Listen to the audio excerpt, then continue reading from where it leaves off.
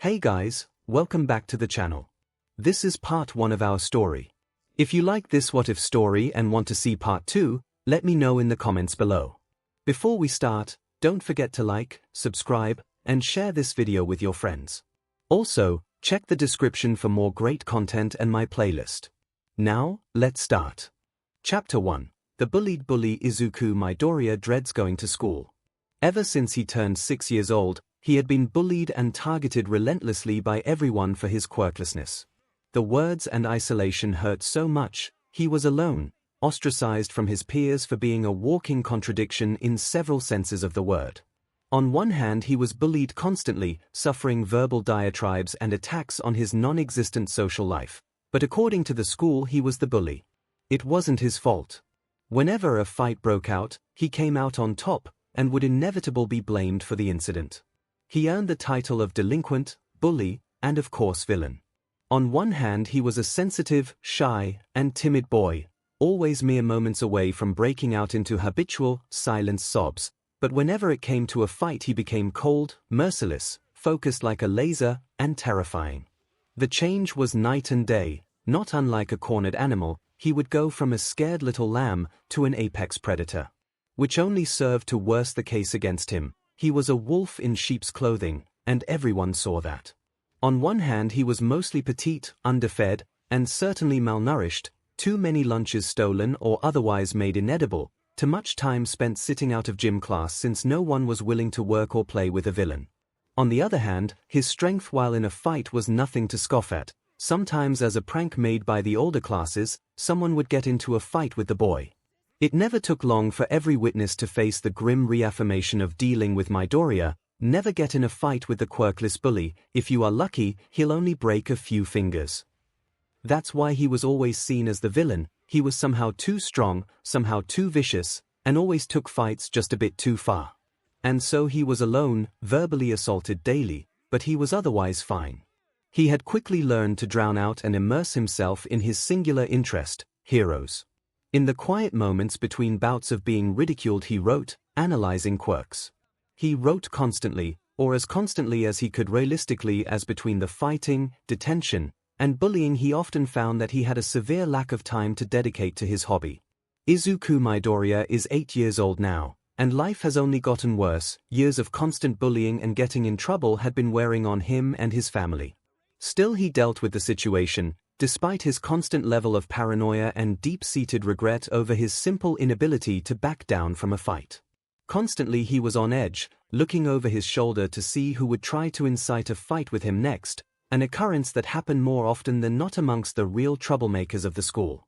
Once they realized a fight with Midoriya was a guaranteed trip to the hospital to set a bone or two, they began to consistently make use of the quirkless bully to get out of tests, projects, or any other uncomfortable assignment they needed more time to complete.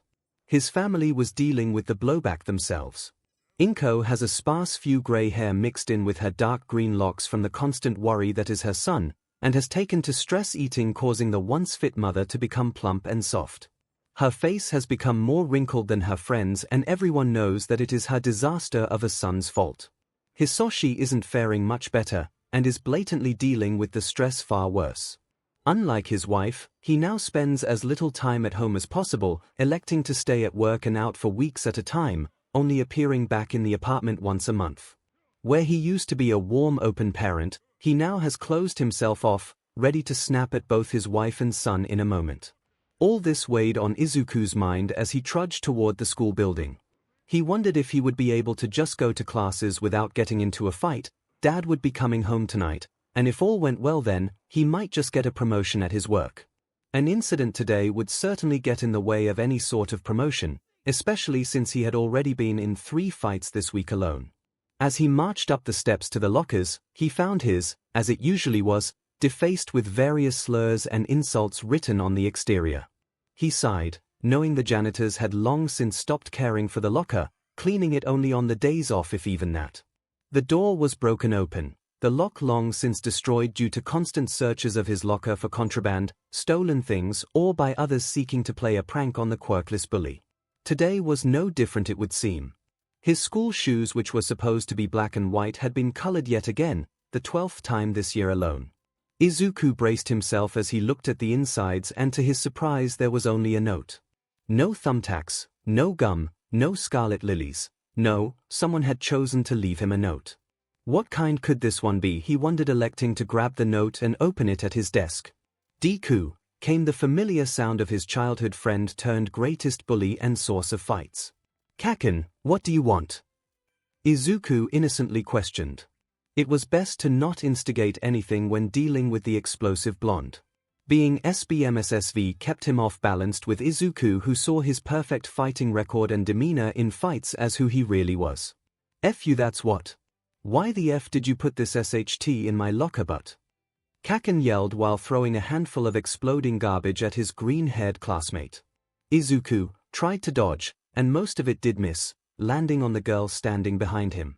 He still had some land on his head where it concealed itself amongst his curly green hair. Eek! The girl, have just now realized that what hit her came from her troublesome locker neighbor, let out a shrill cry as she rushed off to the bathroom. 𝐒𝐿 lamented that he would doubtlessly be blamed for both the garbage on the floor, on her, and her being late. With a heavy sigh, he turned back to Kaken. I didn't do it, Kaken. I'll help clean it out with you though. It was a gamble, a denial. Usually results in whoever made the accusation doubling down, but with an offer to help. Sometimes they would accept and let it slide. He hadn't tried this with Kaken yet. As best as he could, he avoided the blonde like the plague. F off, you dimmin' BS2. I don't need your shitty help. Kaken growled back. If 𝐒𝐿 was surprised it didn't show, he had gotten good at hiding what he was feeling. With a calm smile and a slight bow, he bid Kaken a good morning and made his way to the bathrooms to clean his hair. He wasn't concerned about taking a long time, he knew what was coming. 𝐒𝐿 Midoriya to the principal's office. 𝐒𝐿 Midoriya to the principal's office. With his hair freshly cleaned and dripping on his shirt, he calmly walked to the front office. Good morning, Suzuki-san, should I just head on in? 𝐒𝐿 questioned the overly friendly secretary. It always made him wonder how on earth someone so sweet could stand working for someone as mean as the principal. Yes, just head on inside, Midoriya-kun, she smiled. Passing through the door into the principal's office was like walking through a portal, as always. Where Suzuki-san was a comfortable blanket, the principal's office was more akin to the ninth circle of hell, a frozen and uncomfortable place, keeping the perpetually sweaty pig of a principal somewhat pleasant compared to how he operated outside of this frigid realm. Midoriya, the principal spoke, jowls already flapping unpleasantly, you threw garbage at another student this morning. I already know you'll deny it like all the other times, so we'll make this quick. 2 buckets, back of the class. You'll be given notes later. Get to class. The slobbering oaf spoke with a tired authority. Understood, sir, have a nice day. Not the worst possible punishment, maybe the principal was in a good mood. Not one to look a gift horse in the mouth, 𝐒𝐿 retreated silently and went on his way back to class. When he arrived at class, he tried to slip inside without drawing attention. Of course, knowing his luck, this was a fool's errand. Midoriya, you are late. Yes, sensei, I was called to the principal's office. Sensei quirked his eyebrow at this. Do you have a note? I have a punishment. 𝐒𝐿 spoke with his usual shame. 2 buckets, back of the class. Sensei nodded. Motioning for 𝐒𝐿 to get to it, he was used to the 2-bucket punishment. It was the most common one for him, after being sent to detention after school or being assigned additional work. He took up his place in the rear of the class, behind his desk, freshly vandalized. He sighed. This too was a common occurrence in his life. Standing in the rear of class, large water buckets held in either hand, 𝐒𝐿 made his usual effort to focus and retain the information being given out by the monotonous teacher. Katsuki Bakugo doesn't understand his former friend and greatest rival. Deku, the useless quirkless nerd, has never lost a fight. Even to him. He who was told he would be a hero. Praised for his strong quirk. It infuriates him to no end that he just can't crush the DMN nerd. The kid is a bully through and through. Sure, he plays innocent, but he is always pranking and beating up others. His shy, timid, weak facade doesn't fool him though. No, his looked into the eyes of Deku while in a fight. There is no remorse in those eyes. The BSTRD is enjoying the thrill of beating down on others. He likes the power, just like a DMN villain. He remembers the old Deku, back before his once friend became the menace he is today. Then he was timid, genuine and disgustingly smug, always looking down on Katsuki, offering his help. What a smarmy butt. Back then, in the good old days when he had just gotten his quirk and the DMN nerd knew his place, subordinate to the hero. Now though, he's more like a villain, hiding his real self behind a mask of his 4-year-old baby self.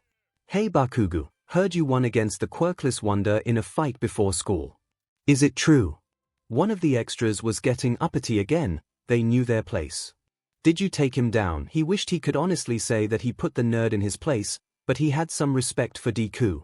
Despite being quirkless, he never backed down and he always won, just like his hero, All Might. Shut up extra, there was no fight. DMN nerd got called to the principals before I could crush him. It might not have been the whole truth, but he was planning to crush the nerd later. He was going to be a hero and he was going to win. When classes finally broke for lunch, Izuku was in a rush to put away the buckets when Sensei called for him. Yes, Sensei. Midoriya, this is the 4th time this week you have gotten in trouble. I'll be calling your parents after classes today. And before he could finish, Izuku interjected. Wait. Please don't call my mom and dad. At least not for this. It's pretty minor, right? Even the principal thought so. He just waved it off with the punishment, so. Please. Don't call my parents. Just for today. Please. Izuku cried, eyes beginning to water. Dad would not be happy if he got a call today. Today was too important for Izuku to screw this up for him. Sensei seemed to consider his troublesome student, weighing the pros and cons of dealing with the student's parents. Please, Sensei. I'll do anything, just not tea today, sir. Izuku's eyes were tear-filled now. Fine, go to lunch. Sensei relented and released the teary boy. Izuku rushed for his backpack, both to get his lunch and notebooks. He needed to copy down notes from the lesson quickly while it was all still fresh in his memory, then he could get back to breaking down the quirk of a recently debuted hero. Sandwich in one hand, pen in the other, he set to work, scribbling down all the important bits of math, Japanese, history and science from today's morning classes. If all went well, he should be caught up and able to finish his analysis before classes reconvened. Oi, Deku. Oh, why can't I just have a lunch in peace? Yes, he answered, turning to face the approaching boy. He was definitely older than him, either a 4th or 5th grader. Definitely a 10-year-old at least. This happened from time to time, an older kid who either thought he was all talk or wanted to get out of something with a quick trip to the hospital. What can I help you with, senpai? His voice was even. He knew that whatever he was being sought out for, it couldn't be good. Your name is Midoriya, right? An odd question answered with a suspicious nod from the greenette. Your dad's Hisoshi Midoriya, yeah. Izuku did not like this line of questioning. Another nod to the boy. You've never lost a fight. Not a question, a statement, one with unfortunate implications. A third nod was given. Your dad is up for a promotion, you know. Pops wanted to know about his kid. Oh, a threat. This is going to end badly. Izuku began shifting uncomfortably in place. What do you want, senpai? Here is what is going to happen. I am going to beat you down, you are going to stay down, or Pops is going to know just how bad his employee's kid is. The boy paused, seeming to size up Izuku. With a smirk he continued, after school, I'm gonna bring a few witnesses to watch as I break the quirkless bully in half. He flexed his forearms, splitting, making a set of 4 small arms from the elbow down, bringing them together in 2 small fists against his other 2 palms. Do we have an agreement? Deku. Here. You gonna be the reason your daddy doesn't get his promotion. Not like I have a choice, Izuku mumbled. Good, be there, or Pops will get to hear exactly how terrible of a parent your dad is. Later, Deku. With that the boy turned and left, presumably to start gathering members of his posse to witness his fight with Izuku. Izuku returned to his lunch plans. He had only eaten about half of his food, but he suddenly wasn't hungry anymore. The stress of the fight looming over him made everything else seem small. He pulled out his quirk analysis notebook, labeled with a big number 8 on the front cover. Opening to a new page, he began to work out everything he could about the older boy's quirk, which he dubbed 4 forms. It wasn't the most danger-looking quirk he had been forced to fight. That title would always be held by Kaken. In comparison, the older boy didn't look like much. He should be able to handle him, he hopes. I heard that Yamada-senpai challenged Deku to a fight after school. A voice whisper yelled to Katsuki. Katsuki just scoffed at the notion of someone with a weak-butt quirk like that having a chance at beating Deku. This senpai was an idiot for sure. Everyone knows that the best way to even get a few hits in on Deku is to have an enhancer or emitter quirk. Mutation-styled works just don't work on him. Still, it was always a pleasure to watch the quirkless bully tear down some upstart who thought challenging him was a good idea. Where? The fight is gonna take place on the roof of all places. So climactic. The extra quietly cheered. Afternoon classes were over in a flash with the anticipation of today's big fight. When he arrived to the roof, it looked like half the boys in school were there, mulling around uselessly waiting for the two fighters. Senpai arrived first, with his entourage of 5th graders. They strode into the middle of the group, making a small circle, and began talking amongst themselves while they waited for the real star of the show to arrive. Deku emerged around 5 minutes later, face and shirt damp. Clearly, he had gone to psyche himself up, splashing water in his face. Katsuki let out a feral grin. This was good. Whenever Deku splashed water in his face before a fight, it became a real spectacle. Last time Deku did it against him, he had ended up slammed against a tree. The memory of defeat stung, but Deku had a tendency to force his opponents to learn. Since then he knew to pay attention to his surroundings at all times. The roof was a somewhat level playing field, but the prospect of Deku throwing someone off the roof chilled his blood. Deku was vicious, but he would never kill someone, just break a bone and make them yield. Deku marched to the center of the circle, mumbling something to himself. Another good sign for the fight, very bad sign for senpai. When Deku is mumbling before a fight, it means he already has a way of dealing with the opponent's quirk. Katsuki knows this. Hell, half the grade knows this since it's such an obvious tell. Deku spoke softly to the older boy, nodded before taking a position across from him, eyebrows furled. He had a look of determination on his face. What the F? Katsuki breathed. What's with that look? Is he taking this seriously? He never took a fight seriously, not even against him. Who the F was this shitty senpai that he deserved such determination? This isn't fair. He is the stronger of the two, so why? He began letting out small explosions as the fight began, but the moment the first blow landed, his thoughts screeched to a halt. Senpai stood across from Deku with a SHT-eating grin plastered across his face. At the call for the fight to start, he charged across the circle and landed a two-fisted punch on Deku, who had taken up a basic stance. As the hits connected, the light in Deku's eyes faded, brows unfurled, and his mask disappeared, leaving behind the countenance of the quirkless bully. He was knocked to the ground but quickly shot out his leg, catching Senpai in the ankle, knocking him off balance. As Senpai stumbled backwards trying to steady himself, Deku shot at him from his position on all fours, like a rabid hound. Tackling Senpai to the ground by his legs, Deku swiftly landed a gut punch before taking 4 punches across his own body in retaliation, one landing squarely in his face and causing pool to drip from his nose. Deku flinched in pain before bringing their heads together in a headbutt. The fight seemed even, but then again, they always did at first. Deku had insane stamina, more than he should have for a scrawny 8-year-old. The headbutt gave Senpai enough time to separate the two, allowing both to get back to their feet. "The hell are you doing, Deku?" the older combatant shouted. "This wasn't the deal." "F off, daddy's boy," Deku retorted in a cold growl. Senpai let out a growl of his own before starting to charge again, only to be caught as Deku charged as well, throwing a haymaker which was blocked. Only for a second, a quicker jab from Deku to find its mark in Senpai's gut. A feint with force, Katsuki's mind provided, one of the weird things Deku did in a fight. Even his feints had enough force to make them seem real to whoever was on the receiving end. Senpai staggered backwards, likely had the wind knocked out of him from the blow, his face red with rage, mouth hanging open dumbly. He had the look of a loser.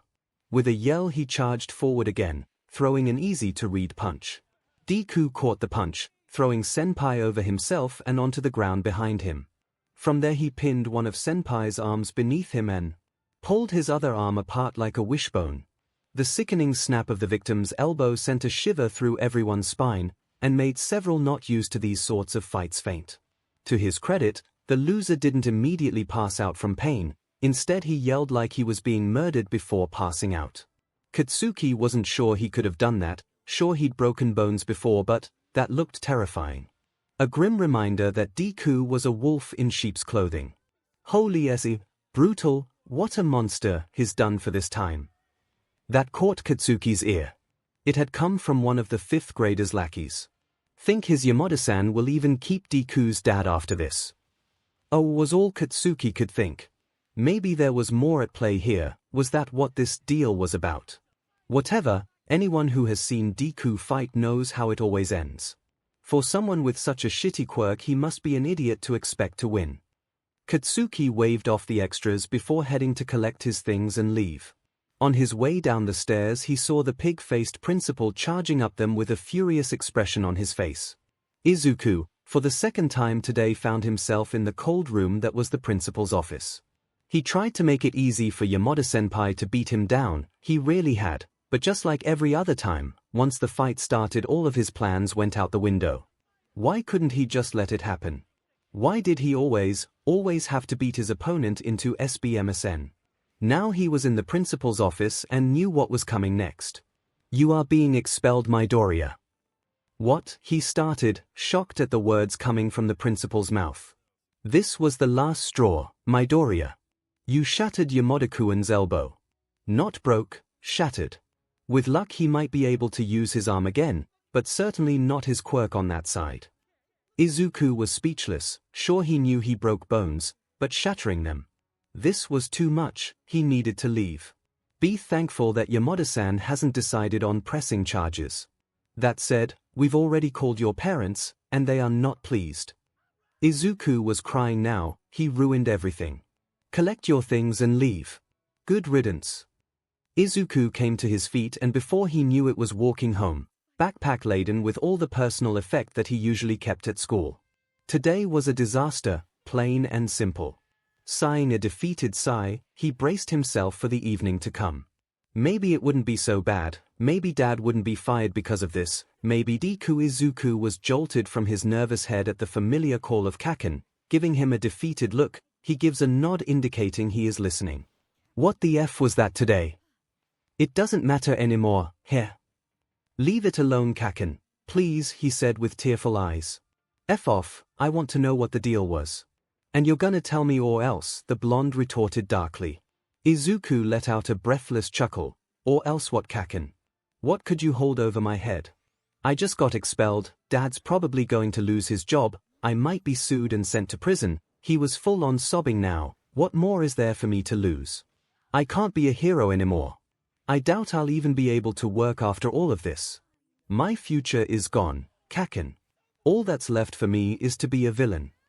He stopped realizing his own words. I'll die before I become a villain. He added after a moment, sobering up at the thought. Walking past Kaken, he mumbled, be a hero for me, please. Never call me Kaken again. I'll be a hero, and if I find out you became a villain, I'll kill you, Katsuki added before walking off on his own. Izuku drudged up the steps to the apartment, dreading the conversations that he would no doubt be having tonight. First he needed to go over what he knew he was walking into. 1. He was just expelled from school for getting in a fight. 2. The fight was with Dad's boss's son. 3. He shattered the son's elbow. 4. He might be arrested if the Yamada family chose to press charges. 5. Dad was likely fired instead of being promoted.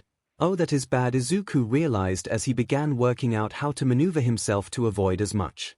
He was deep in thought as he approached the front door. Hide in my room, skip dinner. Tomorrow they won't be as furious, he decides while fumbling with his keys. Key in hand, he presses his ear to the door to hear who is home. As expected, he didn't hear anything. He cursed his bad luck that he couldn't tell if anyone was home. Quietly he keyed open the door. Peering inside he found the apartment dark and empty. Good, mom's gone out. Izuku took his shoes off, but didn't leave them by the door, instead taking them with him to his room. The less they notice me, home the better, he thought to himself, once again locking the door. As he walked across the apartment, he took note of the empty bowl in the sink. It would seem Mom ate the last of the ice cream. Slinking back into his room, He placed a binder on the ground and placed his dirty shoes atop that.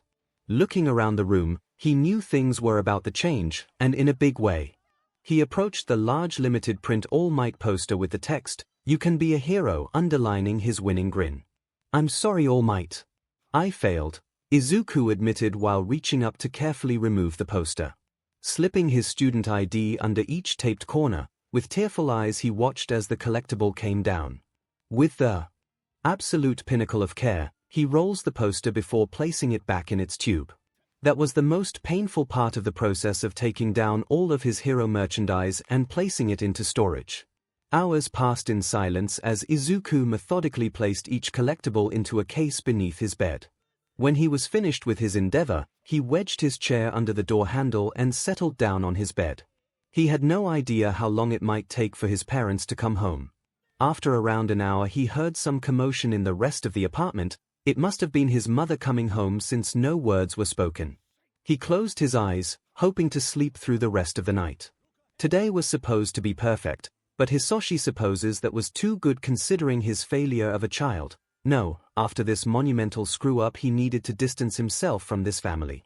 Inko had lost the body that made her so desirable after these last 3 years of constant stress eating over that demon brat. Speaking of that disgrace of a boy, it would have been so much easier to disown him if he had just been consistently but, however, the boy of course had to maintain the appearance of being his sweet useless son. Where did he go wrong? No, it couldn't have been his fault. His son's pastime was beating the SHT out of his classmates and senpais.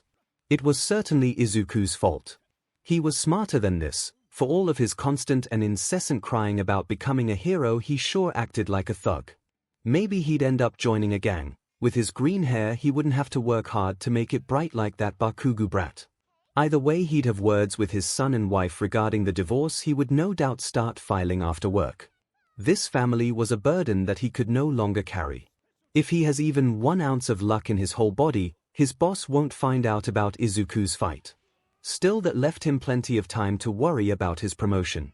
Maybe even if the boss found out, he could make it up and get the promotion since he had finally decided to abandon the brat and divorce Inko.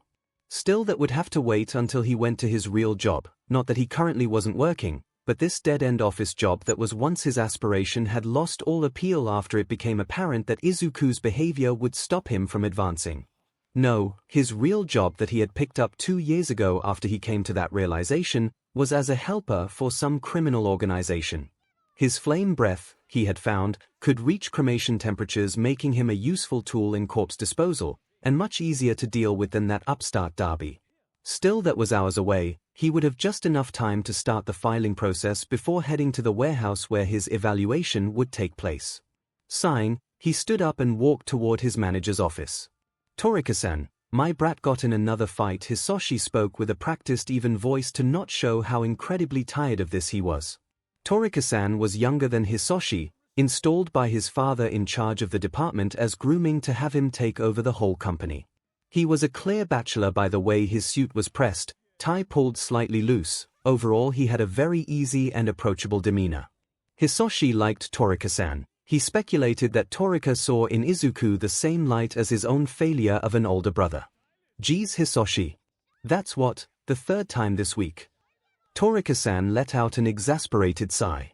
"4th time actually," Hisoshi grumbled back to the man. "This is the last straw. Finally divorcing the old bag and ditching the kid with her, eh? I can't even get mad about that, nor will I blame you for it, Hisoshi." Toriko-san regarded the tired father warmly. "This is a good choice. They were holding you back." "Could not agree more, sir. I need to step out to deal with this. I'll see you tomorrow, sir." Hisoshi agreed. "Have a nice evening. The office on Shiatan and 37th Street has a very good divorce attorney, by the by." Toriko-san smiled. Hisoshi let out a warm smile at his manager. Sure, he wanted the position, but this guy had a heart of gold and was business-minded already. Wouldn't mind staying with the guy as he takes over the business either, he thought, pondering how far up the ladder he could climb thanks to their good relationship. A few hours later, and a stop by a very good legal office, Hisoshi arrived at the warehouse where his whole life could change. The promotion would have him become much more than a contractor held at arm's length. Instead he would officially join and be given a much more stable and much more lucrative job, probably as a cleanup specialist. Hisoshi was still concerned though, his boss who he only knew as Dead Arms, a take on both his quirk and mocking the pro-Death Arms for taking a name better suited for a villain, was a neurotic man and a perfectionist who already had issue with Izuku being quirkless. "Dragon, pleased to see you arrived early," came the melodic voice of Sir Teeps, the muscle of the organization. "Mr. Dead Arms dwells within. I advise you play carefully this evening." When he arrived earlier, he was in a rather sour mood. Hisoshi gulped at this. That pretty much guaranteed he wouldn't be getting a promotion. "Thank you for the advice, Sir Teeps," Hisoshi replied coolly. Dead Arms was an emotional man at the best of times, sure he might not get a raise, but may still be brought in on a more permanent basis. This day could still turn out okay. He was ready to leave his family behind and be the successful man he knew he could be, even if that included his being a villain by association. Entering into the warehouse, Hisoshi immediately made note of the heavy atmosphere, and of the smell of a fresh body he would no doubt have to dispose of after his interview. "Dragon, before you get in here, deal with the corpse." Or he would just do it now, turning on his heel toward the corpse. Taking a few deep breaths before letting out a blast of emerald heat before narrowing his mouth to condense the heat into the incinerating black flame he had developed over the years. Once he got up to temperature, the scorching blast of flames consumed the body readily. Out of breath, he hurriedly made his way to the room where Dead Arms was waiting. Composing himself and knocking before entering with a smile. "Dragon, did you dispose of the bodies?" "Yes sir, they are but ash now." "Dragon, do you know what my priorities in this business are?" A difficult question, no doubt. Was this rhetorical? Or was Hisoshi supposed to come up with an answer? Assuming the latter, he quickly began brainstorming a few different answers.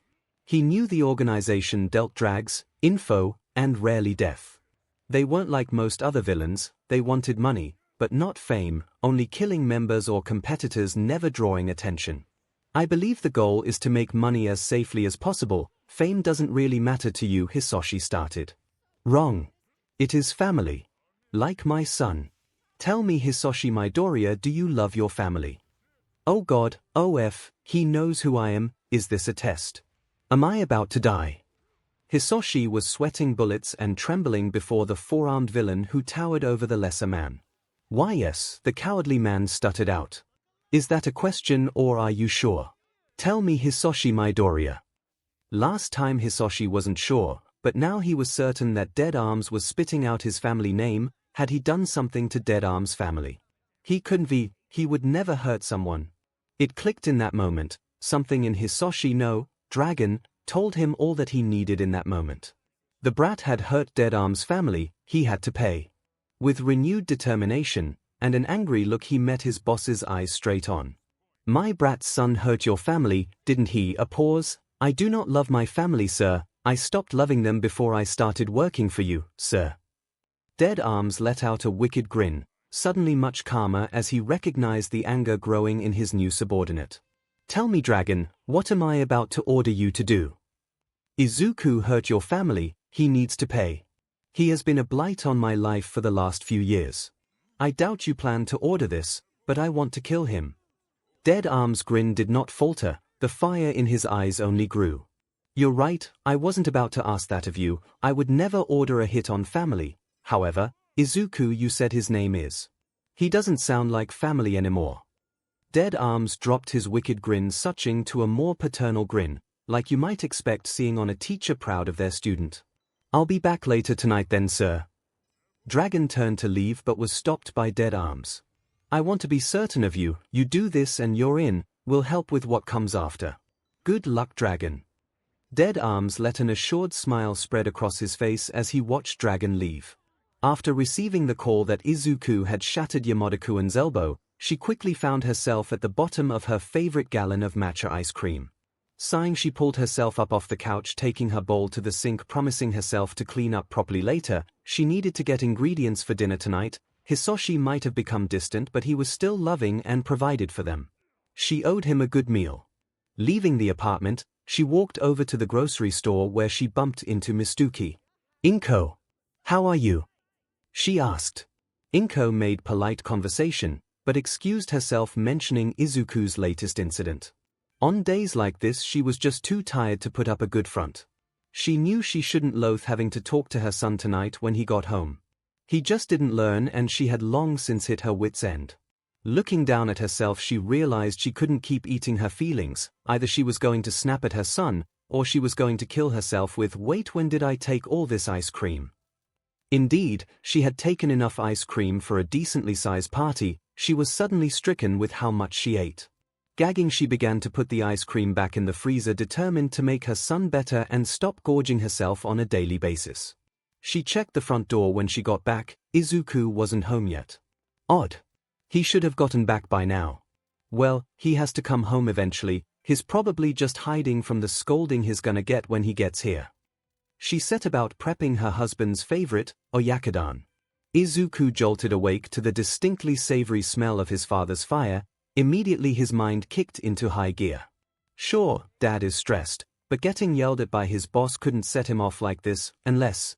Izuku decided to end that train of thought as he heard his mother scream from the other room. For the first time in his life he ran headfirst toward a fight. The sight that met his eyes were that of his father standing over his crying, bleeding mother, knife in hand, wisps of fire rising from his mouth. Izuku locked onto the BLD that coated the edge of the knife. He felt himself shift into that same mindset he had whenever he got into a fight. Filled with anger, analytical fury, but this time was different. This time it was greater than ever before. Step away from her, villain, Izuku declared coldly. Both his mother and the man that looked like his father turned to face him with very different looks in their eyes. 𝐭𝐴 looked like she was staring into a raging fire, her fear-filled eyes watery and clogged with running mascara and tears. The villain looked mockingly at Izuku, locking on with the sort of focus Izuku had seen in closer fights. This villain was going to kill him. As if the BLD on the knife wasn't already proof enough. Izuku felt a pull at his heart, a moment later letting out a feral roar and charging at the villain in a fit of fury. Sidestepping a blast of flame, Izuku grabbed the hand that held the knife and bit down on it hard, tasting BLD. The knife dropped to the ground but did not stay there, as it was quickly picked up by Izuku before taking a kick to the shin and a follow-up to the chest, sending him over the couch. Recovering from his slight daze, Izuku lunged at the villain again, taking a blast of flames to the face but plunging the knife into the man's shoulder. Gah! You waste. Why don't you just die? The villain roared before letting out a blast of emerald flames which quickly turned black, burning through the couch like a laser, the ambient heat igniting the carpet. Izuku rolled out of and through the flames and dashed into the kitchen. Pulling a pair of knives from the block, he spun just in time to spot the knife aimed at his chest. Ducking and sidestepping, Izuku bared with the pain of the knife slicing through to the bone of his left arm, deciding to sacrifice it in order to plunge the knife into the villain's side. The villain let out another roar, slicing with the knife again, but this time managing to cut a nasty gash across the right side of Izuku's face. Something in Izuku changed again. With a roar he pulled the knife out of the man's side, dashed through his legs and slashed at the back of his knees, causing the man to fall to the ground in a heap as his tendons were severed. The fire breather and a panic began mindlessly letting out more and more black fire, destroying the kitchen, but unable to move the BLD-splattered child from his back. Izuku took the knife with both hands and brought it down achly on the base of the man's skull. The blade scraped harshly between the bone, embedding itself down to the grip. The fire bellowing from the man's mouth died out quickly. Izuku let out one final yell. It could have been seen as either a yell of victory or of pain as he fell over onto his side and struggled to maintain his grip on consciousness as he bled and burned on top of the man's corpse. Never thing hurt my family again, but Izuku breathed before blacking out. 𝐭𝐴 watched in abject horror as her son, her Izuku, bit down and stole the knife from Hisoshi's hand, just in time to take a pair of kicks, launching him over the couch. Izu, run, please. 𝐭𝐴 sobbed, watching her son stagger and, with a cruel smile plastered across his face, lunge once more at Hisoshi, even as emerald flames washed across and scorched his face. Like a demon, Izuku's whole body, alight in emerald flames, landed atop Hisoshi, plunging the knife deep into his shoulder. Izuku! Is that you? Who was this dangerous person? That was not her son. just like how that couldn't really be Hisoshi. What sort of terrible nightmare must this be? Gah! You waste. Why don't you just die? The man who was not Hisoshi shouted before breathing emerald, no black flames which tore through the house like a storm. They brought fire to all of the space around them, it pulled the air out of her lungs. She couldn't breathe. This must be a nightmare, this was too awful to be real. The boy who was fighting the black fire-breathing monster rolled through the fire, seemingly completely unaware of the growing burns covering his body, and ducked into the kitchen. Get back here, you Fing brat, the monster seethed, pulling the knife out of his shoulder and stalking over to the kitchen. I should help that boy, he's no match against that villain, 𝐿 told herself, determined not to miss a thing. On shaking arms and legs, she crawled around the corner to the kitchen just in time to watch the boy be sliced across the face. The roar he let out was animalistic and feral, like that of a killer. Who is this boy? Should I be helping the man? Why are these evil people in my home? 𝐿 cried to herself.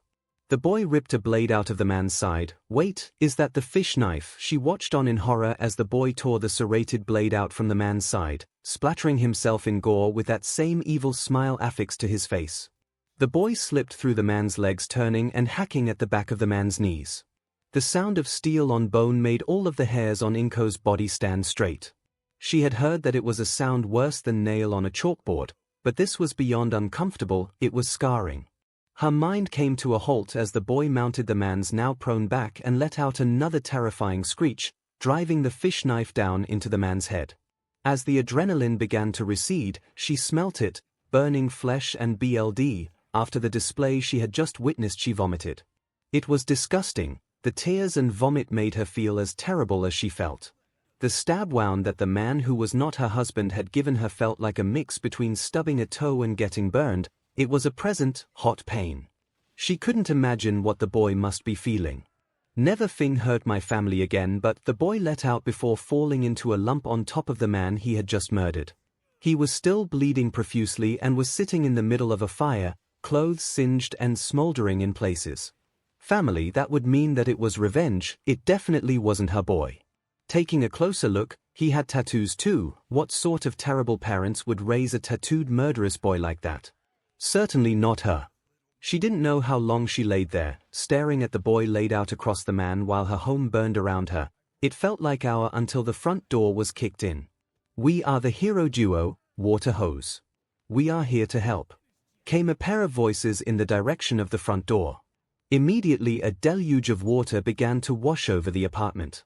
The pair made their way into the apartment, coming across 𝐿 first. Help, the boy too, 𝐿 whimpered. Of course, the male hero assured, directing his partner to secure the boy. The wave of relief that poured over 𝐿 at that moment allowed her to fall into an exhausted sleep. Soon this terrible dream would be over, right?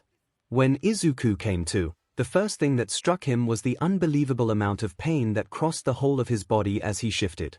His eyes were crusted close, he could tell by how hard they were to open. The smell of antiseptic struck him immediately. He had been to enough hospitals to know the scent intimately. The steady pulse of the EKG grounded the blinded Greenette. He was alive. Oh, it seems our patient has woken up, came a male voice. Secure the room, I need to have a word with the boy before anything else. The shuffling of footsteps filled the room, seems he had guests. Welcome back to the world of the living, Midoriya. The voice was cheery, like it wasn't talking to a wound-covered murderer. Ordinarily, you wouldn't wake up after what you did, but I made a promise to Dragon to help with whatever comes next. Dragon. That must be the name of the villain who attacked his family. That meant this person was somehow connected. This was another villain. Of course, I never would have expected that you'd kill your daddy, but color me surprised. I'll take care of you and your mother's bills. You have my condolences. I hope to never see you again, brat. More footsteps, this time leaving the room. How long have I been out? Izuku wondered to himself, still in a daze from waking up. Shifting again, he let out a groan. His whole body felt like it was on fire, which, considering he had been on fire, wasn't overly surprising, he supposed. Still, this pain was in his muscles, not like a burn, he decided. Reaching up with his arms, though quickly abandoning his left as the shooting pain reminded him of the massive blow it had sustained. Izuku rubbed his eyes. The right side of his face was completely covered in bandages. Oh right, he slashed my face, Izuku thought grimly. Finally cracking his eye open, Izuku winced painfully as the sterile white of the hospital room stung his eye. The room was unlike the ones he was used to. He was alone, not kept with other patients. Then he remembered, he had killed the villain who broke in and threatened his mother. Izuku's mind shouted. The measured beeps of the EKG began to pick up the pace. Is she okay? I need to get to her. I need to know if she's okay. Where is she? His thoughts began to darken and grow desperate and angry. The EKG was setting off alarms now. If she is hurt, I need to get her help now. Izuku felt the same tug at his heart he had when he saw the villain standing over his mother. I need to get up. I need to help her. If that villain hurts her, he is a dead man. The EKG's beeps were loud and frequent but pushed to the back of Izuku's mind. Get up. Get up. Get up. Get up. Get up. Get up. Get up. Get up. Get up. Stand the FUP. His heart burned, his skin stung, muscles tensed. Izuku let out a ragged breath. Get up, came a foreign raspy voice, filled with anger. Izuku was on fire again. It hurt 1,000 times worse than getting stabbed, but he forced himself up. Izuku's vision darkened around the corners, but he pushed past it. Swinging his legs over the side of the bed and pushing off, he collapsed into a pile on the floor, pulling the foreign monitors off harshly. Mom? Izuku let out an exhausted growl. The EKG was blaring louder than ever. Someone said something. Izuku paid it no mind as he struggled to his feet. Forcing his way to the door, he was stopped by a short man wearing scrubs. Izuku had no time to bother with the distraction. With 2 swift blows, one to the ankle and the other to the man's PP, he was on the ground. Izuku stalked over him, dripping BLD from his left arm where his wound had reopened, having already stained the bandage crimson. Looking both ways, he paused, picking up a clipboard the man had been carrying. Izuku Midoriya, age 8, 122. 4 centimeters, 28. 4 kilograms, male parent guardians, Hisoshi Midoriya missing, 𝐒𝐭𝐚𝐲 Midoriya room 413 brought in from villain attack with mother. Fought off villain but sustained the following injuries according to testimony from the mother, 𝐒𝐭𝐚𝐲 Midoriya: 1 kick to the left lower leg resulting in minor bruising. 1 kick to the chest resulting in 4 bruised ribs on the right side of the chest. Severe burns to the face from the villain's fire quirk. Deep slashing wound to left arm just below elbow. Gash from forehead to jaw on right side of face from a knife wound. Minor burns covering the body due to being ignited by villain's fire quirk. The following injuries and details were noted during and after surgery to save the left arm and right eye. Massive tearing in muscles across the whole body. Tearing is indicative of extreme muscle overworking. No medical explanation found, though the topic of hysterical strength was suggested by Nurse Shiroyami. Subject's wounds seem to be healing at a slightly accelerated rate. Advise re-evaluation of Quirkless status.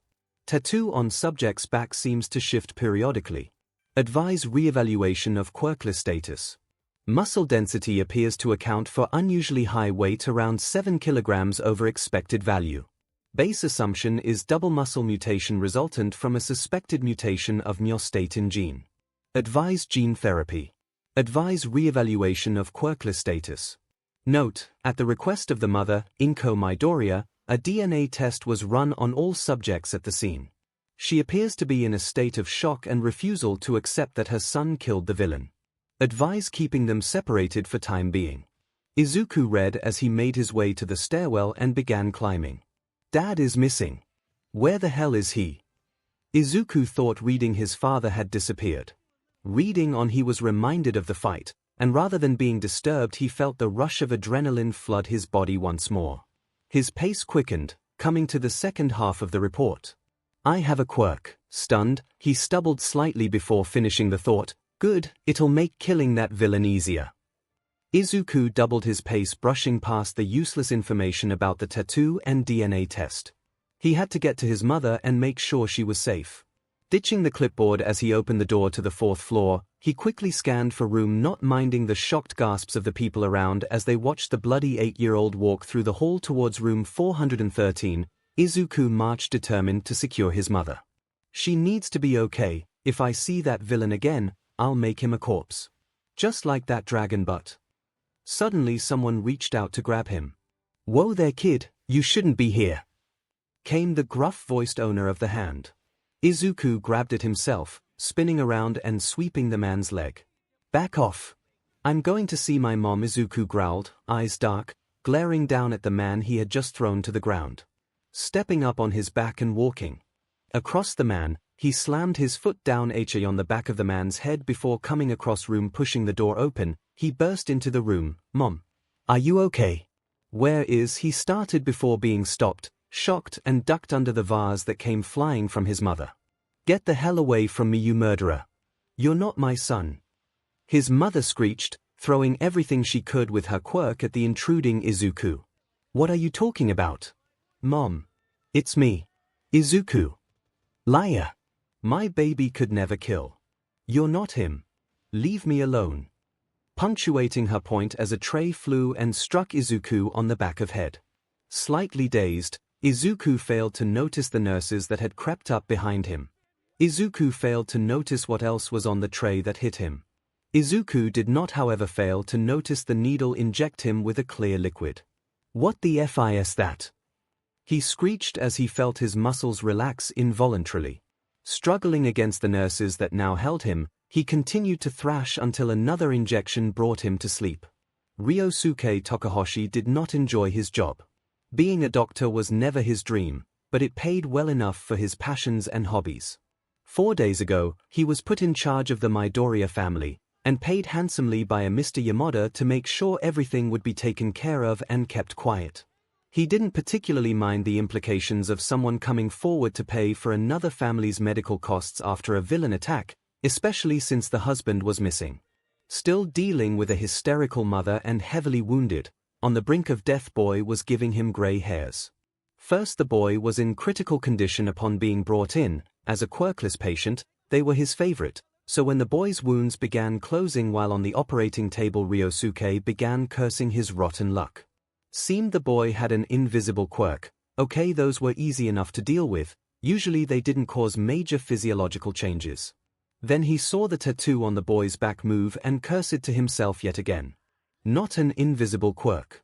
This could complicate the surgeries the boy needed. The third twist was another 1 in a billion chance. The boy's muscle fibers were both incredibly dense and ripped apart. The boy did not look like a bodybuilder, so that would be the first dreaded physiological change.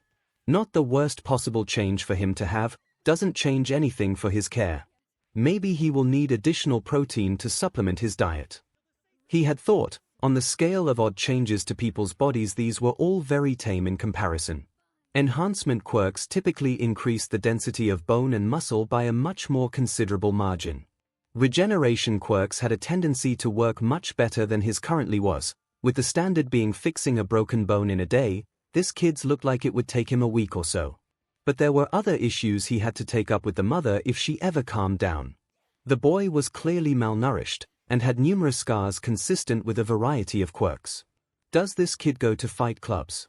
How would the mother have not noted these?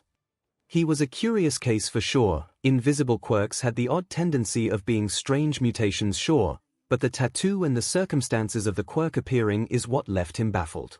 Quirks causing physical manifestations was nothing new, but if the mother's testimony was to be believed, something he did begrudgingly, the tattoo appeared after the incident. I need to order a quirk consultation for this kid, he sighed as he walked into the building and was immediately called to by a nurse.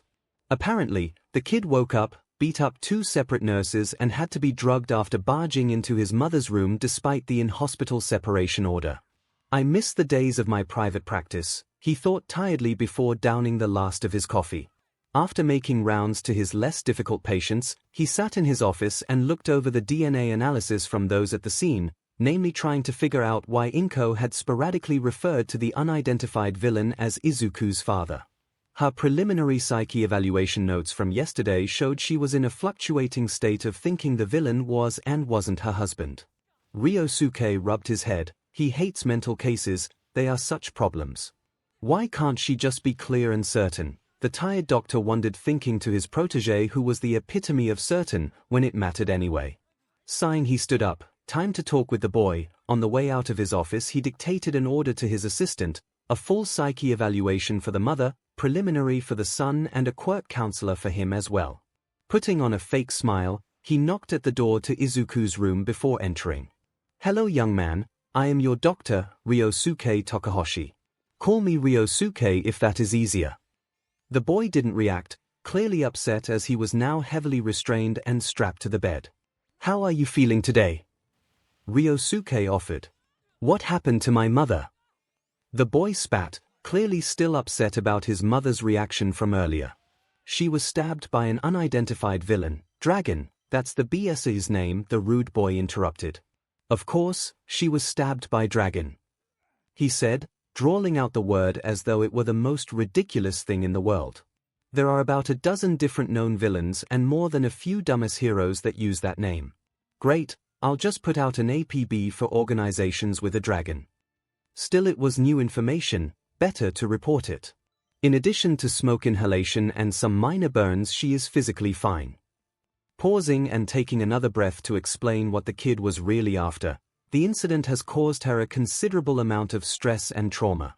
I've ordered a full evaluation, but she should recover in time," he finished. The boy had a satisfied look on his face, but it soon shifted to one of distrust. "Are you telling me the truth, or what I want to hear?" This was a sharp boy. He had the spark, cold, calculating eyes. "If you're just telling me that because you don't want me breaking out again, then stuff it. Why did she attack me?" Ryosuke had seen people like this before, lack of trust, emotions kicked to the curb, the best kind of patient in his opinion. "She thinks you aren't her son," and changes between believing she is having a nightmare and suffering from severe depression. "We currently have her on suicide watch and antipsychotics. She refers to you, Izuku, as her sweet baby boy, and you, the person who killed the villain, as someone completely different. As I said, she will be having a full evaluation, but if you want my non-expert opinion, she's been pushed too far too quickly. I doubt you'll be leaving in her care." With the bombshell dropped, Ryosuke waited with bated breath to see how the boy would react. If he burst into tears, then he would likely face some DSPLN from the board, but if the boy took it in stride, then he was in the clear. It was a favorite game of his, seeing if patients could handle intense information about their loved ones. "I see. Thank you for telling me," the boy responded blandly. Ryosuke was pleased, and couldn't help a real smile from forming on his face. "What about me? Apart from the injuries, we will be having someone stop by to talk with you before clearing you to work with a quirk counselor. If you don't leave in your mother's care, then the foster home will need to know the details of your quirk." The boy nodded, still unfazed. "I understand you may have thought you would be headed to a family friend's home, but unfortunately since the incident, a social worker has intervened and determined you may be a risk, and as a result will be transferred to a foster home for more dangerous wards." "Ah, right, you heard none of that from me, however, understand?" "Yes," the boy let out quietly. "Oh, he's right on the edge now." Ryosuke was incredibly pleased with himself as he walked out of the room without another word. The rest of the day was a blur for Izuku, who seethed with rage and despair as the plain-faced but doctor calmly told him that Dragon had broken his mother and that he would be sent away. At some point he did speak with the psychiatrist, who seemed nice enough. She used her quirk on him to read his thoughts and determined he was not an immediate threat. The prospect of such an interesting quirk got them into an in-depth conversation about her quirk and how it worked. She left him with a smile on his face. A pleasant note in the hazy and confused cacophony that was the day. His sleep was troubled, reliving the events of the day where he cemented himself as a villain in the eyes of the world. He was certified as a delinquent now, expelled for fighting as an 8-year-old with a record as tall as he was, not to mention a murderer with a no doubt hideously scarred face. Granted, he hadn't actually gotten the chance to see himself in a mirror yet, but the words "severe burn" rung in his head from the report. How had I just glanced over all of that, he asked himself. He hadn't even considered the note at the bottom of the report until after he woke up and spoke with the doctor. Why did I not care? What's wrong with me? That night he fell asleep crying.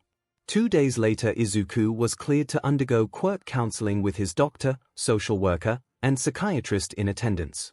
𝐒𝐿 was led into a clear padded room, the door sealing behind him.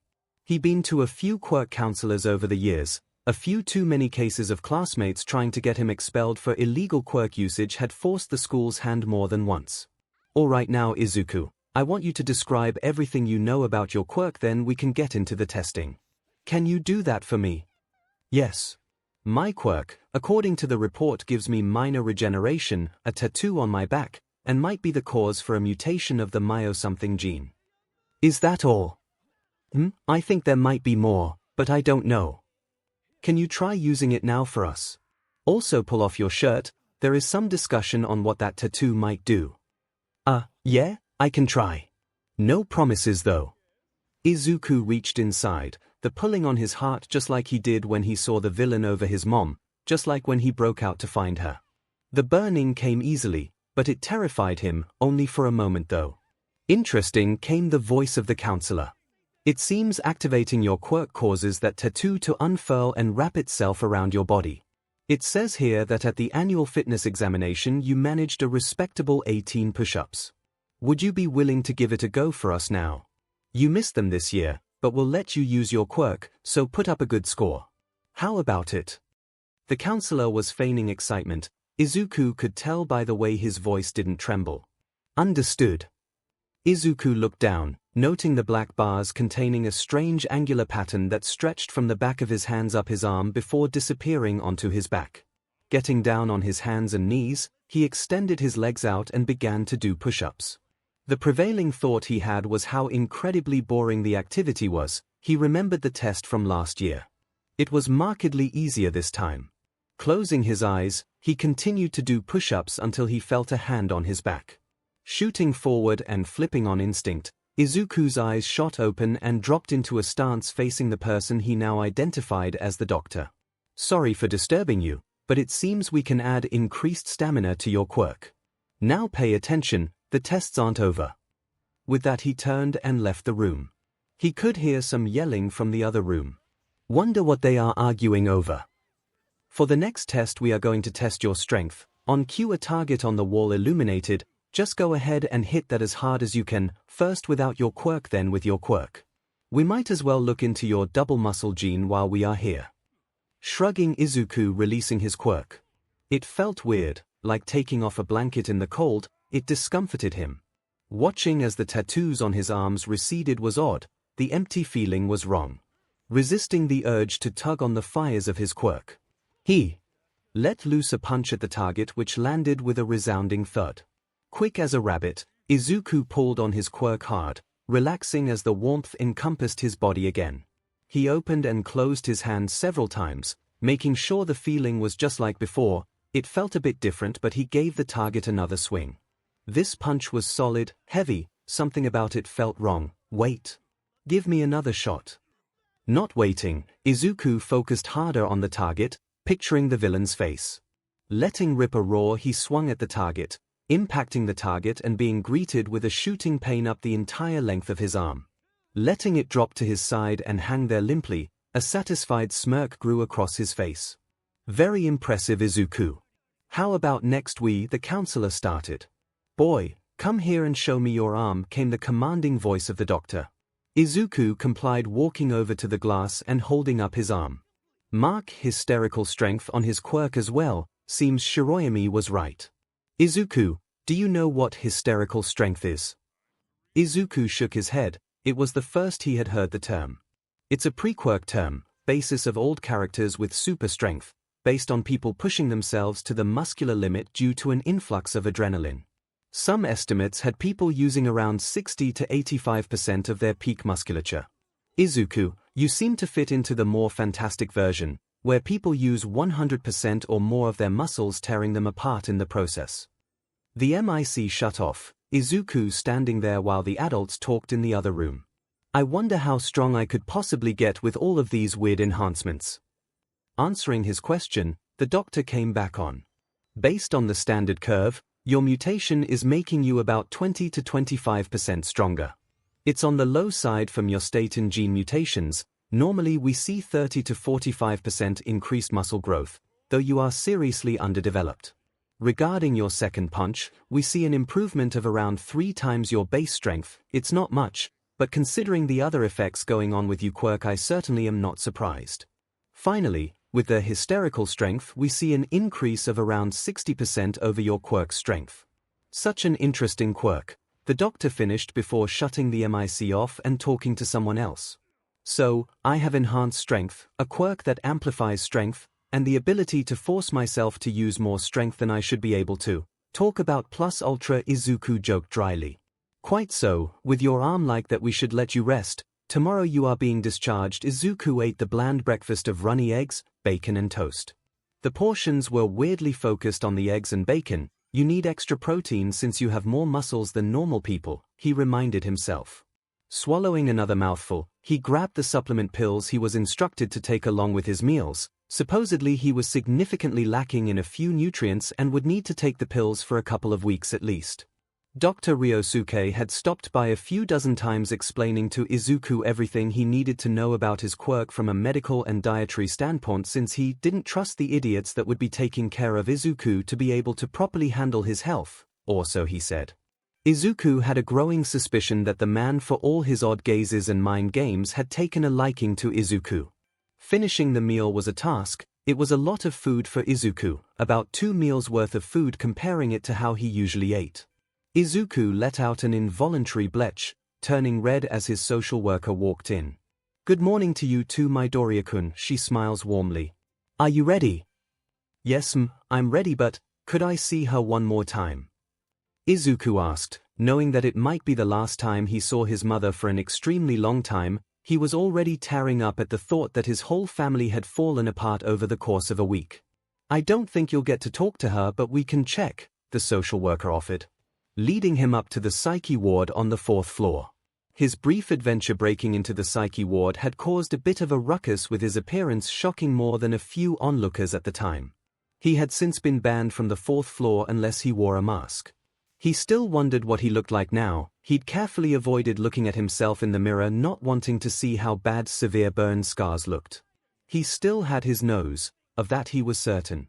Surgical mask covering the lower half of his face, the duo exited the elevator walking down to room. Walking down the eerily empty halls was uncomfortable to 𝐒𝐿, his now diagnosed preliminarily at least paranoia whispering to him of all the potential threats that loomed at the edges of his vision.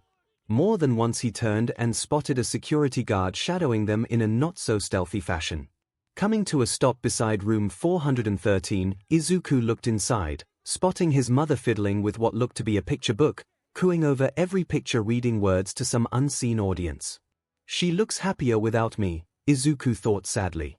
They stood at the window looking in for around 5 minutes before 𝐒𝐿 realized he was crying at the sight. An arm wrapped around him, the social worker pulled the boy into her side.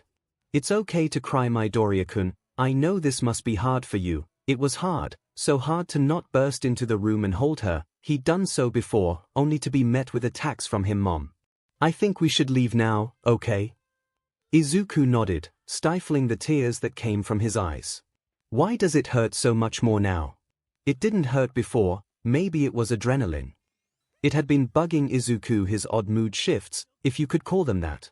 According to the psychiatrist, she couldn't detect anything that would make them appear, reasoning it must have been the adrenaline from using his quirk and some sort of stress. She didn't have the best idea, but assured him it was normal, but if anything changed to tell his foster parents and they would call her. "Yeah, okay." He sniffled, tugging on the comfortable feeling of his quirk. They made their way out of the hospital to a waiting car. Climbing inside, 𝐒𝐿 quickly took stock of everything in the back seat. All of his things had gotten caught in the fire, so the day before the social worker took the liberty of purchasing a few days' worth of clothes to cover until the foster family could take him to buy more on their own time. "All right, Midoriya, the 𝐭𝐻𝐻 family is kind of a long ways away, so you get comfortable. They live out in the countryside, so expect plenty of bright sunny days for you to play coming your way." 𝐒𝐿 grunted in acknowledgement and got comfortable. He didn't sleep, preferring to keep his eyes on the other 2 people sitting in the car. The driver was a man, tall, well-built, with a short beard. Something about him unnerved 𝐒𝐿. 𝐒𝐿 waved it off as best he could. He was supposed to have a touch of paranoia after all. The drive took about 6 hours, with 2 stops for gas along the way. 𝐒𝐿 continued to pretending to be asleep, but the entire time he was focused like a laser, his quirk comfortably flowing throughout his body. It seemed the extra stamina meant he didn't get tired while his quirk was active. The driver didn't say anything for the whole of the drive, opting to play some old electronic music.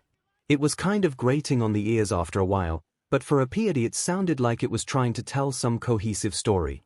When they arrived at the 𝐒𝐭𝐲 home, it was early afternoon. It was a sprawling Japanese farmhouse, 2 floors at least. A very tall couple came to the door, greeting the social worker while 𝐒𝐿 grabbed his things and hopped out of the car, pretending to rouse himself from sleep. "Why hello. You must be Midoriya." The tall lady beamed. "How was the drive, young man?" "It was okay, slept for most of it, kinda sore." That was only half true, his neck did kind of hurt, he should have picked a better sleeping position. "Well, let's get you inside and settled then, lad," the tall man commented. 𝐒𝐿 decided immediately that he did not like this man. There was something about him that rubbed him the wrong way. The way he stood reminded him of Katsuki. "I forgot to tell him I would be leaving. It doesn't matter though," 𝐒𝐿 realized. "Well, it looks like you 3 are already getting along quite well." Came the call of the social worker. She was visibly tired, looking like she was about 10 minutes from falling asleep. "We already sent you all the info on Midoriya, so if you don't mind, I'd like to get back. A more local social worker will be stopping by tomorrow around 1 o'clock to deal with the last of the paperwork." "Of course, we understand. We do live out here in the boonies, you get on moving. You'll be fine, right, Midoriya?" The lady, Mrs. 𝐒𝐭𝐲, asked sweetly. "Yeah, I'm kinda hungry. When's dinner?" 𝐒𝐿 asked. He was pretty hungry. Maybe using his quirk burned a lot of energy. "Look at that. Here not even 5 minutes and already asking for food. I think you'll fit right in here. Dinner is in a few hours. How about we get you a snack and settle you in?" The man, Mr. 𝐒𝐭𝐲, answered with a bit too much enthusiasm and sarcasm with his joke. "Well, in that case, I'm going to head out now. If anything happens, Mr. and Mrs. 𝐒𝐭𝐲 know how to handle pretty much anything."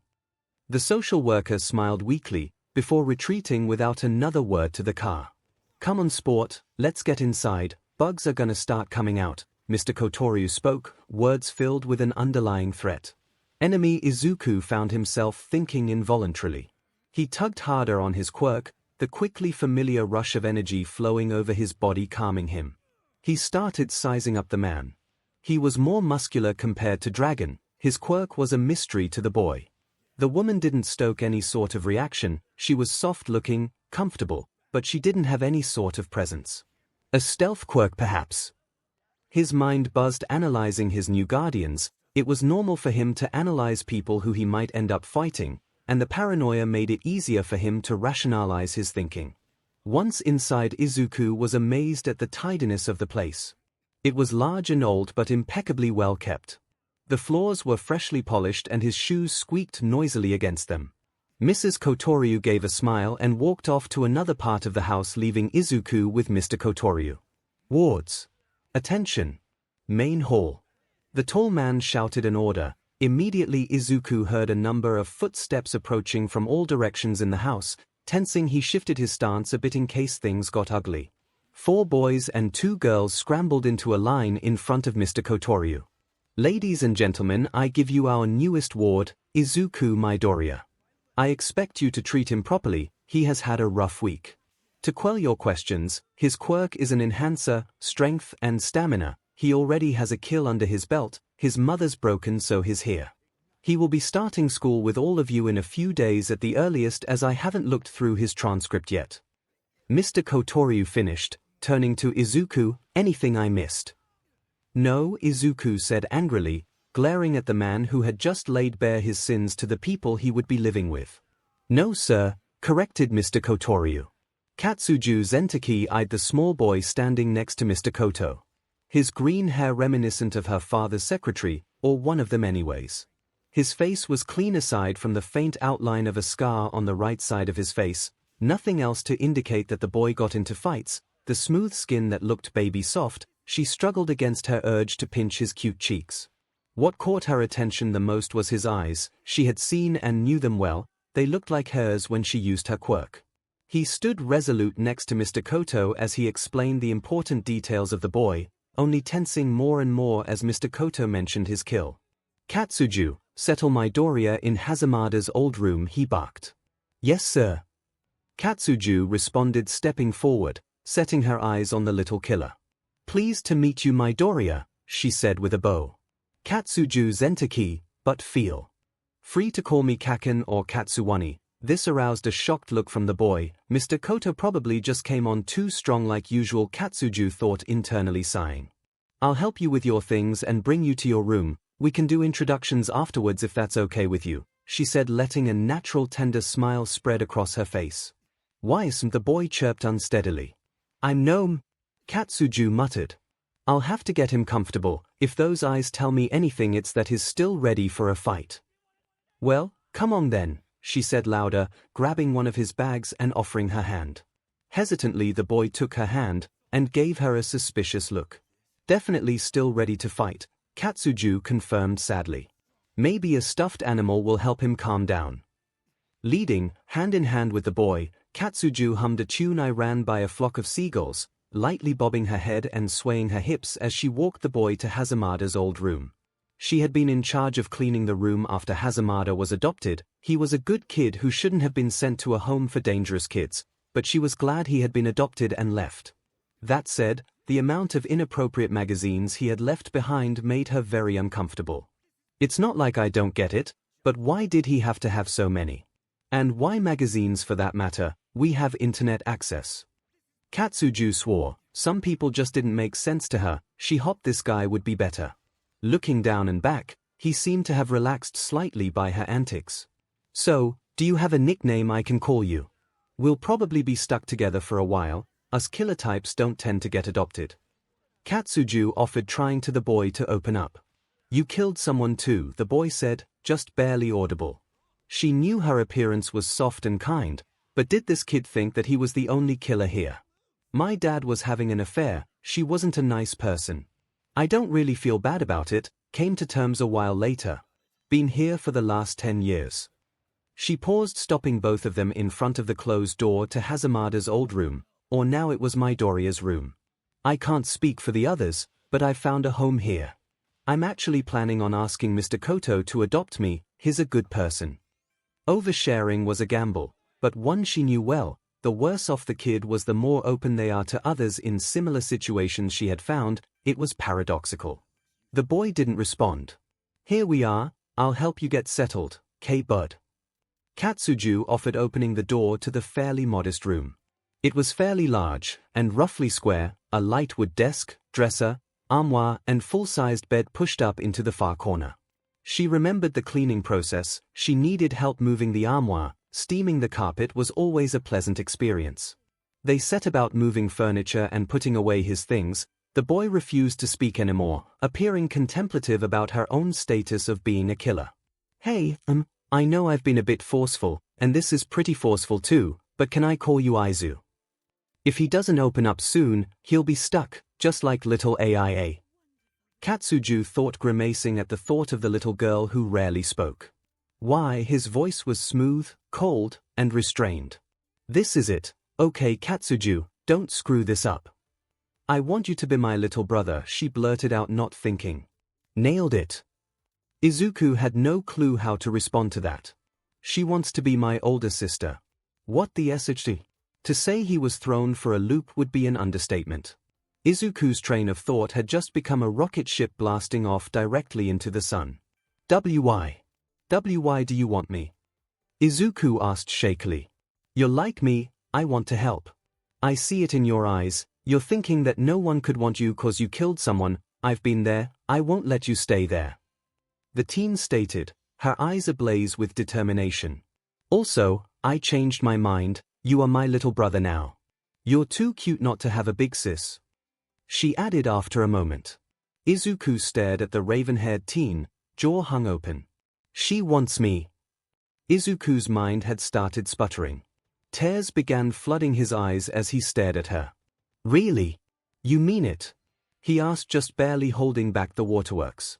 Absolutely, she said with complete certainty, stepping forward and opening her arms, before drooping them slightly. I mean if you want me to be your big sis, she stuttered out, suddenly less sure of herself. Kaken! Izuku cried, sobbing loudly as he ran into new big sister's open arms. It's okay Aizu, Kaken's here, she said, running her fingers through his curly green hair. Pulling the sobbing boy more into her arms, she picked him up and sat themselves down on the bed, the boy curled into her lap. The emotional dam came down all at once, and with it the exhaustion. Izuku reached for his quirk before feeling Katsuju's fingers twirl a strand of his hair, the same way his mom used to. It only made him cry harder into the comforting presence. She's good. She wants me, she's a good Kaken. Izuku thought as the exhaustion brought him to sleep. Izuku was discomforted as he woke up, opening his eyes to the sight of Katsuju, his new big sister, still holding him but clearly asleep, mouth open and drooling. It was an odd sight, she seemed so intense, but here she was, sleeping, vulnerable and leaving a wet spot on the bed from her drool. His stomach growled, reminding him of his considerable hunger. Attention! Wards! Dining room! Came the resounding shout of Mr. Kotoryu. Katsuju immediately shot awake, wiped the drool off her face and smiled at Izuku. Get a good sleep Aizu. Big sis is pretty comfy right? Katsuju beamed, evidently extremely proud of her new big sis status. Let's hurry, Mr. Koto doesn't like it when we are late to summons, pulling him up off her and taking hold of his hand, leading him down the long hallway to the other half of the home. He says, in a poor approximation of Mr. Kotoryu's voice, punctuality is more powerful than any quirk. She giggled, it's like an unofficial rule to point out a case where he's wrong whenever he gets going with his platitudes. Izuku was lost, the FS a platitude. Coming into the dining room, Izuku stood next to Katsuju, still holding her hand as the kids formed a line. Before them was a mouth-watering display of food. Midoriya, good to see you've settled in. Your seat is next to Katsuju's. Everyone, let's have a nice dinner to welcome Midoriya to our little dysfunctional band. Mr. Kotoryu said with a genuine smile, sitting down at the head of the table. The tonal whiplash jostled Izuku, before realizing. Where is Mrs. Kotoryu? Izuku asks, genuinely confused. Does she not eat with us? Mr. Kotoryu laughed heartily. Sorry Midoriya, figured Katsuju would have explained to you. He shot a glare at Katsuju, who ducked her head and stuffed some food into her mouth. My quirk is called Better Half. It allows me to split men into two halves, a male and female. I'm sure you've noticed I can be a bit more intense at times, that's when I'm split. We like to call my better half Ms. Ryu, while I go by Mr. Koto. Izuku nodded numbly, you'll come to love being split. Mr. Kotoryu added. I don't know how to react to that, Izuku answered honestly, before looking down at a massive bowl of meat. I don't think I can finish all this. Eat as much as you can, we aren't big fans of pills here, putting chemicals in the body just ain't right. Yeah, painkillers are the worst, shouted out a white-haired boy sitting on the other side of Katsuju. I'm so glad I don't need meds for my 𝐶𝐬𝐚𝐿. Katsuju added, not looking up. Your heart medication is certainly not right Mr. Koto, added a brown-haired, glasses-wearing teen calmly interjected. Mr. Koto, I need a new fill of my anxiety medication, came a small purple-haired girl from the side of Mr. Kotoryu. Why the hell do you always say such stupidity, old man? A dark red-haired boy sassed. Medicine exists for a reason Mr. Koto, added a grey-haired, tired-eyed boy. Shut up you lot. Mr. Kotoryu shouted back to the rambunctious kids, before returning his gaze to Izuku.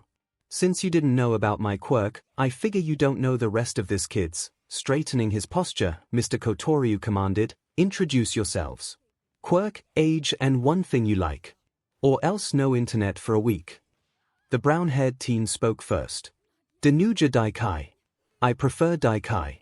Geomancy, 17 years old, computer programming, his voice was warm, but his eyes never left his plate. He was tall and twig-like, he spoke fast before placing another morsel of meat into his mouth. Shiro Hamasaki.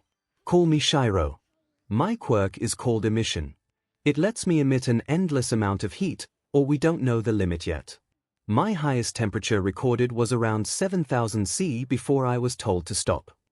The white-haired boy proudly proclaimed, "I really like working the farm. It's so satisfying to eat food you made yourself."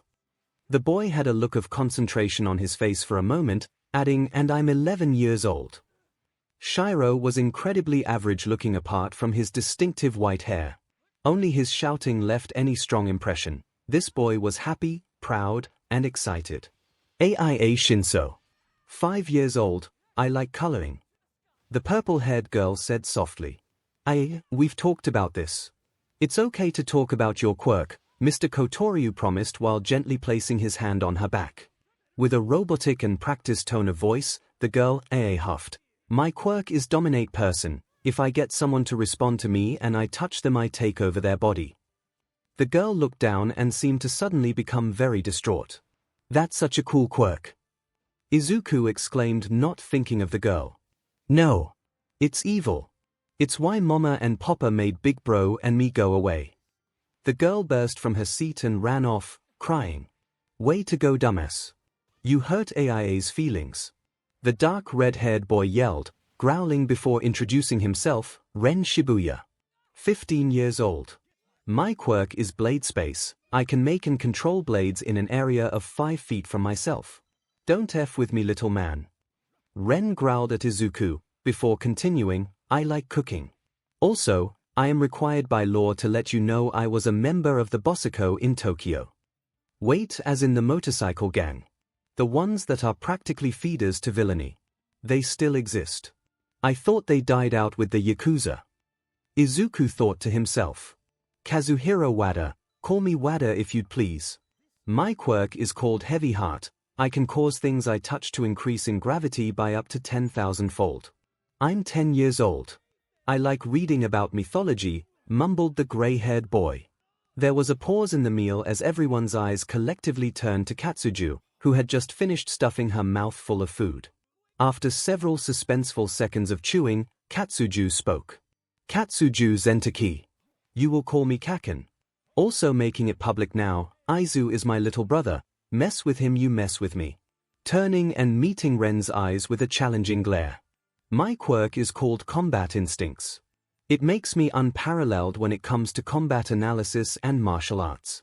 I'm unofficially in charge of quirk tutoring here since Mr. Koto has a job and Ms. Ryu focuses on teaching us.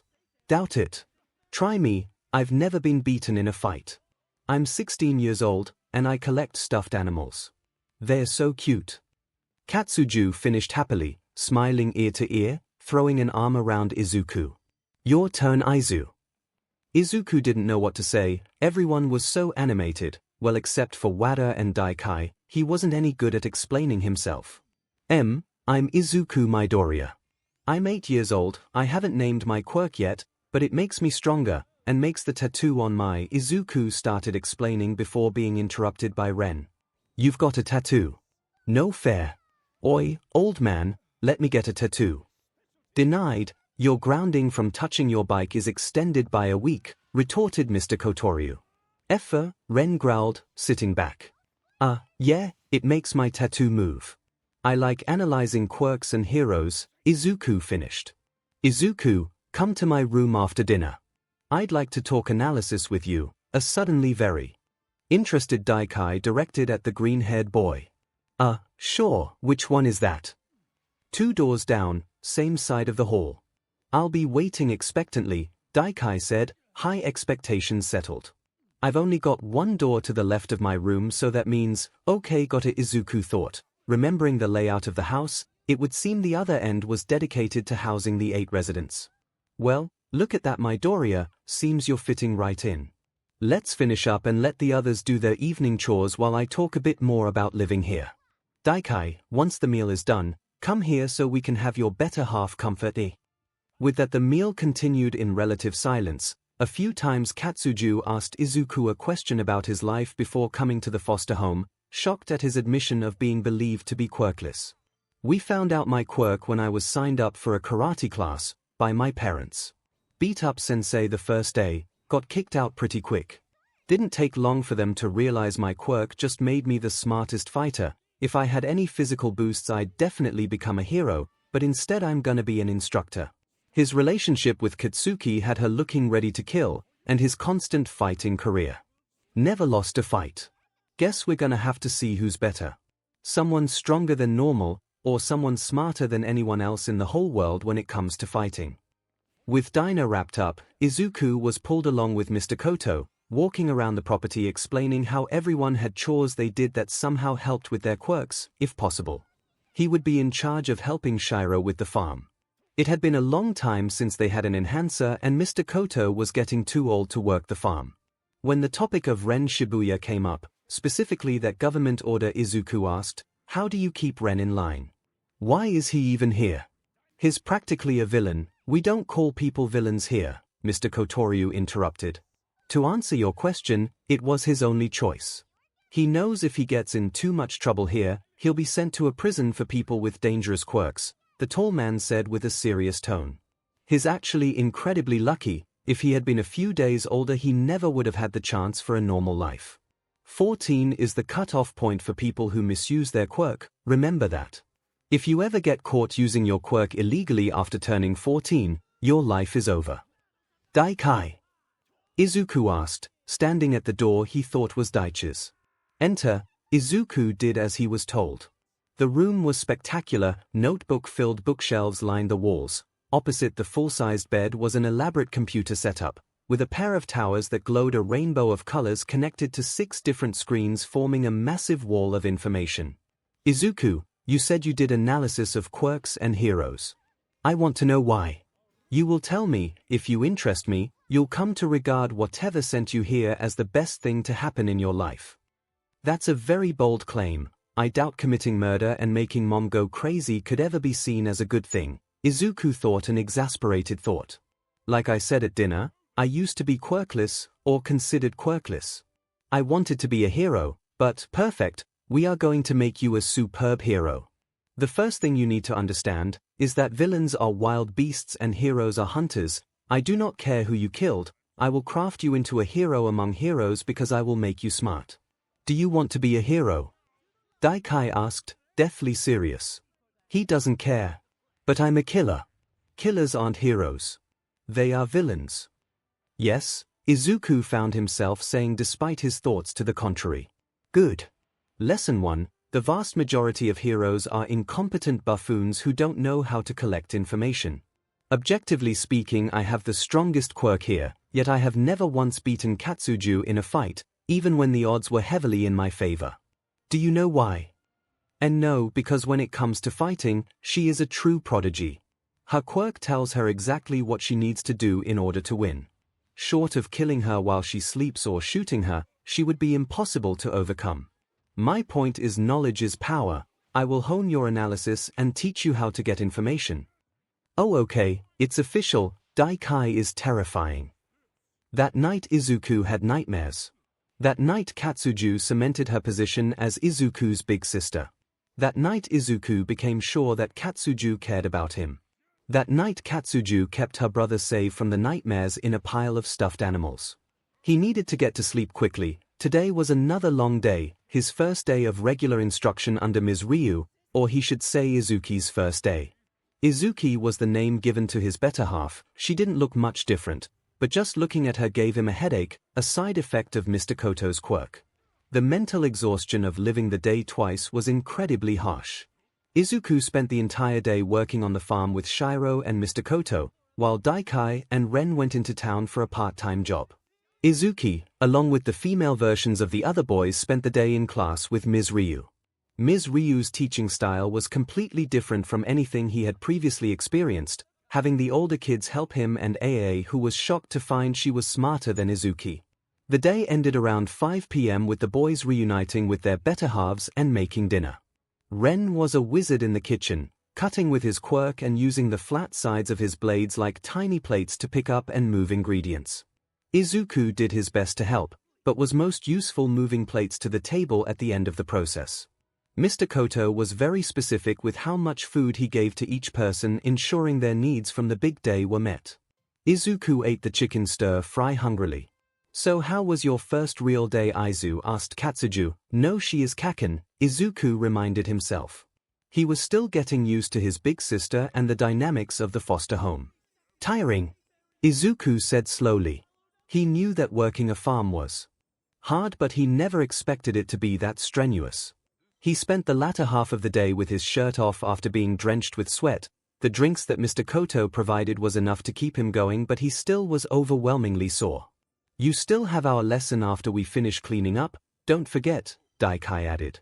His lessons were hard, either making Izuku write and break down quirks in a short amount of time or teaching him how to hack. It was time-consuming and mentally draining. So long as it doesn't keep him up too late. The boy needs sleep to grow. Mr. Koto allowed his wards a degree of freedom so long as it didn't hurt one another. "Midoriya, do your chores with me today," Wada spoke, sending all the eyes to the typically tired boy. Izuku hummed a sound of agreement, stuffing his face with yet more rice. He had to eat quickly if he wanted to finish the meal at the same time as the others. His portions were massive in comparison. Where Shiro would eat a single fillet of fish, Izuku was expected to eat 3 in addition to his veggies and rice. Where Katsuju, Kaken, would eat 2 eggs at breakfast, Izuku would be served 5 and an extra piece of toast. If it weren't for the workout he had today, he was sure it was going to make him fat. Then again, everyone else looks really fit. Maybe Mr. Koto knows what he's doing, Izuku thought before vindictively adding, "Sure shows you, doctor." Katsuju, Kaken, coughed. "𝐻𝐸𝐽, what are you teaching my little brother? I hope it's not anything creepy, cause if it is," cracking her knuckles to punctuate her point, before muttering under her breath, "Oh, that hurts," and continuing, "There will be hell to pay." Izuku couldn't help but smile at her antics. She put on such a good show of being strong and fierce, but really she was a massive softie who had more than once stolen Izuku to serve as her stuffed animal for the night, which was impressive considering he'd only been at the house for 5 days. "Kaken, it's okay, 𝐻𝐸𝐽 is just helping me get better at analysis. He's helping me become a hero," Izuku said pleadingly to his older sister. "Correct, he will make a superb hero. He is lucky to have been brought to me, otherwise he might have ended up another clown," 𝐻𝐸𝐽 supported without inflection or noticeable intention. "Why the F do you want to be a hero, why a little f? No one would take someone like us," Ren added, an angry frown on his face, eyes twitching like he was ready to be attacked right back. "Ren, shut the F up. Midoriya, you don't have to answer," Mr. Koto added, giving Ren a stern look. "Yeah, Ren. Shut up. Just cause you don't want to be a hero doesn't mean Izuku can't try," Shiro added, heating up the room slightly before having a piece of chicken thrown in his face by a tired Mr. Koto. "I like to know too." The soft voice of AA filled the room, eyes turning to the little lavender child. Please," she added after a moment. "I wanted to be a hero just to save people, but now I think I have more reasons." Izuku didn't know where he was going with this train of thought, so he paused, thinking to himself. "Mr. Koto said that if you get caught using your quirk illegally after 14 your life is over. I think I want to help people like that, like us." "You'll never be a hero though. Heroes don't kill," Ren retorted. His words were ice, freezing Izuku in his seat. "How could I be so stupid? Of course, I can't. I've killed someone." Izuku thought, it was the most obvious thing, heroes aren't killers.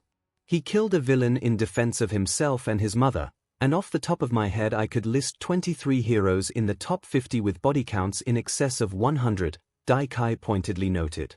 Izuku has already started down the path of a good hero. He removed evil from the world, killer or not, he fits my definition of a hero. 𝐻𝐸𝐽. Izuku started, suddenly overcome with a longing to hug his mentor. Tears formed in his eyes, he was going to cry. "How the hell would you know?" "Ren, I've told you before to read the news whenever someone arrives. The media is a cruel and cutthroat source of endless information," 𝐻𝐸𝐽 rebutted.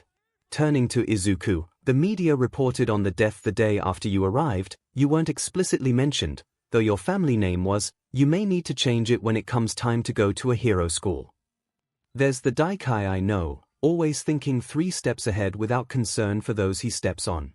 Thank God he's on my side," Izuku thought, sobering up at the reminder that, yes, 𝐻𝐸𝐽 was scary. "Thank you, 𝐻𝐸𝐽, well moderated. I take it your regular studies are going well then?" Mr. Koto asked, redirecting the conversation. "Yes sir, I'll be more than ready to take the exams in August at the current rate." From there dinner progressed much more normally without any incident aside from the seemingly nightly contest between Ren and 𝐂𝐲 over who could interrupt the most. Izuku's chores for the night had him cleaning up the kitchen with WHAT. Izuku hadn't interacted much with the grey-haired, tired-eyed mythos fanatic. From what little he had interacted, he'd managed to find out that he often forwent sleep in order to read more and shirked responsibilities as frequently as possible. "I want to see your tattoo," was all the boy said, handing Izuku another plate. Why? "I think I recognized the design while you were in the field today." Oh. Are you interested in tattoos too? Like Ren?" "No, it reminded me of an epic poem." "Epic as in really cool?" "As in long." Wada was clearly losing his patience. "Stand still, I'll just." Wada reached out and tapped Izuku's shirt. Instantly it began to rip itself apart. Izuku panicked, igniting his heart in the flames of his quirk. Dashing back and taking up a stance, Izuku watched Wada with angry eyes. "As I thought. Turn around please." It seemed to Izuku that the boy didn't even notice the animosity that was being leveled at him. Releasing the quirk, he felt the fires turn back, wrapping themselves around his heart. With a sigh, he turned around. "Happy now, Wada?" "Yes. It's 𝐒𝐻𝐲 𝐔𝐻𝐝. They symbol of victory and protection. And the markings on your arms are reminiscent of them 𝐵𝐺𝐿𝐻. The lightning, the crush. So cool. What's going on here, boys? Midoriya, why is your shirt in shreds?" Mr. Koto materialized and immediately started grilling the boys on whatever happened to cause Izuku's shirt to be destroyed. He also asked why Izuku's quirk was active.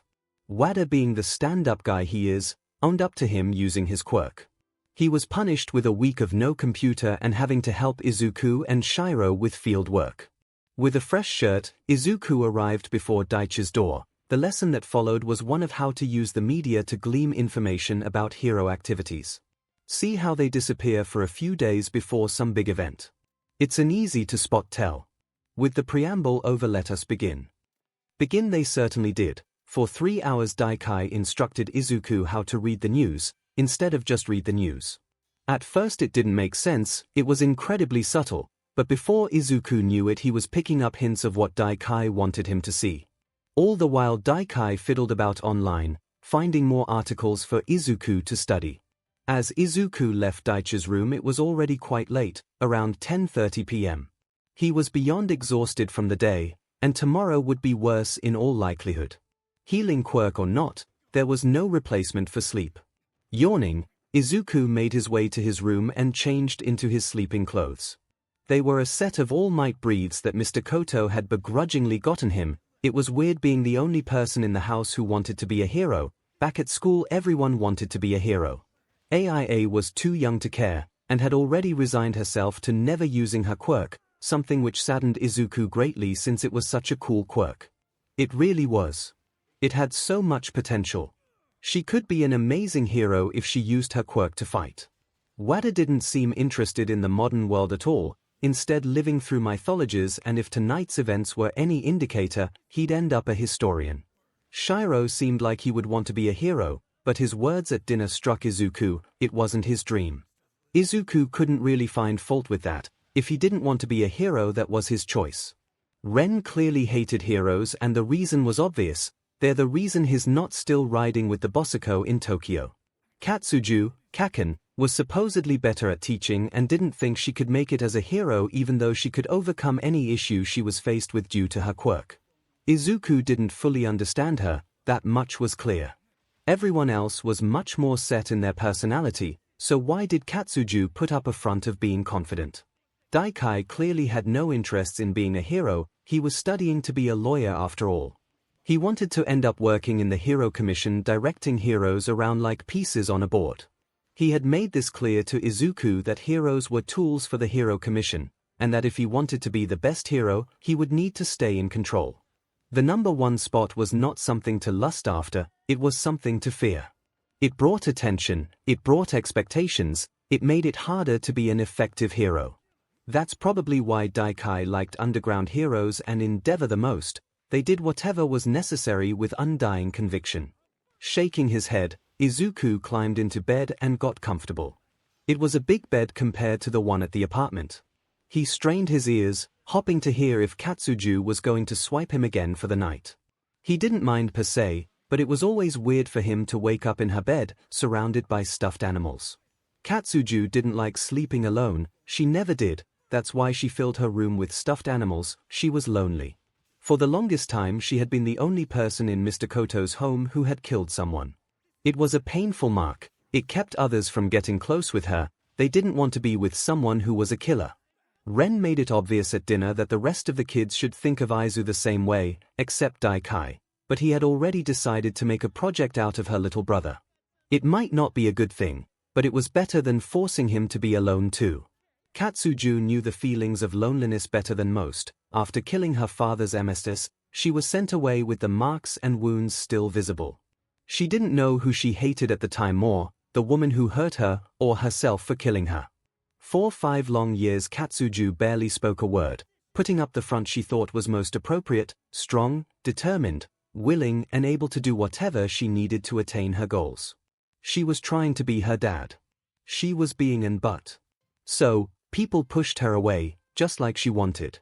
They left her alone. Mr. Koto was a blessing sure, he didn't mind her objections and forced her to participate in family meals, but he couldn't help her in the way she needed to be helped. It took her until she was 13 and had a friend to start opening up again. She began helping the others train, she collected stuffed animals, she was getting better. Now with Aizu here, she felt like she was really healing, she had a little brother, and she could take care of him, she wouldn't let him be stuck like she had been, filled with self-hatred and loathing, putting up a front of indifference to make everyone else go away. So, when Katsuju woke from her dream, realized she had been crying again, she didn't just wait for it to pass. No, now she had someone she could trust, who knew what it was like to take a life. How terrible and painful the whole process is to experience. She grabbed her favorite stuffed animal, a big penguin named Pen 2, and made her way to Aizu's room. Not knocking, she opened the door like she had 3 times in the last 5 days, but stopped when she heard her little brother crying. Rushing forward she saw the boy, tears falling down his face, whimpering like a baby. Not saying a word, she put Pen 2 down, and climbed onto the bed, pulling him into her arms and running her fingers through his hair. Seemed like she wasn't the only one with nightmares that night. Pulling her little brother closer, she gently kissed his head like her mother once did. "It's okay Aizu, Kaken's here," she whispered. She slept in his room that night, holding on to him just as much as he held on to her. Izuku woke up in his sister's arms. They were still in his room. He had had nightmares last night and was glad she had come to save him. She was still asleep, though she looked like she was still in the midst of a nightmare. Izuku didn't know what to do about this situation. So, he did the only thing he could think to do, what his mom had done once, he ran his fingers through her long raven hair. His sister seemed so small like this, so weak and vulnerable. Daikai said no one has ever beaten her, but seeing her like this. It's hard to think that. "I'm sorry Daddy." Katsuju whimpered, I didn't mean to, she was bad. Tears of her own were starting to flow. "She hurts me." "I'm sorry Daddy," the tears were coming fast. "Sure, it's okay Kaken. I'm here, Aizu is here." Izuku cooed, attempting to replicate what his crying sister had done for him. "It'll be alright Kaken." Eventually the crying petered out, and Izuku was left with a sleeping big sister who needed him. Pulling the covers over them both, he crawled into her arms where she latched onto him like a life raft. He just smiled and let himself fall back asleep in her arms. When 9 a.m. came around, the big sister and little brother were harshly shaken from their sleep by a giggling Mr. Koto. "I knew you'd both have nightmares, so I let you sleep in. Breakfast is still on the stove. Katsuju, you know your portion. Midoriya, the rest is yours. Now hurry up, the trainer will be here in 2 hours, Mr. Koto said, turning to leave. "Also, just because your brother and sister doesn't mean it's not weird when you sleep together, but I'll let it slide till Midoriya turns 12, the tall man said, walking out of the room. Izuku didn't fully comprehend what he meant by that last comment, but Kaken sure did. Whatever it meant, it made her face go bright red. "Kaken, what did he mean by that?" "I'll tell you the day you beat me in a fight, so, never," Kaken responded darkly. Whatever Mr. Koto meant, it was something she didn't want Izuku to know. "Let's get moving, today is fighting day." she said, with an infectious smile. The pair rushed through their respective morning routines and finished breakfast in under an hour. Ms. Ryu gave them both hugs and gave them good mornings. Mr. Koto had left for town to do business for the day and had taken Daikai. He was expected to return after dinner. Izuku was very excited to find out who the trainer would be. There were so many possibilities. He knew that 𝐭𝐿 was unofficially in charge of training them, but the prospect of the trainer being a hero was too good to pass up thinking about. 𝐭𝐿 took charge in the 30 minutes before the trainer was set to arrive, leading the group of himself, Shiro, Wada and Ren in some stretches while AIA watched from the sidelines. Once they finished their progression of stretches, they moved on to a warm-up jog around the farm. After 5 short laps, 𝐭𝐿 directed the group to begin warming up their quirks. Izuku watched as Shiro began rapidly turning his quirk on and off, creating multiple heat waves throughout the yard. Ren behaved much the same, filling the air around him with blades and doing some martial arts in conjunction with them. Wada just returned to stretching. Aizu, I know you don't really have any idea of how to warm up, so how about we just gently spar? But don't use your quirk, okay? Just because I know how to beat you 6 ways to Sunday doesn't mean I want to break my bones just for some training. How does your quirk work anyways, 𝐭𝐿? Izuku asked as he dropped into a stance that felt the most familiar. 𝐭𝐿 took up a stance of her own and waited for Izuku to make the first move. It's sorta like an automatic state that I slip into whenever I start fighting, but more than that, the moves and styles are just sorta already there. Come on, make the first move, I'll show ya. Izuku charged forward, and immediately felt his quirk starting to flare up. Pushing down his quirk, Izuku decided to go for a left-handed punch feint, suching into a roundhouse. He felt uneasy pushing his quirk down, but knew that if he used it and hit 𝐭𝐿, she'd get more hurt than she should from just training. 𝐭𝐿's eyes instantly became cold, her expression losing any sign of emotion. It was a scary look, like she was ready to break Izuku, her eyes twitching and examining his entire body. His quirk felt like it was screaming to be let free. He wanted to let it go free, but he didn't want to hurt his sister. As he threw his punch, 𝐭𝐿 reacted as expected, moving to catch the punch, only she didn't. She slipped her hand past his fist and grabbed his wrist. Izuku couldn't react in time as she pulled him closer, placing her other hand on his chest and pushing him off balance. Abandoning the kick, Izuku shot his foot down quickly, swinging his body into the motion, headbutting his sister. She took the blow in stride, shifting herself lower and jutting out a kick at Izuku's ankle.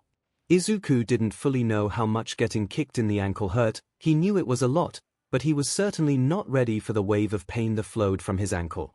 His quirk was raging, demanding he let the power flow. Fighting without it was like trying to clap with one's feet. It's possible, but it's not something people do. Biting down hard, Izuku brought a hand down, grabbing her knee and tugging on it, bringing her balance forward, away from her own feet. 𝐭𝐿 harshly pushed Izuku away, rising back into a new stance on her one foot. Izuku responded in kind, taking up a more natural low stance. Like a dance, the two fought back and forth, Izuku never landing a successful blow, but denying 𝐭𝐿 a decisive strike. The duo completely tuned out the rest of the world as they fought, unaware of the onlookers' gaping mouths. Izuku was slipping, he was getting exhausted, but clearly so too was 𝐭𝐿. They had both worked up a significant sweat. "All right, you two, in line," came a strong female voice. The two froze, both snapping out of their fight.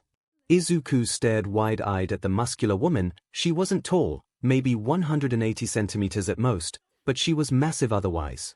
A garish pink sink-tight suit with yellow stars dotting the sides and chest. Her hair was just as explosive in color, blonde with a splash of pink originating from her forehead. Izuku looked back at 𝐭𝐿, whose eyes had gone back to being soft, gesturing towards the rest of the group. Izuku joined her in walking to the line with the other boys, whose eyes tracked him with some degree of awe. Standing next to 𝐭𝐿, he gazed at the unknown hero. Her outfit was decidedly set up for a daytime hero, so she wasn't an underground. She was easily in her late 50s but was still as buff as All Might. Clearly she kept herself well trained. "Who is this appealing little fighter?" the lady asked. "Here's Aizu. He fought Katsuju. Here's new Izuku Midoriya." Izuku let out a dumb noise as the others in line explained who he was in short terms. I'm Izuku Midoriya. The woman-eyed Izuku, you'll be with me green bean, gotta get a good baseline. Katsuju instruct the others. Dismissed. The other kids left Izuku alone with the mysterious woman. I'm Hoshibishi, but you will refer to me by my hero name, Starburst. We will be sparring full bore, don't worry about hurting me. I can take whatever you throw at me. Starburst. I've never heard of a hero like that, Izuku thought. He knew nothing of this hero, no inherent information to work off of, she was a mystery to him. Yes, Izuku said, uncertainly falling into a stance of his own. The familiar flames of his fire began to flow throughout his body. Letting out a heavy breath, Izuku focused on fighting the hero in front of him. She gestured for him to initiate with her hand, not adopting a stance of her own. Or so it would appear. Her feet had subtly shifted, her whole stance was a feint Izuku realized immediately. Izuku decided to chain a series of feints to see how his elder would react. Charging forward, Izuku started with a right hook, flowing into a left jab and back kick, all to set up for a leg sweep. Catching the hero off guard with his strange style of still hitting with his feints, Izuku landed both punches, forcing the heroine to retreat, slightly missing the back kick and abandoning the sweep. You're a weird one, she commended. Continue, you're still holding back something. He charged forward again, this time going for a direct punch, disguised as a feint, telegraphing his other punch. Both landed, his main punch finding its target in her face with his false feint hitting her stomach. She shrugged off the blow, glowing and bursting forward, knocking him down as she passed over him. His quirk began to feel better in his chest as the flames intensified, solidifying into something he couldn't describe, not that he had any plan to speak at that moment. With a growl he shot back to his feet and lunged at the woman, pouncing on top of her, and swinging his feet squarely into her back. She let out a grunt before bursting backwards, throwing him off at the sudden deceleration. Better, but there's still more, I can feel it. Stop holding back, brat. Something about those words triggered something in Izuku. The word the villains had used to talk about him made him give in to the feelings he couldn't describe. They'd been there ever since he woke up after that fight. His whole body ignited, jittering with his quirk kicked into overdrive. He let out a feral roar, charging the hero with reckless abandon. He threw a massive haymaker but quickly ducked as the heroine burst over him yet again, kicking off the ground, slamming his head into her gut, grabbing hold with his arms and kicking her in the face. His body was screaming, the feelings were intoxicating. She punched him in the gut, breaking her off him. He spun in air, landing on all fours. Letting another roar, he charged and threw out an aimless kick just in time to take a fist to the face as the heroine burst forward at him. On instinct, the green-haired boy wrapped himself around the fist, throwing out numerous kicks at the heroine's face. She grabbed him and threw him to the ground. That's enough, brat, the person said. F off and die. Izuku screamed back, before jumping at her again, landing a punch on her face with all the power he had. His arms screamed, and fell limply to his side. The woman went flying and fell backwards. Izuku focused on the pain, feeling it burn up in his quirk, intensifying the flame. He was breathing hard, but his eyes did not leave the woman as he stood still, looking for any sign of movement. The body glowed brightly, bursting forward, grabbing the boy and dragging him up in the air. He thrashed against the person, who responded by repeatedly punching him in the face. It only made him angrier as he fought harder against the person.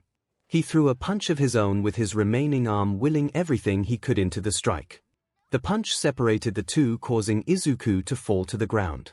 Landing on both legs, arms hanging limply at his sides, he began trying to will them to move. Move arms. Fight not done. Enemy still lives. Fight. Fight. Kill. Kill. Move. I need to move. Izuku's mind was a mess of anger, desperation, and killer instinct. Move. He commanded, responding to his order. He brought his arms back up, even as the pain eclipsed that which they had been just before. The corners of his vision were turning black. He was breathing extremely heavily. The pain was screaming at him to back down. Fight on. Enemy lives still. Izuku's thoughts provided. Growling, he shifted his stance, ready to charge and end the fight. His charge was ended early as an attack came and found its way to his face. Turning, he eyed the black-haired enemy. He snarled at the foe, opening his hands like claws. They moved first, redirecting an attack and striking the back of his head. Gasping out in pain, he spun and threw a solid kick which landed, sending the person skidding back. Continuing the momentum of the kick, he spun into a low crouch and bolted forward toward the enemy. He made a swipe at her legs, which was jumped over with the person landing squarely on his back. Before he could respond to his position, they jumped off and swayed to an elbow drop, smashing his face into the ground. Growling, his vision completely black, Izuku struggled in vain and let out one final roar, "I'll kill you." He was met with a kick to the head and passed out. Ren was amazed by what he had just witnessed. First the brat sparred and held his own against 𝐭𝐿. Sure, he wasn't landing any hits, but he was still standing after 10 minutes of being assaulted by 𝐭𝐿 with her quirk. He knew his quirk was deadly, but even he couldn't last 3 minutes without his quirk. This Fing kid was insane. He fought her until they had to be split up by the hag. Even though they were split off, 𝐭𝐿 wanted the group to watch the kid fight the hag. Guess it must be for an example of that killer instinct they didn't have. The battle he witnessed made him sick to his stomach. The kid started out doing some weird maneuvers that looked like feints but still had some weight behind them. The hag egged him on and his attacks became more and more aggressive, like he was turning into an animal, which served to be the right words when he let out a roar that sounded inhuman, driving the killer to his hands and feet like a beast. What was most unsettling was that grin. It was eviler than anything the boy had seen in his days with the 𝐵𝐼𝐭. The eyes burned like a mad monster's and he just kept going, taking blows in stride and dishing them out like a tiny villain. "F off and die," the kid screamed. It wasn't like the roars, this was a command. He wanted to kill the hag. Slightly worried, he looked to 𝐭𝐿, who was watching the fight with a cold expression. Her quirk was active, she was observing. "𝐭𝐿, do you think you could stop him? He's tiring himself out. I wonder if I'll even have to intervene." The hag grabbed the kid and flew up, while pummeling his face with burst punch after burst punch. He was a mess, arm red and face a mess with BLD. The hag didn't seem to be faring much better. Those kicks and punches had caused her own face to bleed. When he threw another big punch with the arm that didn't look like it was broken, he fell to the ground at least 40 meters. This kid landed on his legs, crushing the ground beneath his feet. He was a monster. "Move," the beast yelled. As if on command, his arms that had just a moment hung by his sides came back up into a stance. The boy was staring at the hag, clearly intent on continuing the fight. "Aizu! Stop!" 𝐭𝐿 tried stepping forward. If the kid heard, he made no reaction, only crouching lower ready to charge again. Interrupting his charge, she threw a punch he had taken many times. The kid just turned and growled at her, like a cat with hands open. She charged and hit him with a neck chop, knocking him off balance, only for him to instantly react and throw out a spin kick. How does he move like that? Ren was beyond his depth. The kid was another killer. Let the killers sort it out. He made a grab at her legs only for her to jump over and force him onto his stomach before elbow dropping his head into the ground. "I'll kill you," the terrifying child roared before getting kicked in the head by a cold-eyed 𝐭𝐿. "I don't like fighting, 𝐭𝐿. I never want to fight that kid," Ren decided. 𝐭𝐿's eyes returned to normal and she immediately burst into tears over her little brother. Ren stood there dumbly, not knowing how to react. To say Katsuju was distraught would be an understatement. Her little brother had instincts like her, but to say they were the same would be a major mistake. Her instincts gave her the edge she needed to surmount any situation. His made him fight like he needed to win, to kill. Was it his instincts which drove him to kill that villain? Or is that just who he is? She hesitantly thought. She would need to make sure he never gave in to his instincts again. Mr. Koto had given her his quirk file as the unofficial trainer, but it said nothing about instincts like this. She picked up her brother, prepared to bring him inside and dress his wounds. "Wada, Ren brings Starburst inside. I'll take care of her injuries after Aizu's." She dictated to the boys, who were broken out of their trances and scrambled to help Starburst. Aizu, despite being beaten badly, would be fine. All he really needed was a few sticks and a reset on his nose. Frankly, Katsuju figured she would end up in the hospital for a sprained arm from receiving Aizu's devastating kick. Her little brother was strong, there was no doubt. His drive in a fight was terrifying. I'll train him so he never has to fight like that again, she decided. Starburst couldn't teach someone who could go into a mad state and needed to be knocked out in order to stop. She would make 𝐈𝐴 her pupil. 𝐒𝐻𝐼𝐴 is many things, but one thing she is now sure she isn't, is evil. 𝐈𝐴 has evil inside, just like her mommy and daddy. It was the smile that tipped her off, they had the same smile. How does 𝐈𝐴 hide it so well? He was a monster. Those roars and the way he beat and broke himself trying to kill Mrs. Starburst made that evident to the small lavender girl. So why did she not feel sure? The change from her dumb older person she lived with to monster was palpable. Seeing someone become a monster scared will that happen to Big Bro and me? She needed to know more about the boy. His better half was exceptionally sweet, just like she used to be, totally sweet and soft, like a smaller version of 𝐭𝐽𝐻 when she wasn't being scary.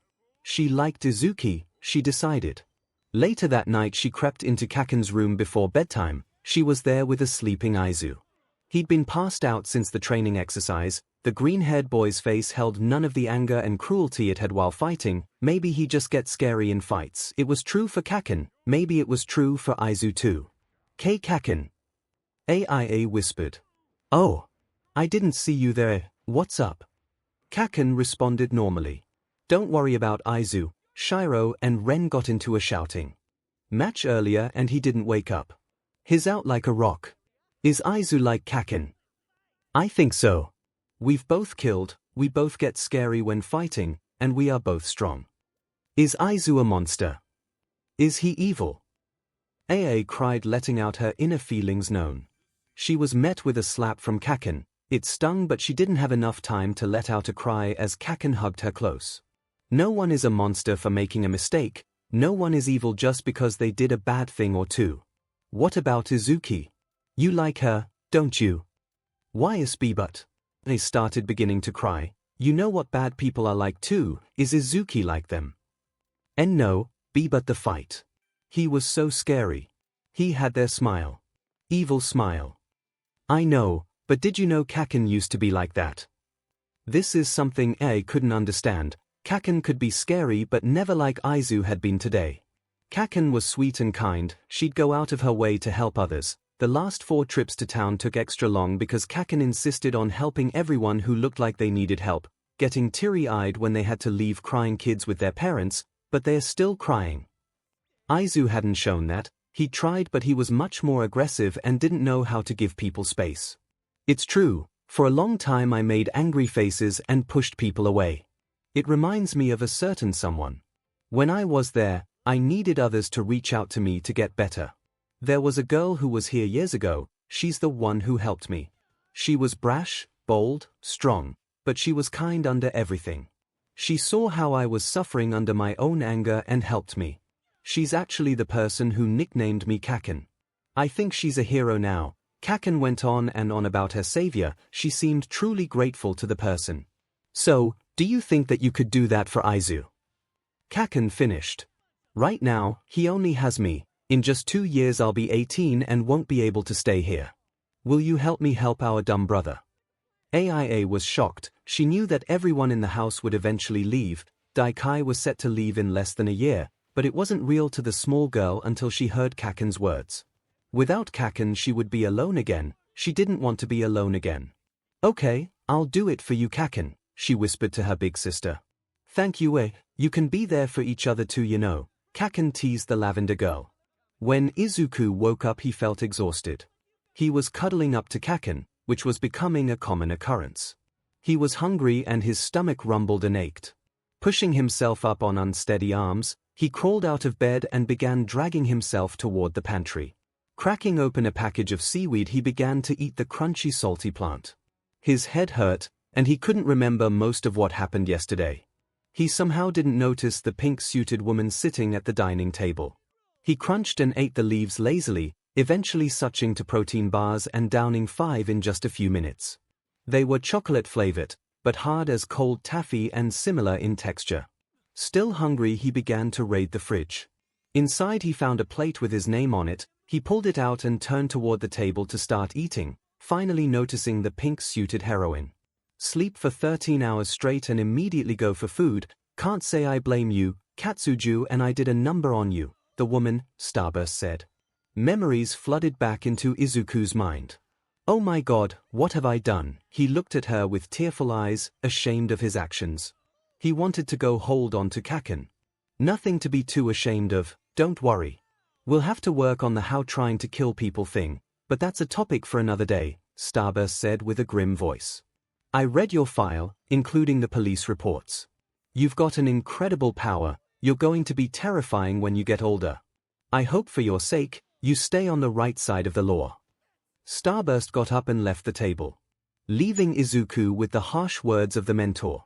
Izuku sat there dejectedly for a few minutes before saying a silent prayer. It wasn't something he normally did, and it wasn't for any god, it was just a prayer to the world, it was a prayer that he never lost himself. Izuku ate his dinner alone and didn't sleep for the rest of the night. Attention! Midoriya! Katsuju! Daikai! Office! Came the familiar sound of Mr. Koto's voice, rousing Katsuju from her restless sleep. Aizu was gone, but that could wait until after whatever Mr. Koto wanted with her.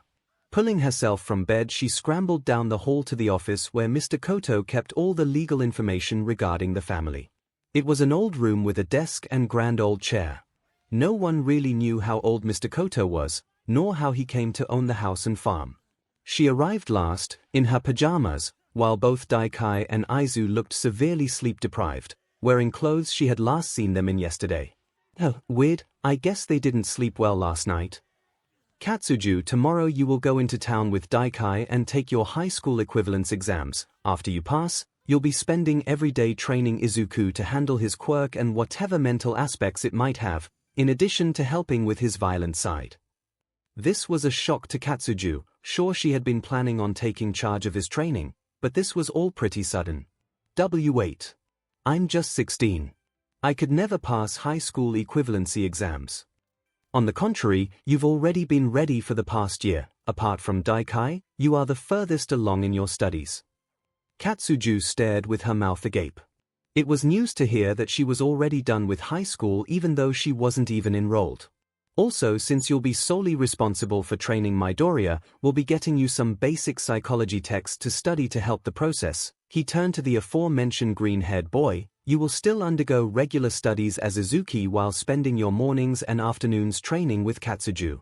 We will not have another incident with you going into a murderous state, whatever the cause. Yes, sir, Aizu responded tiredly, with a hint of something, shame, on his voice. Daikai, while Katsuju goes in to take her exams, I want you to go to the hunting store. Get us bear tranquilizers and a rifle. You'll be in charge of upkeep, so if Midoriya goes murderous again we can trank him. The sudden and easy shift into shooting her brother sent a chill up her spine. She did not like the idea of knocking out her little brother, that's for sure. Even if he does want to kill all of us, I'll protect him. Katsuju knew where the though came from. It wasn't out of the ordinary. She used to think of herself in much the same terms, posing from the other kids' perspectives. It was an excuse to ostracize her, and now she was thinking of doing it to her little brother. It was a sad thought, one she knew she would have again, ever since seeing and hearing him screech about killing Starburst. Do we have to trank my little brother? She burst out, shouting at Mr. Koto and Daikai. I can get him to control himself. It's probably just trauma. He'll grow out of it. Mr. Koto gave her a disappointed look. She continued, I won't let my brother be treated like a monster. Not while I am here. She spoke passionately, tears filling her eyes. He isn't dangerous. We aren't dangerous. We aren't killers.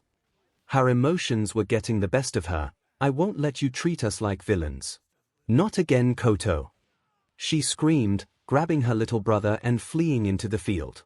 Tears flowed easily down her face, holding her brother to her chest like a stuffed animal. They ran and ran, eventually collapsing by a river.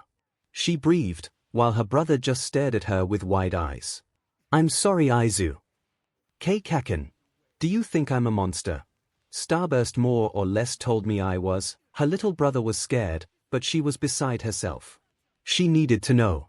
Izuku, did you mean it? She asked, voice just above a whisper. Did you really want to kill me? The look on her brother's face was covered in shame, guilt, regret. Her brother wasn't like her. He wanted to kill. he was a killer. I'm sorry for asking you that, do you still want to? 𝐂𝐸𝐸-chan, he said, eyes wide and full of tears. Do you still want to kill me? Her voice was settled by her quirk moving to the forefront of her mind. If she was going to question her brother's love, she wouldn't let him kill her.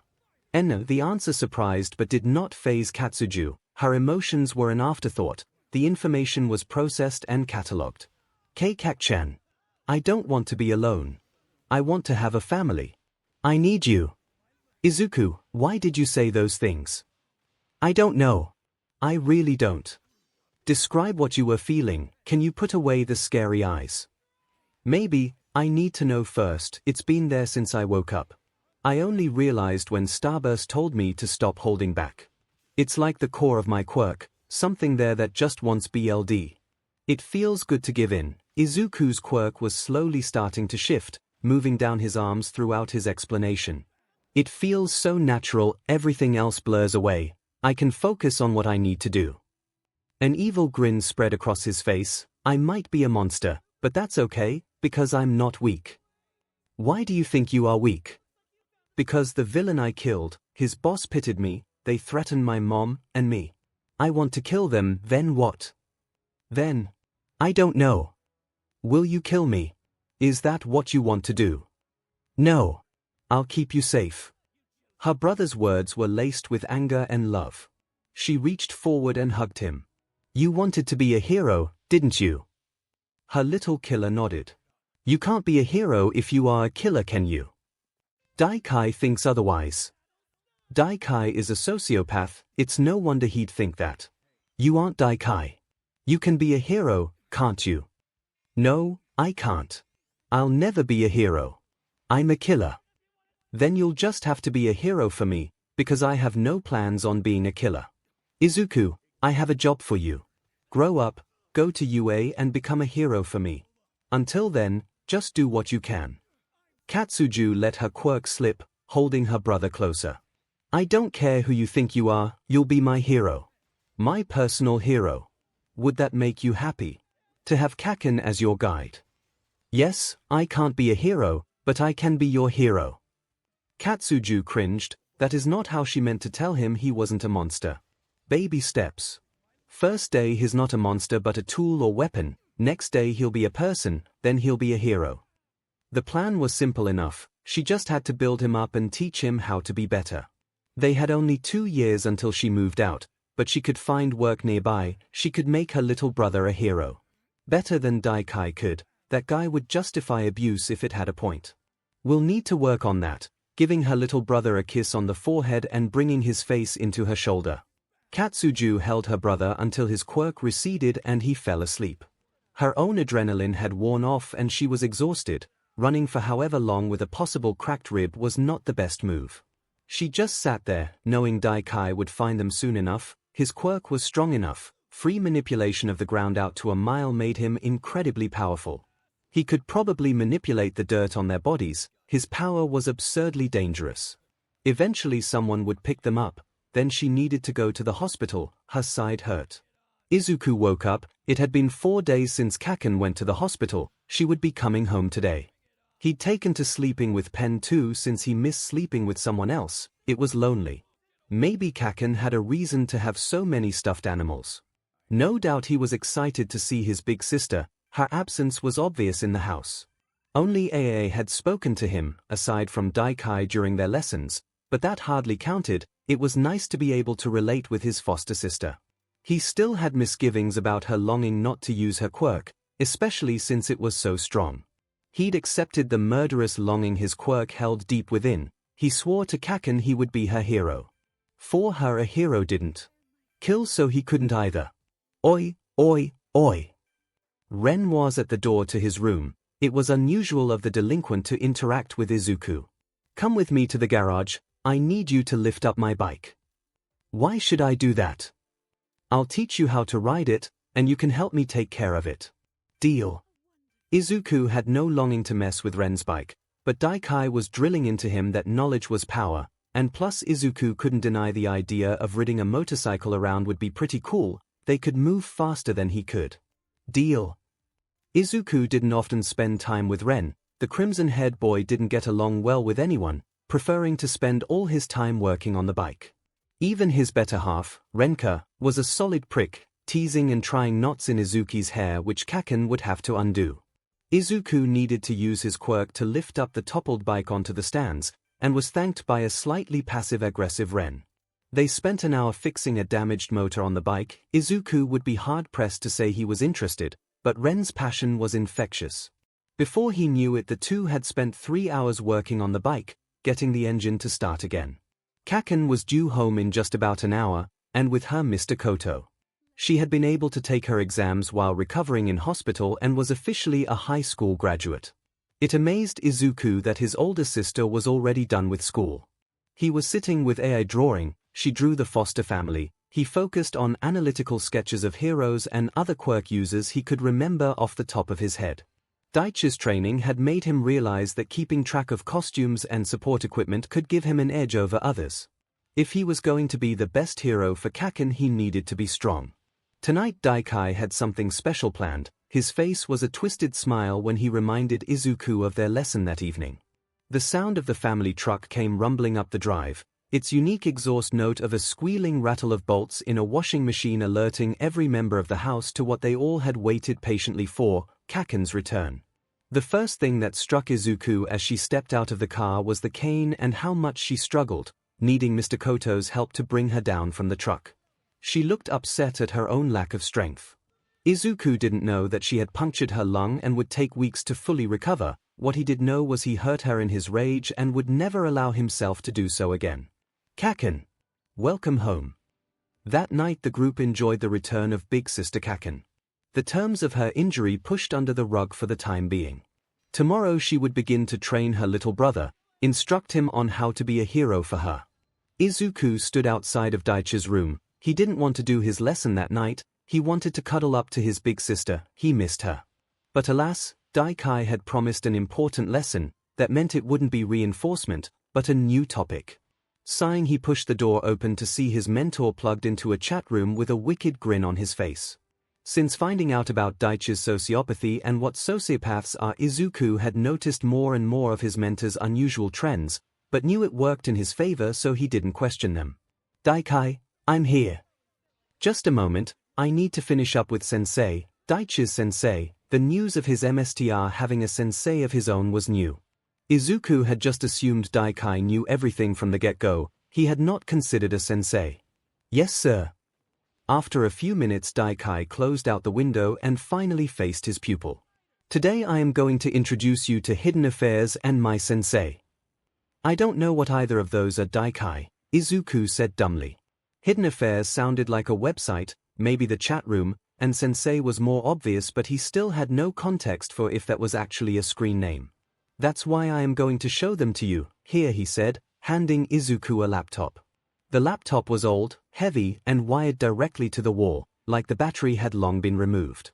Hidden Affairs is an old sec form, but only idiots use it for that nowadays. Instead, someone found out it has insanely good encryption and is physically immune to being cracked and decided to start discussing more sensitive topics. A sec forum.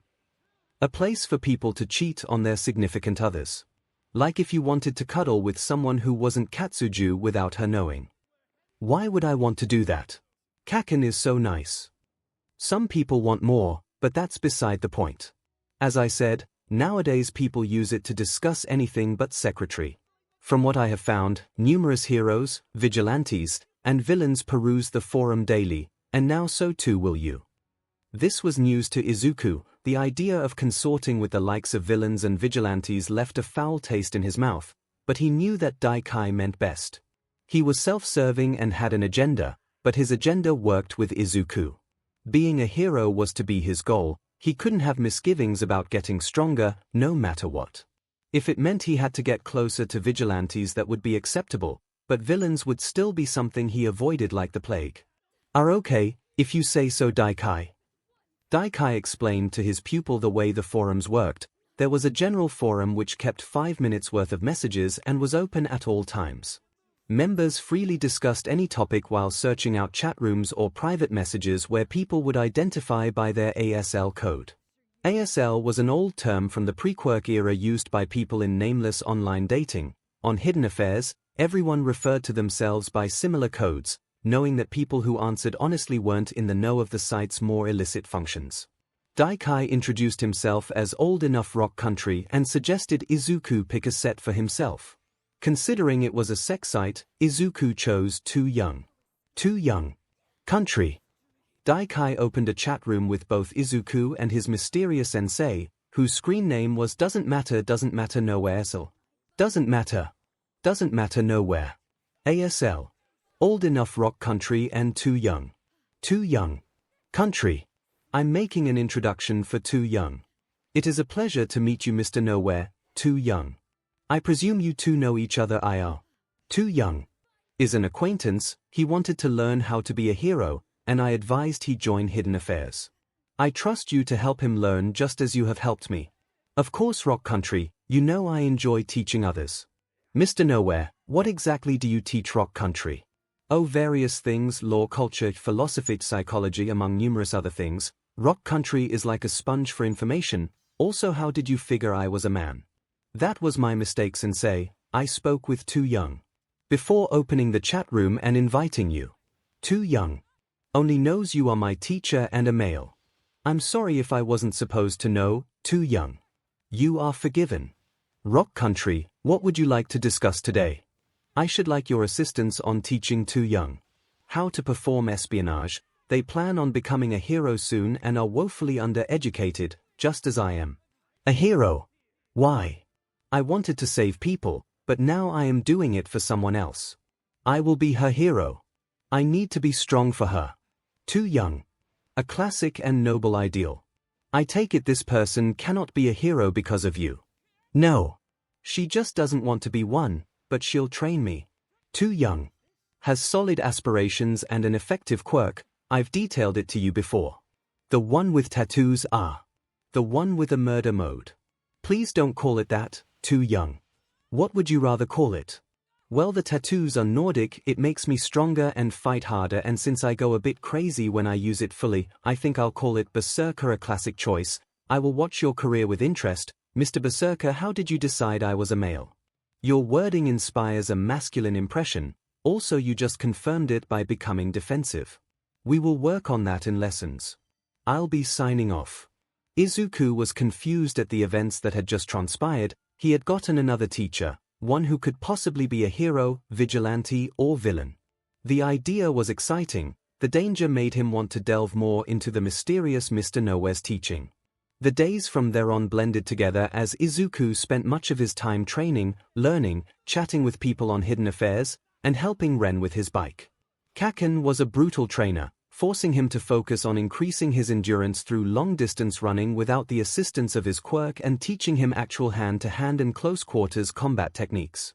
As Izuki, his learning accelerated rapidly. Everyday learning with Ms. Ryu and the other girls was a joy compared to the heavy-duty torture of 𝐷𝐼𝐼 and Mr. Nowhere's teaching. He was learning basic algebra as they all figured jumping straight there would be better since other topics were subordinate to algebra. Combining numbers and letters hurt Izuki's head, but it helped him think faster about solutions. History and literature were easy compared to Mr. Nowhere's odd diatribe concerning philosophy and the current state of governmental affairs. Izuku often found himself agreeing that the current system was twisted in some way or another. More specifically, 𝐷𝐼𝐼 increased the intensity of his analysis training, leaving the hacking to Mr. Nowhere with glee. Izuku was getting better at it, and the learning method changed accordingly. Instead, he would study various topics for an hour before being given a quirk and put together an analysis, counter, and support item idea in under 10 minutes total. It was an explosive learning method but was enjoyable enough. Mr. Nowhere took over the hacking side of teaching, while also slipping in various lessons on philosophy and psychology. The lessons were easier compared to 𝐷𝐼𝐼's methods, first teaching how to build walls and how to subvert them via weaknesses or exploits. Mr. Nowhere promised that if he followed the lessons, he offered he would one day be able to hack even Island. His most definite lesson was that no system is entirely secure and to keep all of your real important info offline, either via a physically disconnected server or on paper. Izuku appreciated the lessons, especially about keeping his knowledge hidden. He always was worried someone would steal his things, which Ren often did do. He continued to peruse hidden affairs and became close online friends with a pair who seemed to know each other in real life. Too tired don't care in bed and young enough yes your bed, they seemed like good people. He met lots of people who all had interesting things to say, some tired to sell him drags, others talked about how drags were a stain on society. Most something they were after with talking to him. He liked it, he was wanted. Ren continued to let him help with the bike whenever he had free time. He showed and explained everything he did with glee.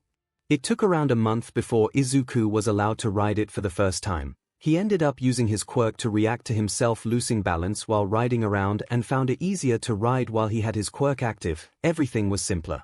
Something he noticed, ever since he had gone and awoken that last little bit of his quirk, it inherently wanted to kill people. But if he denied those feelings, they had a tendency to linger even after his quirk dissipated. It was interesting to view the world without emotions or any thoughts beyond what was needed at that moment. He was, to put it as Mr. Nowhere had said, extremely present in his world. He felt at home, with the family, he was safe as long as he had Kaken after all. Life went on for 4 months. Izuku enjoyed life at the Kotoryu home. He had just finished his standardized exams and was officially a 4th grader. In just 4 short months he had gone from a 2nd grader to a 4th grader under the tutelage of Ms. Ryu and his foster siblings. Speaking of his foster siblings, he had begun getting along with them better, or as well as could be with Ren. Shiro missed his buddy for farm work and had taken to simply hanging with Izuku whenever possible. Something Izuku had come to realize was that in a big enough family, your siblings can become your best friends. Mr. Nowhere agreed to the notion, stating that the bonds of family and friendship were very similar in certain ways. Izuku had preened under the praise of his mentor.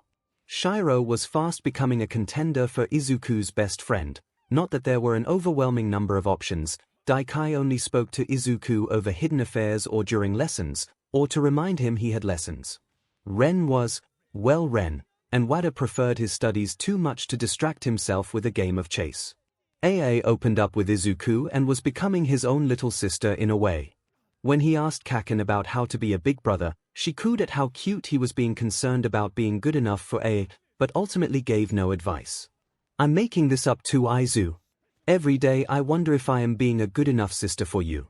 I just do what I think is right for you. Honestly, I also emulate my mom more than a bit. Was all the advice she could offer. Surprisingly, Mr. Nowhere was the one to offer the most concrete advice to the green-haired boy. There is no magic bullet for how to be an older sibling. I myself understand that. My own younger brother was sickly and often tried to do more than he could manage. I would find myself as his keeper whether I liked it or not. I became cold to his pleas. I advise you to be there for your new sibling however you can. I'm sure they will appreciate you making time for them as well. Now getting back on topic. Mr. Nowhere was still mysterious. An unofficial rule of hidden affairs was to never let personal information slip, something he had to tell young enough. Yes, your bed. No, I don't know what the hell a stonk is. I'm trying to be a teacher, not a nerd. I only know it for the meme. I don't care that it's a military term. Too young. Shut up. Wait, we're not supposed to let anything slip about our IL selves. Well, if someone's gonna get cessed at me if they ever find out. She was an interesting person who was on it almost as often as Izuku was. It was always nice knowing he could chat with her and play the roulette of whether or not she would be trying to use the site for its original purpose. And so, life dragged on. He was becoming stronger. Since he could more or less fully heal any muscle strain overnight, Kaken drove him to exhaustion daily. She had also begun devising a fighting style for him and training him in the unique style. His body grew much faster than it had before. In just 4 months he had grown almost 15 centimeters.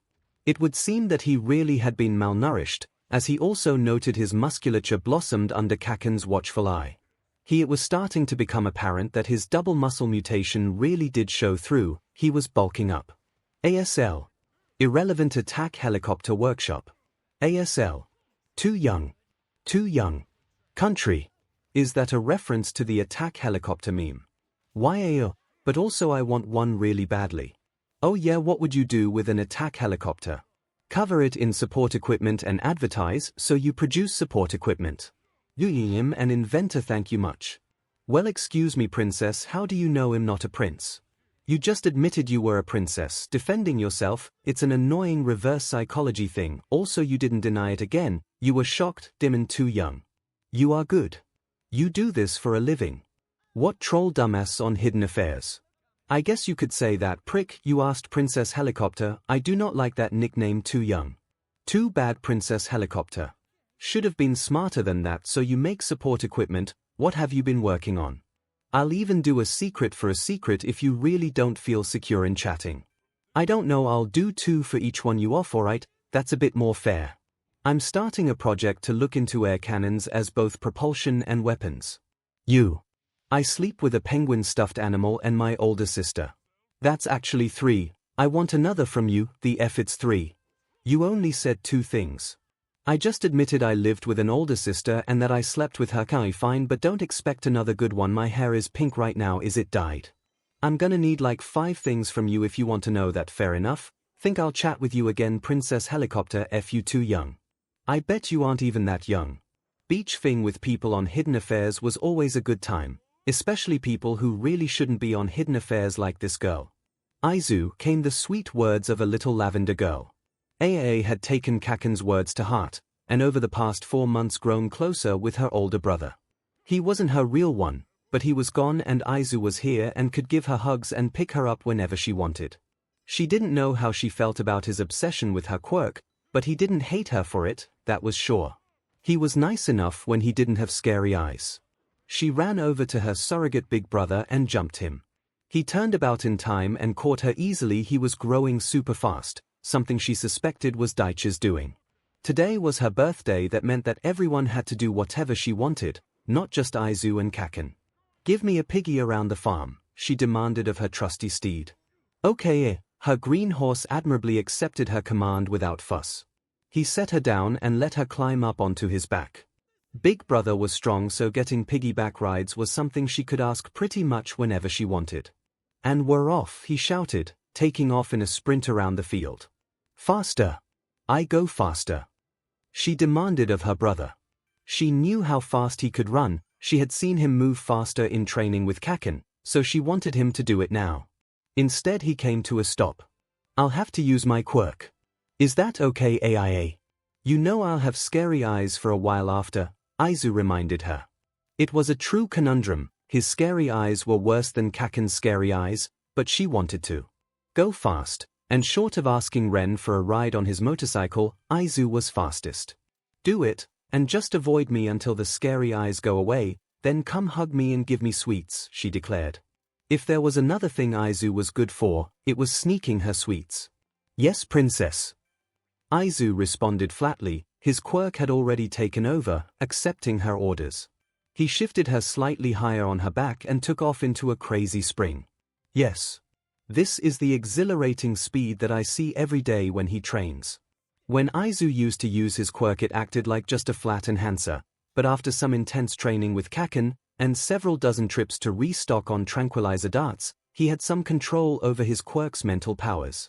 If he gave enough, his movements changed to a slightly jerkier, yet oddly natural pattern. It was faster though, so it pleased the lavender girl.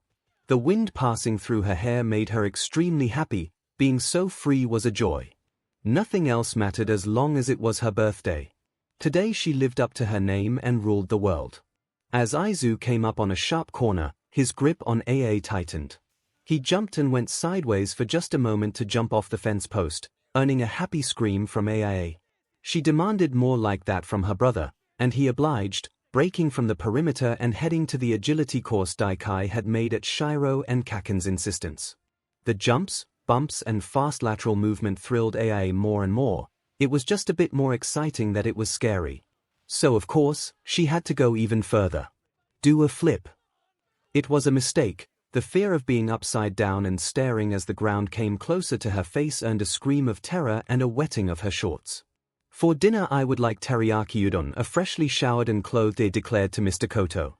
She did not intend to take a shower in the middle of the day due to wetting herself, but she carried on with the grace of a princess. The family acting as her faithful servants pleased the little ruler. Daikai and Ren immediately went into town to pick up ingredients while Mr. Koto began making her a snack. He wasn't a servant, more of a royal advisor and snack provider. What he would return with would always be a surprise. He kept the snacks on the topmost shelf where only he and Daikai could reach. 𝐭𝐿 was short, just like Ren, though if she had to guess, 𝐼𝐳 was going to be the tallest.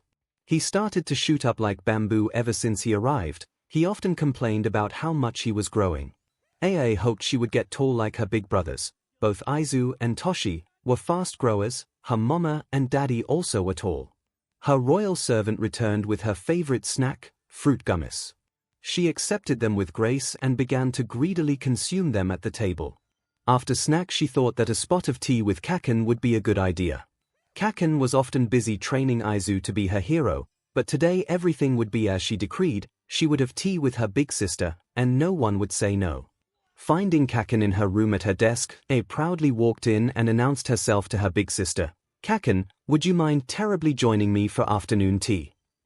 𝐴 didn't actually like tea all that much, but that was in part because she wasn't allowed to make it as sweet as she would have preferred. Of course, 𝐴. I would love to have tea with you. 𝐭𝐿 responded, turning from her computer. She had some sort of schedule on it. It didn't matter, she needed to prep their tea with 𝐭𝐿. Yes. Of course, you would want to have tea. It's my birthday. The duo made their way out of the stuffed room and made their way to the dining room to collect the tea set. 𝐭𝐿 was in charge of brewing the tea since 𝐴 was too young to play with fire, according to Mr. Koto. Setting down on the porch, 𝐭𝐿 began to boil the water and prepare the matcha. They had elected to go for a ceremonial batch of green tea. It was mild and easy to drink. 𝐴 watched as her big sister gracefully brewed the tea, nibbling on a cracker while she waited. Anything you want to talk about, 𝐴? How are you? 𝐭𝐿 smiled. I've been doing well. It has taken some getting used to being 𝐼𝐳's trainer, but I'm glad for the chance to learn. I can't imagine how difficult it would be for someone to have to do this. I can't wait to start a dojo and help teach more people, but that will have to wait until after 𝐼𝐳's training is done. What are you teaching 𝐼𝐳? I'm helping him with his scary eyes. They are a lot more dangerous than mine. I'm sure you've seen how much it sometimes takes for us to knock him down. I did know, 𝐼𝐳 usually could take 2 or 3 darts before falling to the ground, and even then, they usually had to knock him out the rest of the way and force him to sleep off the scary eyes. On days where we don't work on his eyes, we just help get him stronger and teach him how to fight. But his eyes make him good at fighting, I thought. Just like yours. His eyes are dangerous, 𝐭𝐿 chided harshly. He needs to learn how to fight without his eyes. 𝐭𝐿 paused, a wicked smile grew across her face. That gives me an idea. I know it's rude, but would you mind if I go write this down? I had a very good idea for 𝐼𝐳's training. Fine, but return immediately, we aren't done talking. 𝐴 grumbled. She would ask about whatever 𝐭𝐿's idea was when she got back. It took about 2 minutes for 𝐭𝐿 to return, a satisfied grin replacing the wicked one from earlier. So, what's the idea? She grinned widely. BLNDFLD training, she sing-songed. 𝐭𝐿 get very excited when it came to training her little brother. It was obvious to anyone who saw her training him. How does that work? I put a BLNDFLD on him and kick his butt until he learns how to dodge, she happily chirped. Another issue she had taken up since she started training 𝐼𝐳 was the brutality of it. Since he could heal from most minor injuries in a day, she was able to get away with most anything. One time she had accidentally broken his arm, and it had taken a week for them to get back to training. 𝐭𝐿 was grounded from stealing 𝐼𝐳 for a stuffed animal duty. Didn't mean they didn't still spend some nights together, it just meant that 𝐻𝐳 snuck into her room willingly, unless of course 𝐻𝐻 herself had assumed the position for cuddles. 𝐻𝐻 apparently made a face since 𝐭𝐿 interrupted her by asking, "What are you thinking?" with a suspicious tone. Bristling, 𝐻𝐻 soothed herself and gracefully declared, "Nothing, you need concern yourself with 𝐭𝐿." "Okay, princess." The two girls giggled and continued to chat while sipping their tea. "Happy birthday to you," the Kotoryu home finished. 𝐴𝐻 stared happily at her birthday cake. It was big and pink, with more than enough for everyone to share and have a good-sized piece. She closed her eyes, thinking about what she would like to wish for. I'd like 𝐻𝐳 to meet Toshi, and for them to be friends. She blew out her candles, sure of her wish. She would like nothing more for her big brothers to be friends. ASL. Doesn't matter nowhere. ASL. Revenant. Interesting, someone using a non-ASL code online, wonder why would anyone do that? Information collection related to a job. You've been online for years, you must be quite knowledgeable of matters on hidden affairs. An interesting deduction. So what is it that you want, Revenant? I'm trying to find something out, a deceased villain, I want his organization. Why? For me to know and you to offer, I turn it around on you. Why should I offer any knowledge? Assuming I know anything about your specific villain, I'll owe you a favor. I am not someone you want to be indebted to. What if I ask you to kill yourself, assuming your info is good? I would need to defer that until everything I need to do is done. Oh, you are so bold, Revenant. Tell me, would you make a deal with a devil? You are bold as well, thinking to compare yourself to a devil. If it helped me accomplish my goals, I would step into the river Styx. Incredibly bold. Very well, tell me your villain and I will tell you what I know if anything. Dragon, breathes black fire, killed about 6 months ago. I know a dragon who breathes fire, but his were emerald. I see, that may or may not be the person I am looking for. He mostly worked corpse disposal for another crime lord. A Mr. Dead Arms. Thank you, I'll pay your favor one day, I am sure you will. But if you don't, I would like some collateral. How heavy are we talking? Some alternate way to contact you? Old enough Rock Country knows me, but he doesn't know Revenant. Odd, but very well. I look forward to speaking with you again. Today was a special day. It was Izuku's birthday. First and foremost, he was allowed to sleep in. The day would move at his pace. Of course, after 8 months of waking up at 7 a.m. sharp, Izuku couldn't exactly circumvent the familiar morning routine. Crawling out of Kaken's bed, he made his way across the hall to his own room. The past 5 months had seen him busy, filling up shelves with as many texts and notes as he could, all toward the goal of knowing how to counter any quirk. His analysis had led him to find methods and support equipment applications for every quirk he could find. All Might was his favorite to think on. The man's quirk made him impossibly strong, and he worked with David Shield of all people.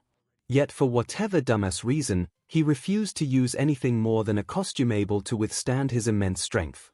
He could name off the top of his head at least 5 different support items that could be adapted to work with the blonde idiot. Man, I can't believe I used to look up to All Might so blindly. Maybe Daikai and Mr. Nowhere are getting to me.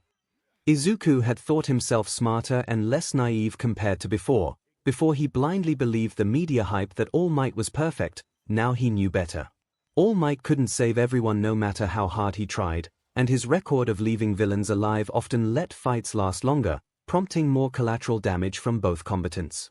Not to mention the villains he kept alive were liabilities. Endeavor was a better hero, all things considered. Sure, he was brutal in his work, but his record was proof enough that hero society damaged, with the media controlling perception of all things. Izuku pulled on his jogging clothes and grabbed his cleats. He was going for a run around the farm. It had become a routine for him, running around the farm until he worked up a significant sweat and grew tired. When he started the routine 6 months ago, he could usually only last around 5 or 6 laps before getting tired. Now he timed himself to make sure he didn't spend too long running, often needing to end on 2 or 3 laps of a dead sprint in order to meet his goal of getting tired and sweaty. The burning of his lungs was rewarding. His limbs hurting for the hour after finishing made him feel as alive as his fighting Kaken. Her training had become more difficult since Ai's birthday. First, she decided to start sparring with him blinded. It hurt like hell, and doing it while keeping his quirk under control was challenging, but keeping it constantly on edge felt like he was coming close to a breath through with it. He wasn't sure how to tease out the next tier of his quirk, whatever it might be, but the pressure he felt cross his body whenever he was forced to fight Kaken blind. Quirk aside, his own martial skills had grown massively. He was planning on asking Kaken to start teaching him how to fight with weapons for his birthday present, but he knew that would be days away at the earliest. They had needed to dart him a few days ago, and with Daikai taking his law exams, they hadn't had time to get more tranquilizers. Still, he might be able to get in a few rounds of one-tap sparring today. Izuku climbed into the shower, taking a nice hot one to wash away the sweat. He scrubbed himself raw, something he had come to appreciate since doing more analysis of his own quirk. He could always have nearly flawless skin, or at least immensely soft and smooth. Only scars stayed, and even then, they needed to be deep. The most noticeable scar he had was from dragons slashing his face, with the one on his left arm also being a gnarly mark. He worked hard, getting his body nice and pink in the process, fondly remembering the time 𝐭𝐿 had walked in after his shower before his skin had fully healed and was still very pink. "Kirby," she said, staring at his pink body. "Poyo," she chirped before scrambling out of his room. For the rest of the week during training she teased him for being a cute lil pink baby. Though from that they ended up playing some Kirby games, so all in all it was a pretty good memory. She was his goofy big sister whenever they weren't training, but whenever they started, her demeanor did a complete 180, a ruthless brutal trainer. Izuku appreciated the harsh training. He needed to get stronger if he wanted to be her hero. He would be a symbol for people with dangerous quirks, those forgotten and dismissed. People who would otherwise become villains could look to him and think that they too could be heroes. Putting on some fresh clothes, Izuku walked back across the hall to see if 𝐭𝐿 had woken up. She hadn't, of course. Sleeping in her room on his birthday was as much for her as it was for him. She spent crazy amounts of time researching how to better train him, as well as what she would need to do in a few years to get her own teaching certification. She changed her goals slightly. She still wanted to be a hero, but to make sure Izuku's training was the best possible, she was going to try and start working for UA. The requirements were insanely high for non-heroes, something she, Izuku and Daikai agreed was bullshit. She had already proven to be a better trainer than Starburst, and it made no sense to them why heroes were given such blatant preferential treatment. "I swear I might just try to become a hero just so I can actually teach people how to fight." Izuku had worked hard to make sure she never saw an All Might fight. Sure, his quirk made most typical fighting techniques useless, but his style of haymaker after haymaker was incredibly bad, like someone who was given a super strength quirk but never properly trained with using it or incorporate it into a more natural fighting style. He had incredible instincts, but his fighting style was predictable and simple. I guess that's what happens when your quirk is an instant win button. He nudged her gently, trying to wake her up. "𝐭𝐿," he whispered. In return she let out a loud snore. "Yeah, she's clonked out," he giggled. Instead he went to the kitchen to get breakfast. Izuku stood across from 𝐭𝐿. It was about lunchtime, but they both were still in a heavy bout of one-tap sparring. It was something they had come up with after realizing that against some foes a single touch could mean instant death. They weren't ones to joke about defeat. Death was a better motivator, so the rules for one-tap were created. One quirks are allowed two. If you place all 5 fingers on your opponent you win, and the most important and unofficial rule 3, 𝐭𝐿 always wins. It was incredibly frustrating to Izuku that no matter how hard he fought he still could not successfully beat 𝐭𝐿 and her quirk when it came to a straight fight. He had thought that he could maybe win if he used his quirk to the fullest, but he didn't want to end up killing anyone, especially 𝐭𝐿. 3. The referee, 𝐒𝐻, called. Izuku dropped into a low stance. His tactic would be to immediately rush and bluff a feint. 2. The tension was building. This would be their last match of the day, then they would grab lunch in town. 1. His quirk ignited in a flash fire, blazing like a forest fire. He felt on edge, the upper limits of what he could maintain without going berserk. Living on this edge was something he could do easily now. Start! Izuku darted forward at the same time as 𝐭𝐿. The two met in the middle and were forced to shift again. This one moment was when the fight really began. In one moment one of them would be called the winner and the other would be the loser. For months Izuku had been the loser. Staring into 𝐭𝐿's cold eyes he could almost read her, or maybe he just thought that. Their eyes were different in subtle ways, ones that the others had not yet found. 𝐭𝐿's eyes belied a cold, calculating mind. They were like lasers peering through the fog of her opponent's hidden plans and building countermeasures instantly. By contrast, Izuku's became more feral, filled with a frigid fury, intent on ripping through whatever plan his foe made and leaving them bloody. Their fighting styles were distinctly different because of this difference in mindset. 𝐭𝐿 was extremely defensive in combat, able to pick apart her foes with a number of precise strikes, an almost perfect counter to Izuku's rapid, chaotic style. She was a surgeon, carefully dismantling her opponents with definitive strikes. Izuku was a butcher, tearing down his foes with practiced care. Yes, his attacks did not seem to follow a pattern and were entirely offensively focused, but each blow was selected and used with certainty. Izuku jumped over 𝐭𝐿, who dropped into a slide, aiming to knock him off balance. Flipping forward, 𝐒𝐭𝐚𝐲 brought his hand down on 𝐭𝐵𝐾𝐴, who had over-committed to her slide. Match. 𝐼𝐴 wins. AIA called. It wasn't exactly true, 𝐭𝐵𝐾𝐴 gave him the win. He was certain. That slide was obvious to him, and she should have known how quickly he could SWCH from a low stance to a leap. Still, it was a nice birthday present from his smiling big sister. They both departed for the showers after a bow. The new shop in town was far, but 𝐒𝐭𝐴 had an idea. "Hey Ren." "Yeah." Ren said, not getting up from his desk, computer open to a parts website for his bike. "Mind if I borrow your bike to go into town for lunch?" 𝐒𝐭𝐴 asked, knowing that Ren would let him. It was his birthday after all. Ren would of course let him borrow the bike, right? "Sure, but if you damage it at all, you're paying for repairs and a new engine," Ren said back.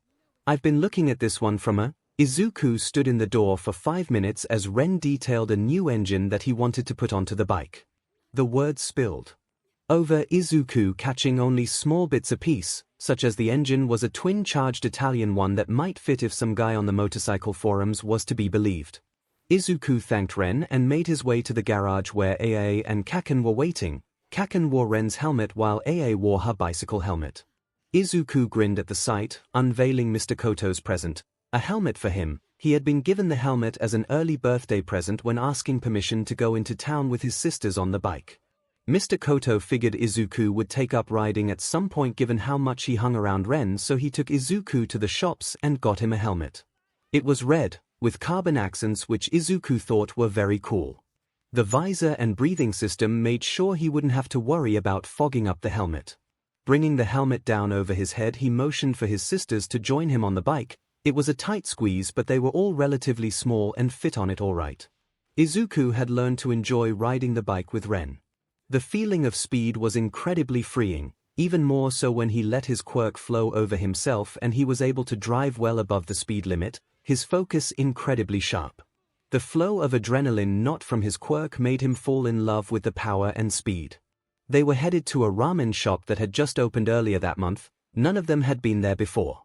The ramen shop in question had created a buzz for being a fusion restaurant, fusing American and Japanese styles into ramen. Of course, when 𝐒𝐭o𝐴 learned they offered a meat-heavy bowl of barbecue brisket ramen, his mouth drooled with saliva and knew exactly what he would be getting from the shop. Riding down the curvy backroads, the trio cruised happily along on the 𝐿𝐵𝐼𝐿 bike, the loud bangs of the exhaust filling the country trail with cries of joy and yells of excitement. The day was bright and warm, sunlight filtering down through the trees onto the trail. It was picturesque, the golden gleams of the early afternoon sun framing a perfect day to ride. Lunch was incredibly tasty. The American barbecue was insanely sweet and smoky, something that 𝐒𝐭o𝐴 greatly appreciated, along with the copious amount of brisket. 𝐭𝐵𝐾𝐴 got a more traditional bowl, with AIA sampling from both of their bowls. Bellies filled, the trio took a detour to a nearby park, sitting and relaxing while letting the food settle. "Hey 𝐭𝐵𝐾𝐴." "Yeah, 𝐼𝐵𝐿. You let me win today, right?" The two sat on a bench watching as A sat on the swings. She swung happily, pushing and going higher and higher. "You would think that, no, I didn't let you win. But you smiled. Like you wanted me to know you let me win." "Okay Daikai," she drawled. "You sell yourself short, you're stronger than you think. You've still got a way to go, but you won genuinely today." 𝐒𝐭o𝐴 didn't fully believe her. How could he? She was 𝐭𝐵𝐾𝐴, and she always won. He'd sooner believe that she was playing some game with him, maybe something about getting cocky and full of himself. That must be it. She was his trainer. Even on his birthday, her gifts were knowledge, strength. He was to be her hero. He needed to be a perfect winner, someone who could represent her strength. "Happy birthday to you." The Kotoryu home finished.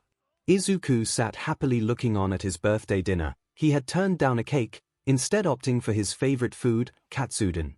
He stared at the candles that sat before him. He was turning 9 years old. He closed his eyes, thinking what he could possibly wish for that he didn't already have. He realized he had something that he did want, something that he could get directly with this wish. He blew out the candles with a smile. He would get his wish at the end of dinner, he was sure. He dug into his bowl of katsudon, tears coming to his eyes as he ate the savory sweet sauce-coated deep-fried pork. "I hope you enjoy tonight's meal, Midoriya," Ren and I worked very hard on to make it good. I'm not sure how, but you've managed to weasel your way into everyone's hearts. Happy birthday, sport. Mr. Koto wished for the green-haired ward. You are an impressive student, Midoriya. I wish I was a year younger so I could watch you grow just a bit longer. Daikai commended his pupil. You've been a tremendous help around the field. At least whenever you can, it's still super appreciated. Shiro yelled to his foster sibling. I've enjoyed reading with you, Midoriya, Wada added. It was true that of the siblings Izuku had interacted with Wada the least, but he had taught Izuku some neat things about Nordic lore and various other mythological topics. You're nice to have around, Ren sneered. It was the nicest anyone could expect of the crimson-haired boy. It was evidence enough that he helped cook the meal that he liked Izuku. You're a good big brother, Aizu. Thank you for drawing with me and going on walks and getting me sweets, and I loved lunch today. AA rambled to her big brother. Aizu, I'm so thankful that we ended up in the same family. You are a treasure and someone I would do anything for. I love you, little bro, and you've made me the happiest big sister in the world. You may not be related by BLD, but you are definitely family to me, Kaken started. You're a great addition to this family, and I love having such a cuddly person here who's also a super-duper dangerous killer, she finished in a joking baby talk voice that made Izuku blush. Izuku smiled at his found family. Since arriving, his life had only gotten better, and now, he couldn't ask for anything more. Well, he still had his wish. I actually have request, it's kinda my wish too. Oh. What might that be? Kaken asked. Izuku turned to AIA with a pleading smile. Would you use your quirk on me? Izuku was ready to beg and do whatever it took for him to get Hei to break her refusal to use her quirk. It was a bit of a dirty move to ask her as a birthday present, but he wanted to help her as much as he wanted to satisfy his curiosity. Okay. But only because it's your birthday. AA responded nervously. She reached forward and placed her hand on Izuku. The world closed. Around his eyes, fading to black. It felt like his quirk enveloped him. It was a comfortable feeling. When he awoke, there was only ash and death.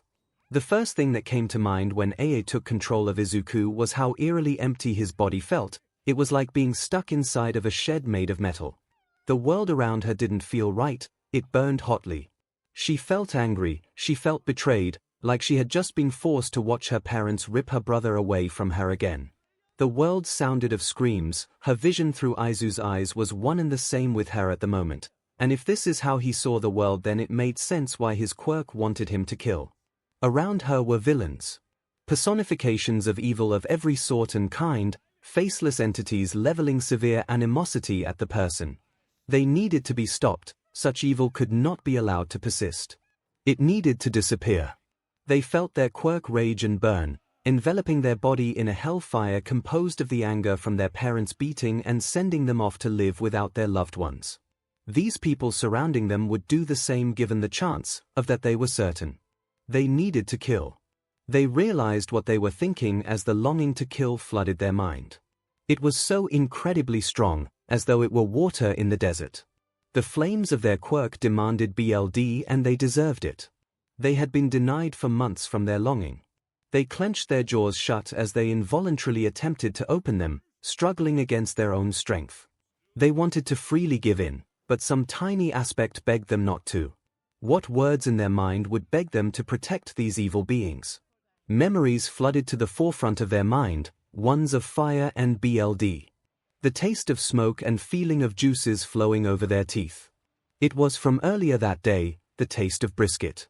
It meant nothing. They really wanted to experience the feeling of hot BLD pouring over their body. Their body was itching to move, like some sort of insects crawling under every inch of skin. They needed to itch that scratch, and so they did. They stood from their place at the table. Drawing the eyes of all those sat at the table except one, they stayed asleep on the ground. The person looked down at the little form laying at their feet. They picked the form up and brought its neck down on its knee. A whiplash of pain shot through the body, both the choking on BLD corpse to be and the entity.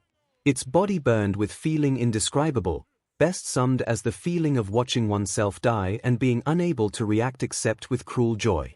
The world was fading around the entity. Whatever this small creature had done, their time was passing. They dropped the body only to be tackled by another person. 𝐼𝐻 shivered in terror as she snapped back to her body, unable to breathe. She had just snapped her own neck while under the influence of 𝐼𝐻's quirk. She stared wide-eyed at her brother's form as it threw 𝐭𝐻𝐻 into a wall. She coughed and began to cry a soundless cry in pain as she realized she couldn't breathe. She searched the room to find her siblings had all risen from their seats and were beginning to try and restrain 𝐼𝐻. She couldn't move, whether it was terror or she was crippled she did not know, nor would she care. The sound of laughter filled her ears as she felt herself going crazy from the lingering feelings of 𝐼𝐻's quirk. She was evil, 𝐒𝐿zuku's quirk confirmed it, more than that she made him go insane and kill her. She had agreed to kill her. I couldn't understand how 𝐒𝐿zuku could live with such dangerous thoughts. Maybe Ren had been right, maybe 𝐒𝐿zuku needed to die. Maybe he was evil. Both her quirk and 𝐒𝐿zuku would be better off gone. Her wish would be granted when a storm of blades would form in the air and bring death swiftly. Katsuju watched as her little sister activated her quirk on her little brother. The second her quirk activated, she passed out, falling limply to the ground. In an instant she felt a pressure fill the room, more intense than she had ever felt. On instinct she activated her quirk, quickly looking around and finding that none of her siblings reacted the way she had. She finally could put her finger on what she was feeling, unfettered bloodlust. Worse than she had ever experienced from one of 𝐼𝐻's rampages. She continues to look around worriedly, her siblings becoming alerted to her odd behavior. 𝐭𝐻𝐻, what's wrong? Ren asked, oblivious to the absurd levels of bloodlust filling the room. Katsuju couldn't tell until movement caught her eyes. 𝐼𝐻 was standing now, holding 𝐻's limp body. Crack! He dropped her and brought his knee up, crushing her windpipe. His eyes were a cruel mix of their usual fiery feral coldness and something else. They were smiling. Her quirk alerted her that she needed to retreat immediately, but she needed to stop 𝐼𝐻. She charged forward and tackled her brother. He grabbed her by the arms and swung her into the wall, knocking the air from her chest. Winded she could barely react to the incoming kick, she took the blow harshly to the stomach. He looked DMN happy kicking her while she was down. Ren came up from behind and whirled up his quirk into a massive blade storm, sending BLD and gore from 𝐻 across the room. Wada screamed in terror and ran away. 𝐼𝐻 dashed through the blades, letting himself be torn, and grabbed Ren by the neck with one hand, slamming a fist into his face, leaving the boy dazed. Dropping him to the ground, he was smacked by Mr. Koto, splitting his better half from the main body. Izuki immediately began screaming and crying like a banshee. The originals stared at their other self, and were as a result unable to react to Daikai sending them through the roof on a slab of earth. He said something, but Katsuju couldn't really hear. Her quirk was still advising she flee. It filled her mind with a thought she had not felt before. To win this fight, she merely needed to survive. The thought scared her. It was the first time she had ever felt such dread and a need to run. Something she knew 𝐼𝐻's quirk did not offer, running away. Mr. Koto called for Katsuju to help the rest of the family stop 𝐒𝐿zuku, namely what they needed to do in order to stop him. It seemed he was aware of the lack of tranquilizers. As if on cue, 𝐒𝐿zuku dropped on top of his better half and twisted her neck, letting out another loud snap. They let out a roar, and from all fours lunged at Daikai, who sent another pillar of earth into his stomach. This time, however, 𝐼𝐻 rolled around the blow and punched Daikai in the face, and kicked him in the knee, bending it backwards. Katsuju cringed and saw the horror in Daichi's eyes as the pain flowed into his mind. The yell he let out was like a banshee. The whole house rumbled. The room was heating up as 𝐂𝐲 began to use his quirk. Already the area around him was beginning to smoke. He charged forward yelling, his body emitting enough heat to cause the surrounding air to shimmer and become wavy. 𝐒𝐿zuku didn't turn, just merely swung his leg backwards, catching 𝐂𝐲 in the gut. As the leg connected with 𝐂𝐲, 𝐒𝐿zuku's breath spontaneously caught fire. A roar resounded throughout the farmhouse as 𝐒𝐻zuu ran off into the kitchen. He's looking for weapons. We need to stop him fast. Katsuju though quickly, standing up from her prone position. She was still winded, and her chest hurt. 𝐂𝐲 hadn't stopped his quirk and was quickly setting more of the farm on fire. Another problem they needed to deal with. Ren got back to his feet and shot Katsuju a worried look. She tried to look confident as she could, but she wasn't sure that they could beat their little brother like this. Returning from the kitchen, a flurry of knives came flying. One caught Mr. Koto in the leg, another struck Ren's shoulder. She cursed her luck as she gazed upon Aizu. He had put out the fire on his leg, more like doused himself in water. In one hand he held a long knife, in the other a bag of flour. For whatever reason she did not know, Daikai did however, and let out an audible gasp of "OF." Izuku dragged his knife across the bag, letting its contents flow slightly before throwing it at Shiro. The flour filled the air and exploded the main room, knocking Ren, Katsuju, Daikai, and Mr. Koto into walls. Shiro was stunned and couldn't react as Aizu dashed through the remnants of the explosion and drove his knife into the boy's heart. Ren let out a roar as he charged forward and sent a cutting wind of blades at Aizu's back, carving a deep wound into his back. The sound that came from her little brother weren't befitting of a human. He turned around and slashed Ren across the throat. Her quirk was beginning to solve his patterns. She never realized that her quirk didn't solve for methods regarding death. Weapons were another issue she wasn't overly used to. She knew she was evolving just as much as her brother had the past 8 months, but he still had those 8 months to get used to his evolving quirk. Ren fell to the ground, clutching his throat. Aizu grabbed his own shredded shirt and tugged it off, revealing a new layer to his tattoos. This one looked like a series of stylized spearheads. They weaved themselves through his already existing tattoo network, which No also crisscrossed and covered more of his body, with the points of 2 spearheads ending under his eyes. If she wasn't currently thinking of how to beat him into the ground, she might have even called it impressive. Their eyes met and he smiled. It did not convey any sort of comfort to the raven-haired warrior, it conveyed something else. He was playing with them. Mr. Koto had been tending to Daikai, whose eyes filled with anger, and brought a mass of earth tearing through the house and slamming into Aizu's side, blindsiding him. Daikai laughed manically at watching the boy go flying. That laughter died in his throat as Aizu climbed back through the wall, covered in dirt and blood. Aizu waited as Daikai sent another wave of earth at the rampaging child, who hopped over the wall of earth and grabbed Daikai by the collar, throwing him into a wall. Daikai, you have a time lag between uses of your quirk, Aizu said loudly enough for Katsuju to hear before he began to launch punch after punch into Daichi's ribs. It was immediately obvious what he was doing. He was attempting to break his ribs and puncture Daichi's internal organs. He coughed and blood came out, splattering upon Aizu's face, Aizu's smiling face. Aizu stood over Daikai and rammed his foot deep into Daichi's depressed chest cavity. Pulling it free, he walked toward a cowering Mr. Koto. Katsuju was running out of time. Her brother was going to kill everyone, but she couldn't solve how to stop him. Her quirk wasn't giving her an answer she liked. Mr. Koto swung at Aizu, who ducked under his arm and brought it into an arm bar. He leaned and whispered something into Mr. Koto's ear which made the man break down crying, even before Aizu broke his arm. Aizu slammed the man's face into the ground repeatedly, leaving his visage a mess of blood and tears. With a methodical cruelty, he didn't leave the dying man alone, instead snapping both his ankles. The screams of her would-be father filled her with anger. Finally, he was put out of his misery by driving a dinner knife through the back of his head. Standing over the body with a neutral expression, the house they shared burned around them, his body a mess of cuts and blood. He must be getting winded and low on blood, Katsuju thought with grim satisfaction. If it were true, then she would have a considerable chance at beating the menace that was her little brother. I lied, was all he said, voice empty of emotion.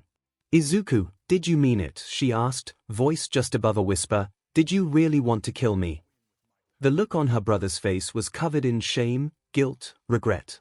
Her brother wasn't like her. He wanted to kill. He was a killer. I'm sorry for asking you that. Do you still want to? Keikaku-chan, he said, eyes wide and full of tears. Do you still want to kill me? Her voice was settled by her quirk moving to the forefront of her mind. If she was going to question her brother's love, she wouldn't let him kill her. No. I'll kill you. Katsuju screamed. She shot forward from where she stood and brought her fist up in a punch. She was no longer concerned with survival, she wanted him dead. That was no longer her brother who she had shared so many nights with. He was a monster, just like her, and she would end him herself. The only reaction that Izuku displayed were eyes filled with joy and excitement. Her fist landed squarely on his cheek and knocked him backwards towards the hole in the wall he had crawled out of. She hated this feeling, her pulse pounding in her ears, the sweat beading and forming across her body, the stench of BLD being burned, the aches that shot through her muscles.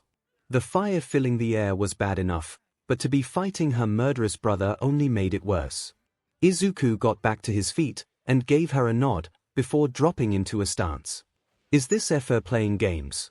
What the ever-loving F is wrong with him? She ran forward again, wanting to punch his smug face in again, and it landed.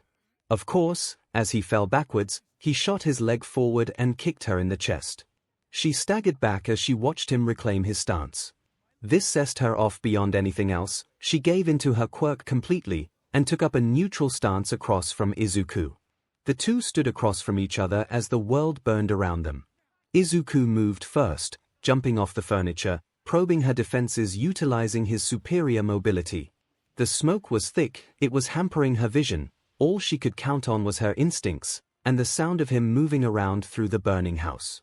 An attack came from behind her, and she reacted by catching the fist and throwing him forward over her shoulder.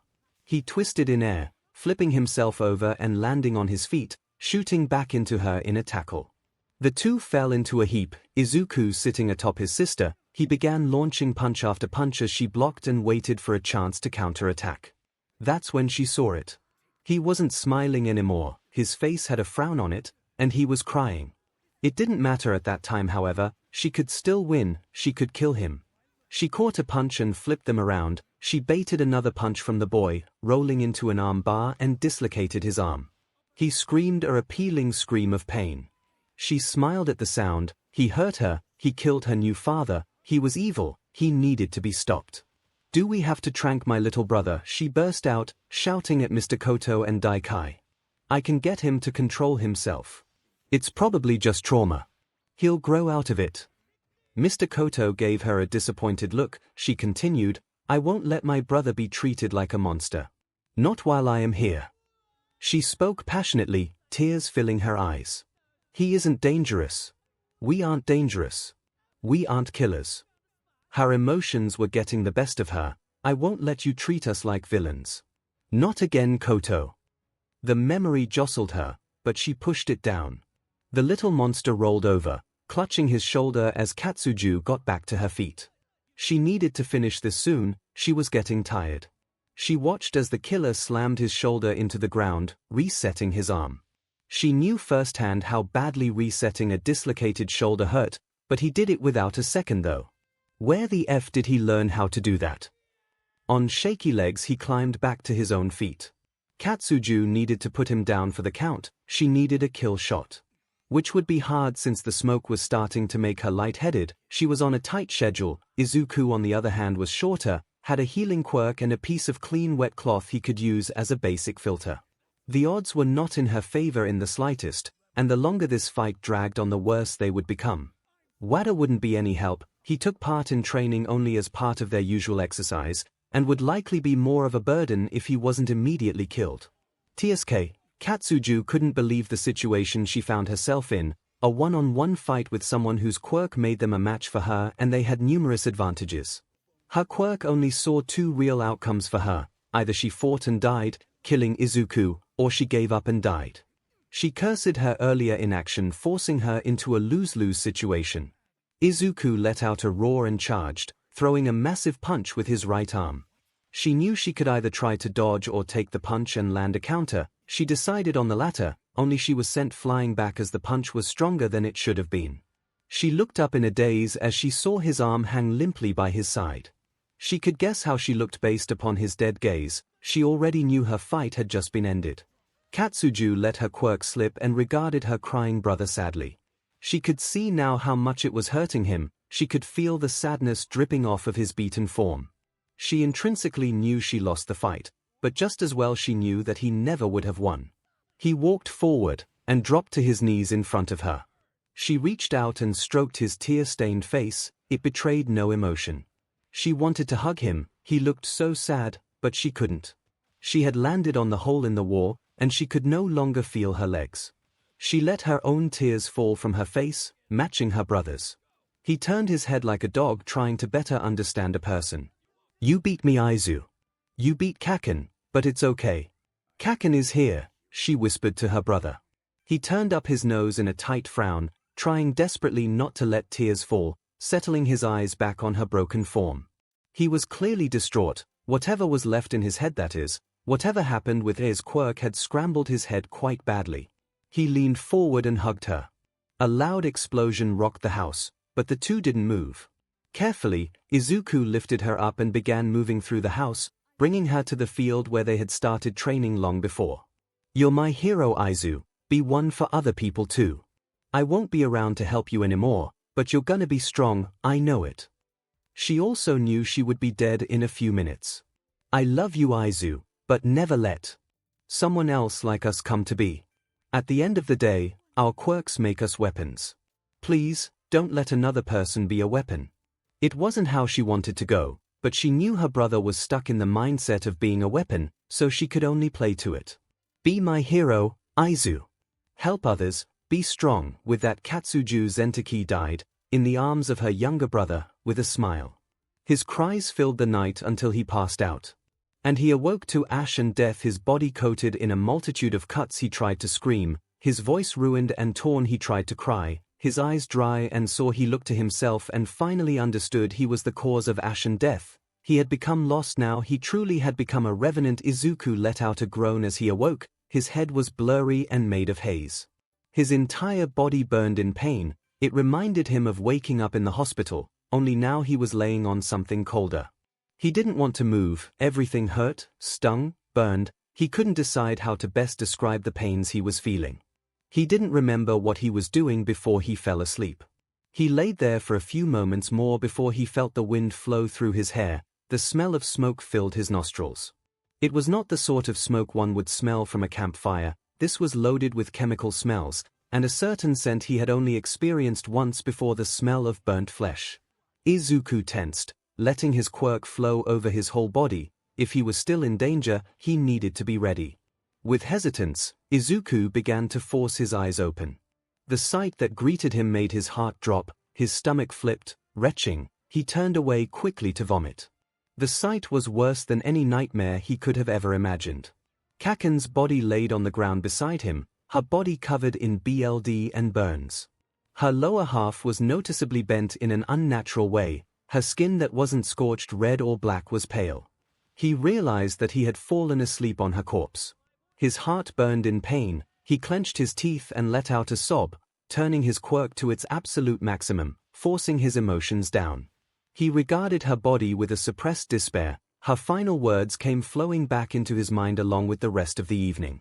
The emotional pain and stress made him clutch his head. It was too much, even his quirk suppression couldn't negate the pain.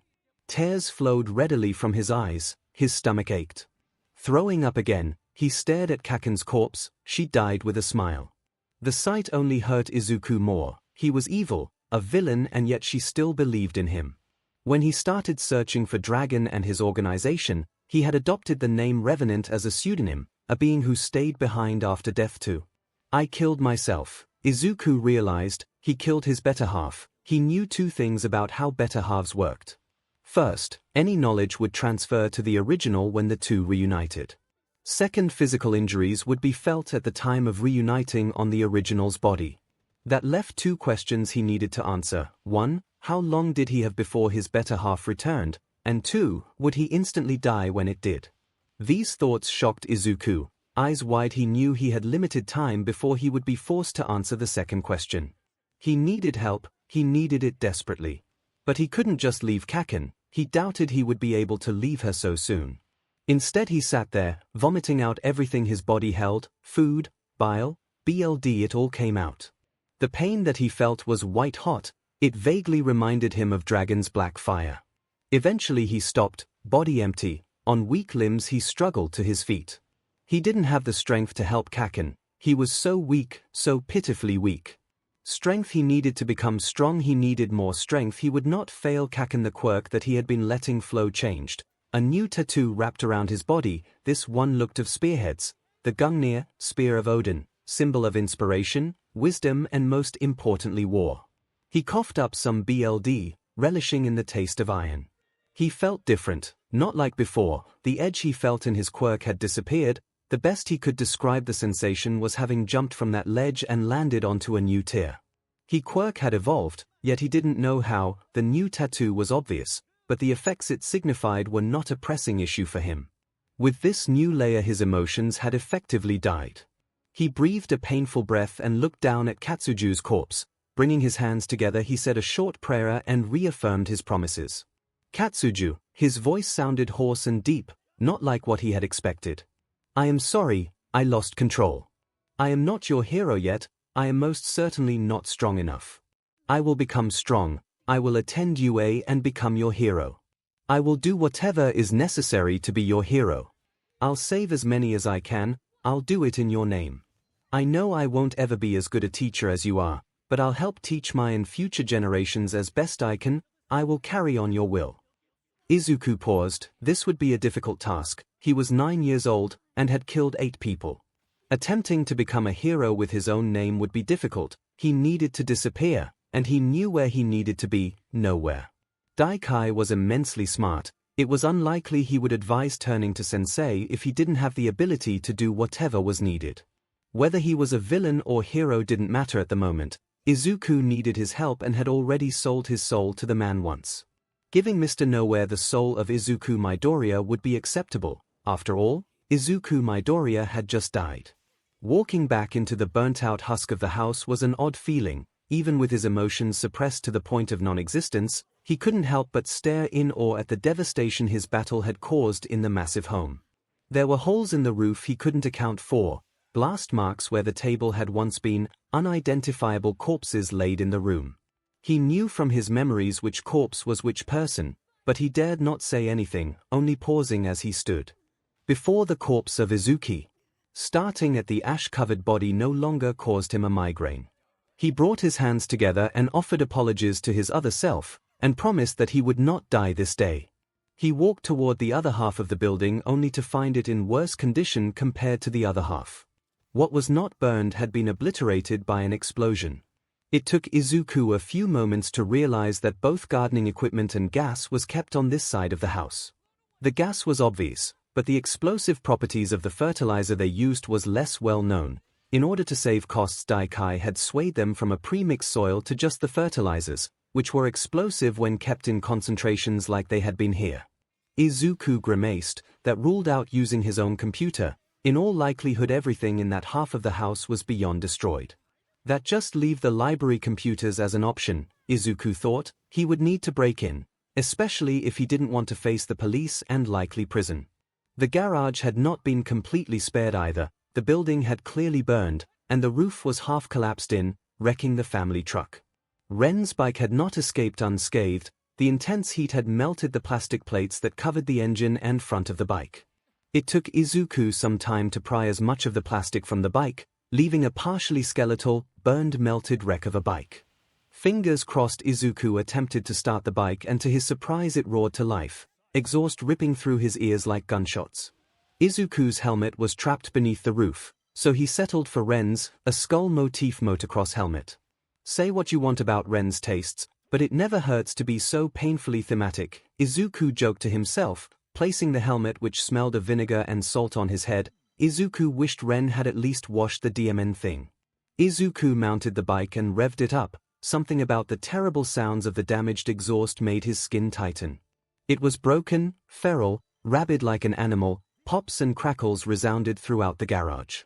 Moments later, on a horse of black and metal, came a skull-headed rider, body coated in ash, burns and BLD, tattoos coating the pale skin beneath the grim. The ride to the library was empty. Izuku's mind did not function beyond his goal of seeking a computer and reaching out for Mr. Nowhere. He rode like a bat out of hell, engine pinging off the red lines screaming through the hills and valleys that separated Izuku from the library. It is said on the night that the Kotoryu home was destroyed and its residents were killed, Death himself rode through the valley, letting out a death wail for those who had passed. Arriving at the library took only 10 minutes. It was a 25-kilometer ride. Izuku came to a halt in front of the library, looking over the building. He sighed. It was old, and only had a few computers. It would have to do. Dismounting, he stored the bike by the side of the building and made for the back door. It should have been locked, but under Izuku's strength it came free with little effort. It was just a wooden door. If Izuku had really wanted he could have broken it down quite easily, but that would be more difficult than he was willing to suffer. Making his way to the staff room, Izuku stole inside and grabbed a keyring. It was nicely labeled, making Izuku getting into the computers all the easier. Booting up the computer and logging on with a guest account took all of 5 minutes. Izuku opened a browser to Hidden Affairs and made a post to the forum's main page, doesn't matter nowhere, contact me immediately. Izuku stood back from the computer and waited for the private message to come. Mr. Nowhere was extremely quick to reply usually, seeing as the man seemed to live on the website. It took 20 minutes and several reposts for Mr. Nowhere to open a direct message. ASL. Too young. Too young. Country. Mr. Nowhere, I presume. Present and speaking too young. What is wrong? It's not like you to contact me like this. Can you be honest with me for a second? Depends on what you ask. Are you a villain? Whatever do you mean? I need to know if you are a villain. What would you do if I was a villain? Ask for your help. What would you do if I was a hero? Probably die or go to prison. So it is serious then. As serious as can be, Mr. Nowhere, please answer my question. Are you a villain? I am indeed a villain, but why does that matter to you? How can I help you? What if this is all some ploy? Young man. Old enough Rock Country once said that if I was ever in trouble, I should contact you. Considering he along with the rest of my family is dead, I would assume that constitutes an emergency. You are awfully cavalier about this. I have to. If I don't get help, I'm going to die, assuming I don't get picked up by the police first. Also, Berserker is suppressing my emotions right now. Without it I would probably have killed myself when I came to. That is quite unfortunate to hear. I can render you aid, at a price of course. We villains are awfully self-serving even if we are noble in some sense of the word.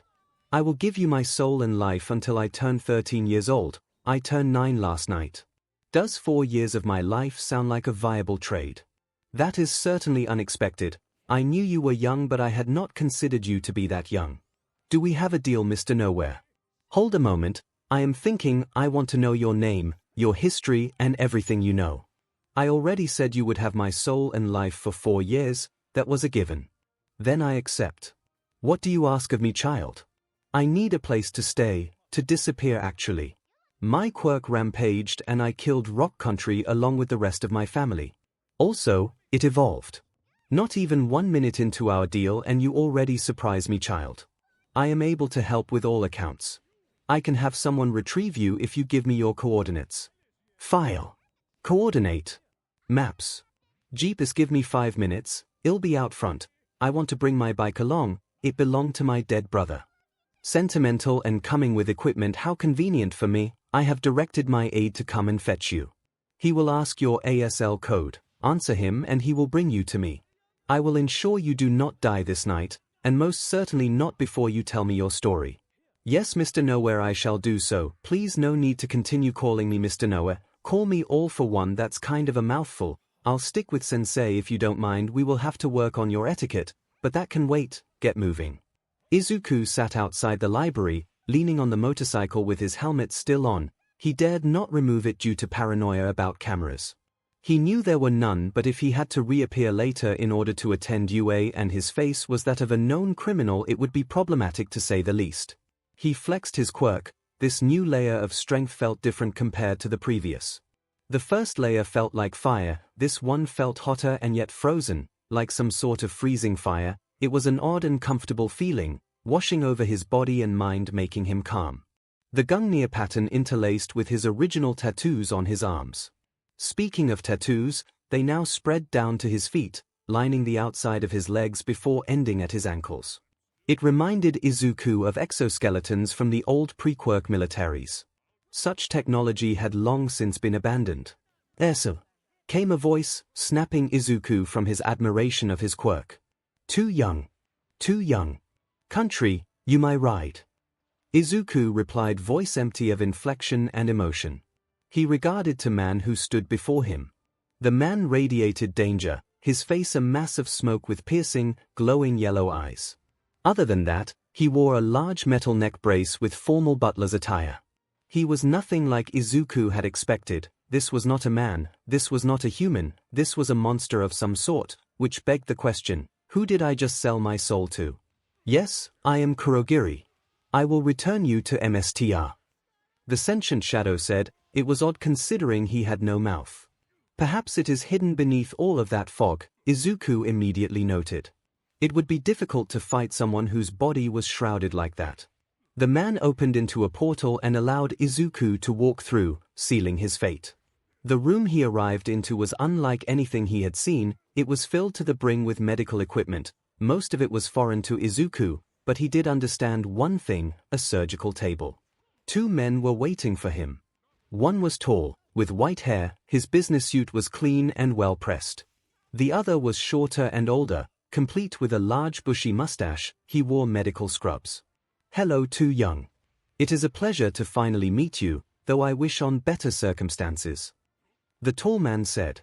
I am all for one, but you will call me sensei. This is the doctor, he will make sure you survive this night, but I am curious, tell me, why are you going to die?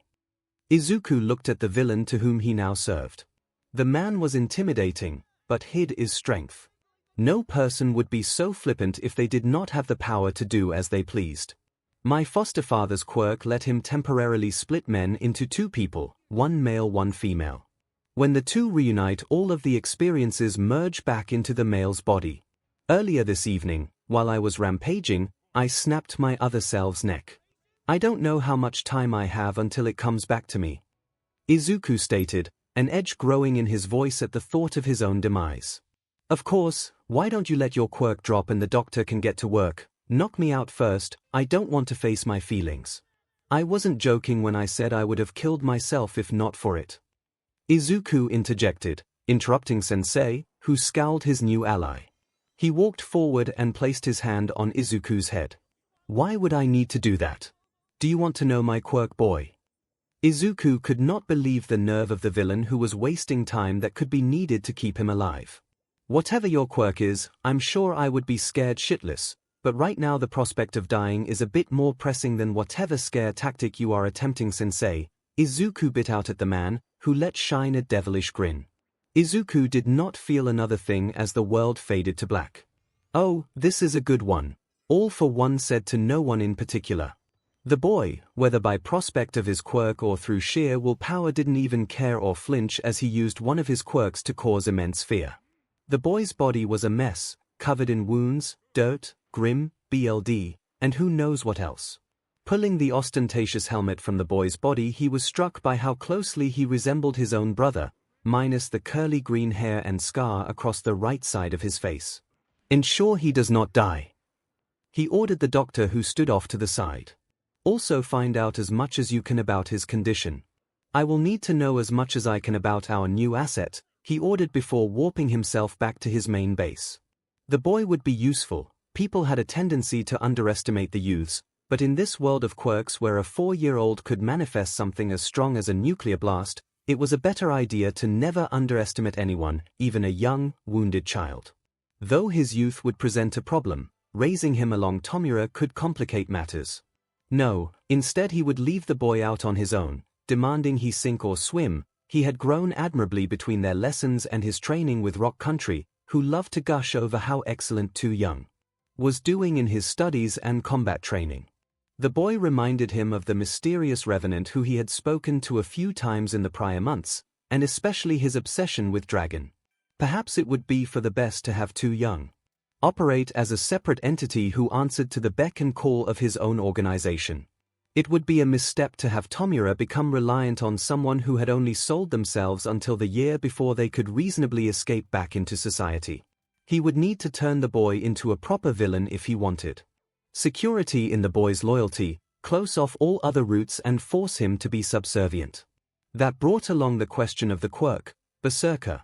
It had relatively weak capabilities compared to his own collection, the most interesting aspect being the mental aspect, but the prospect of falling into a rampage would quickly tear down however much work he had completed in these past dozen years. It was a double-edged sword, and he was unsure if he wanted it. On one hand, the hyper-combative instincts would be incredibly useful, but the downside of it rampaging made it a liability.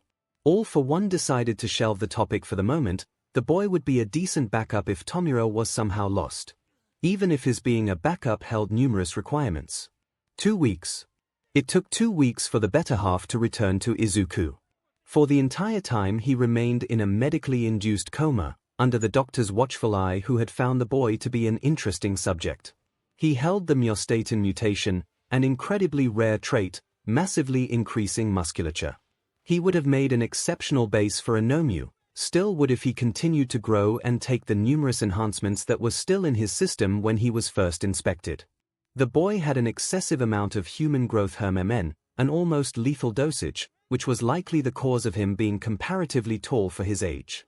There was more. He had increased testosterone and thyroxine. Those aside, he had numerous other drugs in his system. On All for One's orders, the drugs were adjusted to those which would be more effective. He also offered the boy's body as a testing ground for the doctor's enhancement surgery, only those that would not leave him crippled or killed. He was a useful testbed while kept in a coma, his improved healing making him easier to work on for experimental work, as mistakes could be undone without as many issues.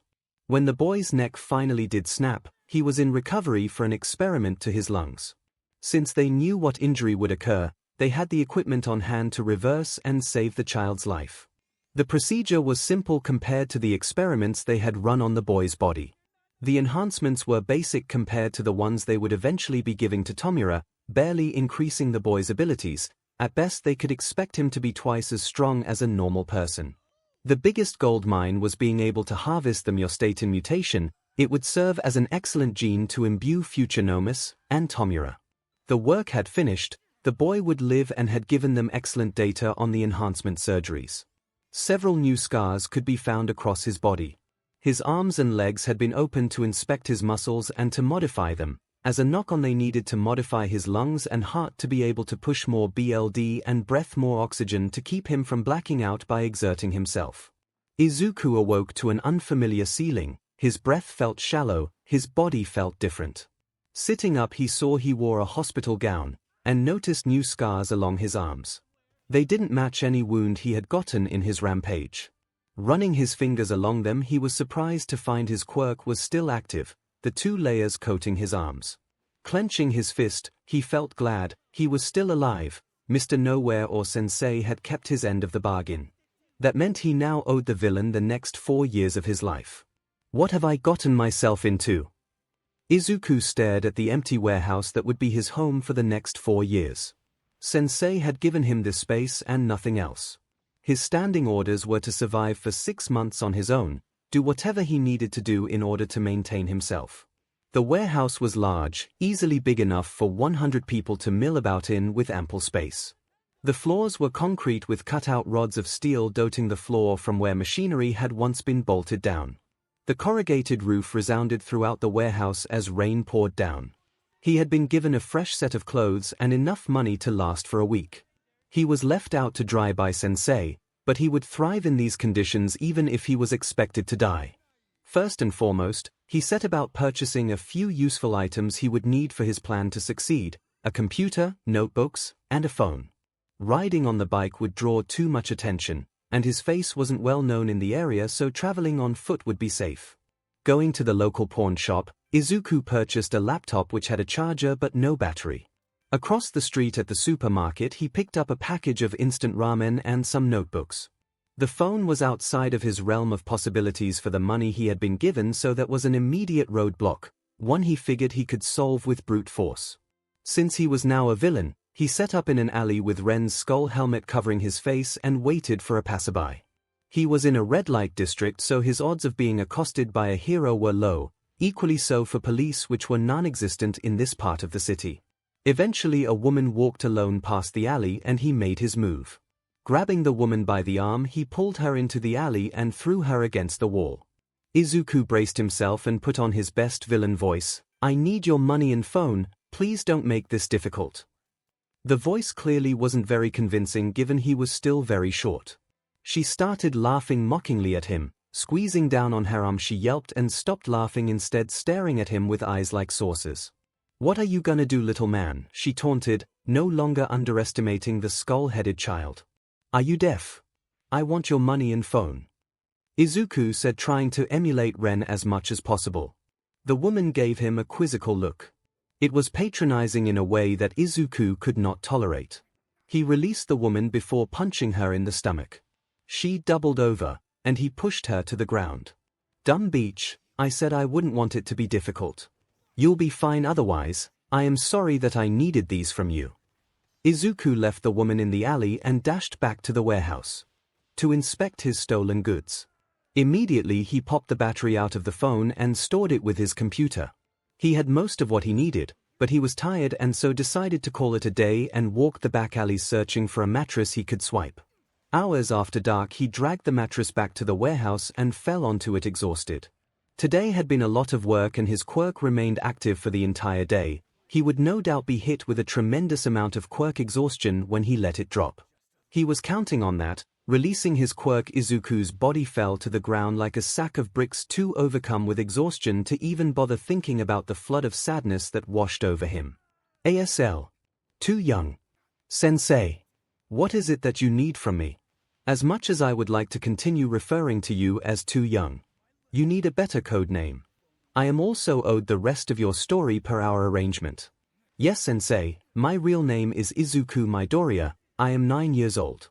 I was placed into foster care after a villain destroyed my home and I killed him in self-defense. My mother suffered a mental breakdown after the battle. I was placed in the care of a foster family near where you picked me up. The Kotoryu family, correct? I saw the news article the day after you were brought in. They claim it was a villain attack, but I suppose that would have been your rampage. Yes, Sensei. I asked my little sister to use her quirk on me. I don't fully understand what happened, but my body moved on its own and killed everyone. Quite the useful defense. What sort of quirk did she possess? Dominate person, a mind control type quirk. It allowed her to take full control of one person. Seems your quirk registered it as an attack and retaliated. If it weren't so volatile, I would quite like to have it myself, Sensei. What in the world does that mean? Do you not know of all for one? That's you, isn't it? Are you so incredibly pompous to refer to yourself in the third person? Again, we will need to help with your etiquette. It is also my quirk, which has the ability to take, store, utilize and gift quirks. Pompous with ample reason. Your quirk is insanely powerful. And you don't want mine. I'll admit it is interesting, but the prospect of rampaging with it makes it too much of a liability. Of course it does, thanks boss. Appreciate the words of confidence. I still need a code name for you. I'll go with Revenant. It seems thematic given my circumstances. Revenant. Really? Interesting choice. I'll admit it is thematic. Thank you, sir. You are quite inconsistent, Revenant. Why thank you, Mr. Nowhere. I appreciate the compliment. Do you have some job for me? I know we are still only in the 3rd month, but fight rings and selling analysis has made living entirely possible. You are going to start an information criminal organization. You will collect and deal in information and assassinations. My own group will serve as backers for your own, however you will operate on your own accord.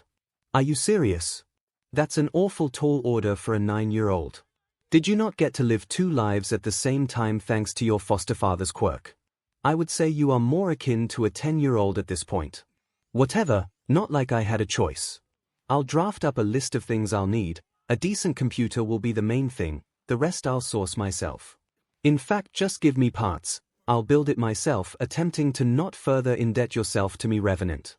I already own your soul and life. Per our arrangement, only until I turn. The moment I turn 13 I won't answer to you out of respect of a deal. It will be as equals.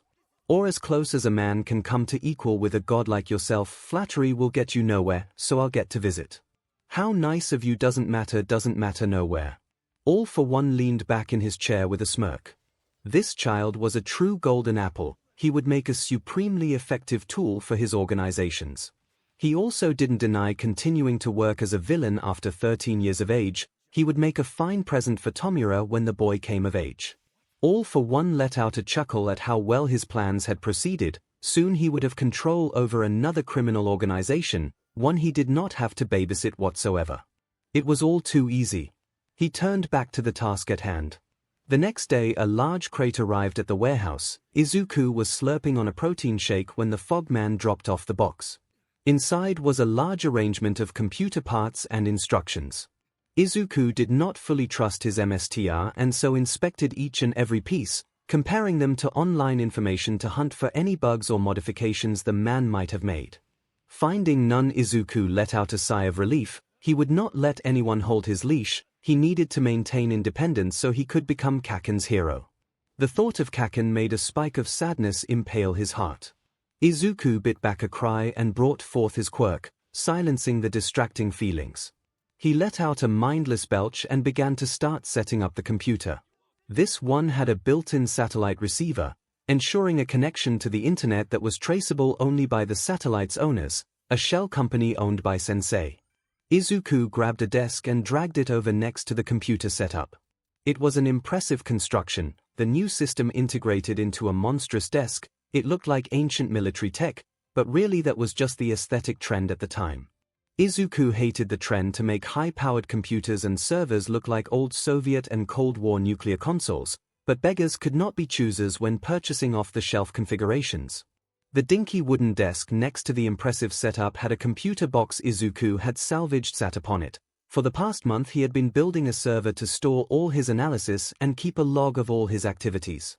He already knew how hard it would be to SWCH sides when he turned 13, so he needed as much evidence and info as possible to sweeten the deal. He had already filled several notebooks with quirk analysis and had made a tens of thousands of yen selling it to various people in the fight clubs, but this would represent a massive expansion to the operation. Although the assassination work would be difficult and messy, he did not look forward to operating as an assassin. Sensei's ploy to force him to stay a villain was obvious. He would have done so himself. It was the most logical path forward, but he had a promise to keep. 𝐒𝐿 let out a sigh and turned back to the systems. They were certainly impressive, but he wondered how much Sensei would inevitably bill him for using the equipment.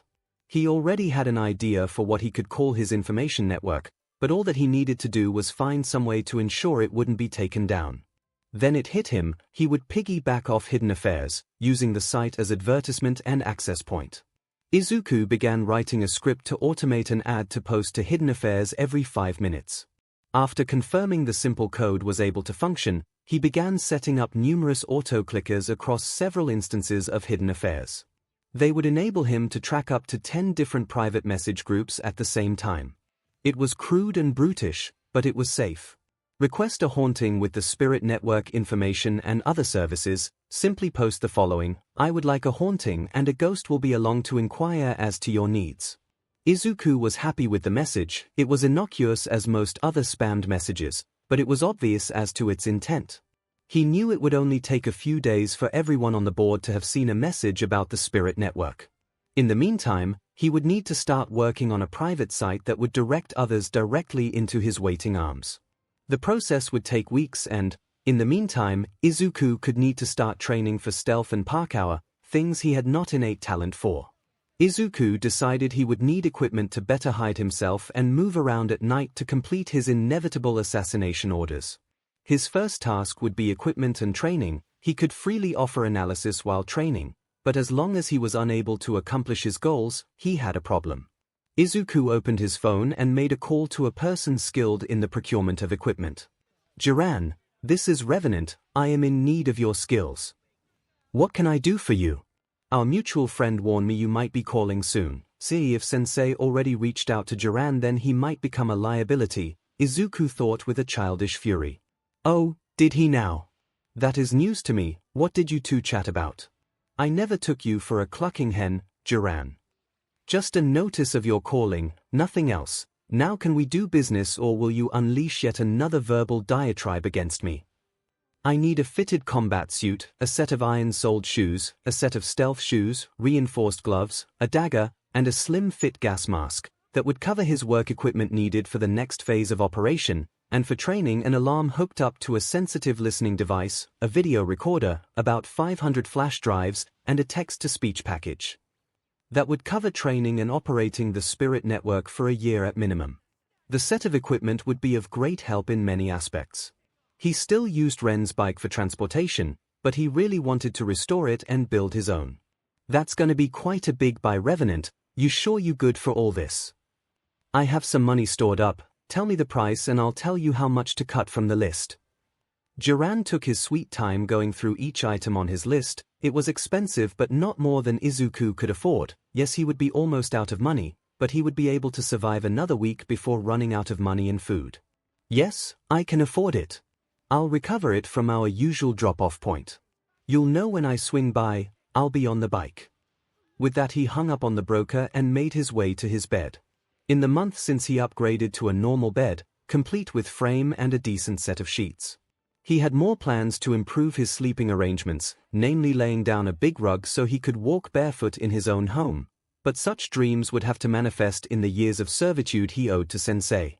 Izuku flopped onto the bed and prepared to drop his quirk. It was never pleasant to release his quirk. The rotten emotions and thoughts plagued his mind and drove him to tears without constant usage of his quirk's suppressive capabilities.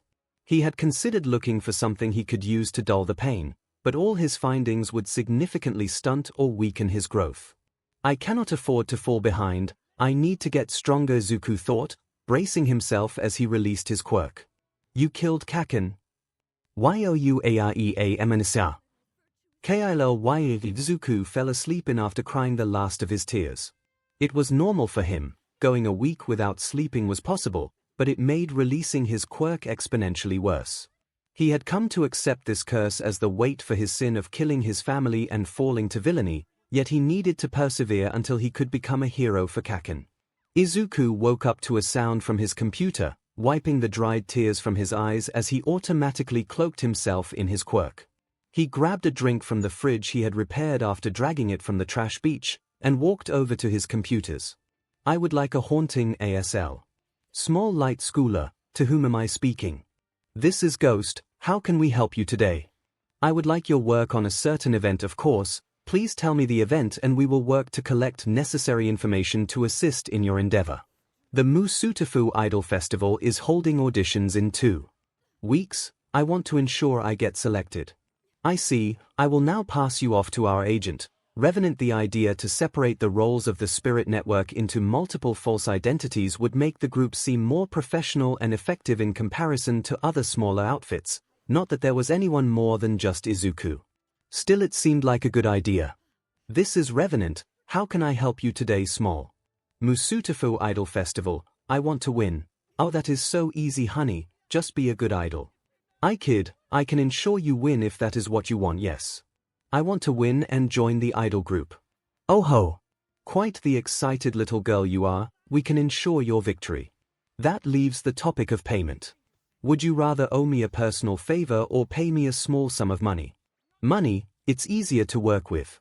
How much will I owe? Greater than 50,000 yen now, 100,000 when you win and join the idol group. Not a terrible deal in our opinion. I agree. The other assholes I've been speaking with asked 200,000 up front. What unbelievable curse. I should need your name so I can properly rig the system in your name. 𝐒𝐿𝐼. I look forward to seeing you excel, little 𝐭𝐚𝐲. I look forward to working with you, Mr. Revenant. Simply wire the money to address. Ghosts. Wallet. Crypto. Izuku jumped for joy. It was such an easy job. The media company behind the Idol Festival was one he had already been infiltrating, and now he would be able to make money off of his own private work. The festival was already done with registration and would be using online polling to determine the winner. It was entirely too easy to select a few of the more talented contestants and rig their votes to change to 𝐭𝐚𝐲 on a random basis, while also boosting her own example's quality and degrading the rest of the girl's video quality. He looked at the internal reporting next, and input a random number generator for every contestant to generate 1 or 0 votes, with exception to 𝐭𝐚𝐲, who would generate 1 or. By the time he was done rooting around in their files, the payment had already posted to his account. With a grin he sent a confirmation to 𝐭𝐚𝐲 along with details of what he had done for her. It was midday when he had finished up with 𝐭𝐚𝐲's case.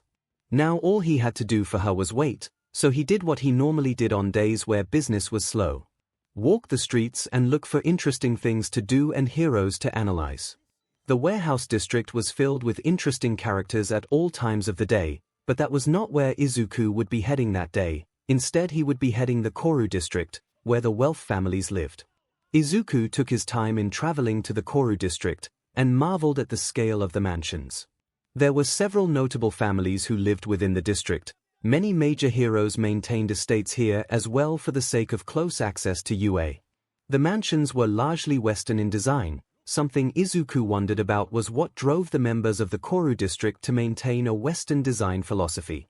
Izuku didn't have any issue with the adoption of Western designs, but it did seem odd when one considered that the only other wealthy district near UA was predominantly traditional in design. "Hey you!" Izuku turned and faced the source of the voice. What immediately caught his eyes were their raven black hair, the same as Kaken's. He didn't look beyond that and instead immediately turned to run. Izuku could not help but cry even with his suppressed emotions. They were of a magnitude he could not handle. The world around him turned gray in that instant. Stopping beneath a bridge, Izuku dropped against the wall and let his quirk slip partially to let out as many tears as he could. The tears ran down his face until the sun hung low in the sky.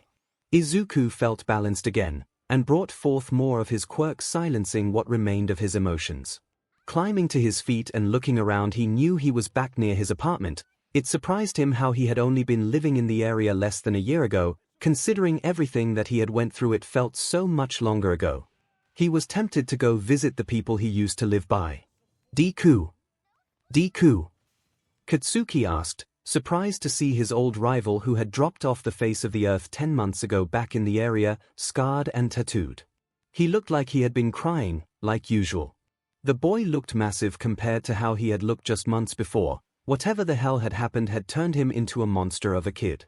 The green-haired child locked eyes with Katsuki and sent a shiver down his spine. "The F are you doing back here? I thought you were dead." "I don't know who you are," the shitty nerd had the ball to say. Katsuki let a few pops off from his quirk as he began to bear down on the mysterious boy. "Please stay back. I'd rather not deal with someone looking to pick a fight." "Oi, SHG Stain, are you Deku?" Katsuki accused, standing toe-to-toe with the boy. The boy had the same eyes as Deku, cold, heartless eyes. "Who was Deku?" "You jackass, Izuku Midoriya." Izuku Midoriya died on his birthday. It was on the news. Even I heard about this kid. "Sorry, you have the wrong person." The little shitter turned to leave, pushing past Katsuki. That was the final straw. He threw a punch aimed at the boy's face. It never landed. Instead, he found himself pinned on the ground, the boy's eyes focused on his own. "I told you I did not want to deal with a fight. If I release you, will you attack me again?" Katsuki didn't know how to react. This person was showing restraint, something Deku never could. He nodded, and was released. "If you aren't Deku, then who the F are you? What purpose would it serve me to tell you? It does not benefit me whatsoever." This certainly made Katsuki reconsider this person as Deku. Sure, their eyes were similar, but looking closer, this person lacked Deku's freckles. He was also paler than Deku had been. Then there was the scar and tattoos. If this was Deku, it would assume he walked away from a fight that left him wounded, and Deku wasn't the sort to get tattoos. Noticing the stare, the boy raised an eyebrow. "Are you trying to F me with your eyes?" "Sorry honey, I don't swing that way." Katsuki choked on the words. "The F did you just say to be, you green-haired piece of a?" The boy raised his hand pleadingly. "Just making sure. I have things I need to do, so if you don't mind, I'd like to F off back home." Katsuki backed off and let the mysterious boy start to walk off. "Hold on. I wanna know your name." The boy paused as if deciding whether or not to respond to the explosive blonde. "Zentaki," the boy said after a moment. The name sounded foreign even on the boy's own tongue. It was likely a fake name, but it would work well enough for Katsuki, who watched as the mysterious boy, Zentaki, walked off without another word. That Zentaki effer felt just like Deku. He was strong as hell. He was someone he would have to surpass on his quest to become the #1 hero. Katsuki glared at the green-haired boy as he continued to walk off. "Just you wait, effer, I'll surpass you and show you your place next time we meet," Katsuki said to no one in particular. Izuku let out a sigh of frustration. He had not planned to interact with anyone on his walk today. Bakugo was no fool, and would likely have picked up that Zentaki was not his real name, but he almost certainly wouldn't consider him to be Deku. That person had died on July 15th. Izuku made his way back to the warehouse after ensuring he was not followed by anyone. Closing the door behind him, He noticed a notification from the computer and meandered over to check his message from the day. There were 3 additional people requesting the aid of the spirit network. A grin graced his face. He had a job to do. Izuku leaned back after a long day of analysis and working out. He was a bundle of stress. Kanaya had contracted him for a kill.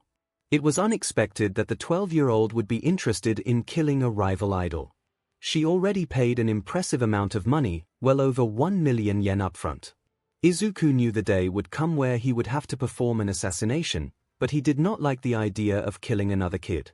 He had expected to have more time before being forced to perform this aspect of his duties. 1 month was nowhere near enough time to prepare himself, let alone a week. Finding out information about the idol was not overly difficult. Kanaya had actually offered to invite the girl over for practice to ensure the job was done in person, but Izuku had vehemently denied her request. It sickened him that she would order a job like this. Getting up from his desk, he stretched before returning to his stealth training. While wearing 𝐼𝐴𝐼𝐴 shoes, he would attempt to move and practice his fighting forms without triggering a sound alarm. The training was hellish, appropriate given how tight of a time schedule he was on. Learning the basics of lockpicking had been child's play compared to moving quietly. Intentionally handicapping himself by wearing 𝐼𝐴𝐼𝐴 shoes was certainly making it harder, but he needed to be strong if he wanted to succeed.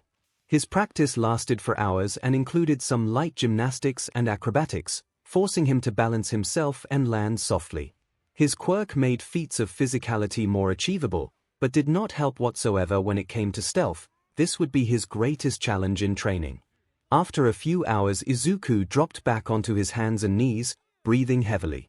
He had found that the experiment the doctor had done on his lungs made him able to fight full bore for extended periods of time, but he could still breathe silently for up to 3 minutes while fighting as hard as he wanted. The alarm sounded. It was an annoying sound which gave Izuku a headache. He had been tempted on more than one occasion to destroy the DMN thing.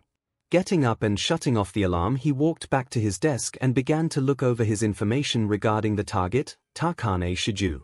She was very pretty, with long white hair and violet eyes. As fate would have it, he already had been to where she lived in the Koru district. Over the week he had learned as much of her schedule as he could. It felt weird to be effectively stalking someone. It was easier and more comfortable to hack into her home security and rig a backdoor he could use when it came time to do what needed to be done. He knew when it came time to kill her, he would not have any real trouble. His quirk had burned cold throughout his body for the past months, but he could still feel that murderous fire deep down. The composition of his quirk was confusing to Izuku, perhaps because he was experiencing it so directly it made it harder to understand beyond an intrinsic level. Tomorrow was when he was supposed to kill Takane Shiju. It also happened to coincide with when he was planning on going to sleep. He figured he only had around 16 hours of time left to prepare for the kill. There was still some work to do, namely he needed a better, quieter bike. As much as he loved Ren's, the exhaust was loud as hell and would broadcast his presence no matter where he went. He leaned forward and checked the website he had been using to hunt down a new bike. The search had started shortly after receiving the forward payment and had gone slowly. The trouble was that he needed a fast bike that was also as quiet as possible, a rare combination. One solution would have been to set up a quiet exhaust, but he was tight on time and doing so would have been even more of a stretch. Is the Edge Shot Special still for sale? Yeah, 750,000, could you do 600,000? Sorry, lowest I could go is 700,000, alright, could I swing by today to pick it up? I have the money already. Yeah sure, but I have work in a few hours so you'll have to be Quirk location. GPS, that's fairly close by, I'll pop over now. I'll be on foot and wearing my helmet. It looks like a skull, edgy. It was a gift, of course. Come on over, this was good luck. The man had an Edge Shot Special and was willing to part with it on short notice. Yes, 700,000 was massively over value for the bike, but getting the bike on short notice was still unbelievably fortunate. The seller lived only around 30 minutes away. Donning a hoodie and his helmet, he popped out the warehouse and began walking over. The seller stood next to the bike in question with a box and a handful of tools. This was not a sight Izuku had expected. The man noticed Izuku approaching and gave him a wave. Hey, how's it going, Skullface? Clever, what's going on with the bike? Izuku asked, referring to the box and tools. Oh, I'm just stripping my exhaust from it. I have a few mods on it that I'd like to keep.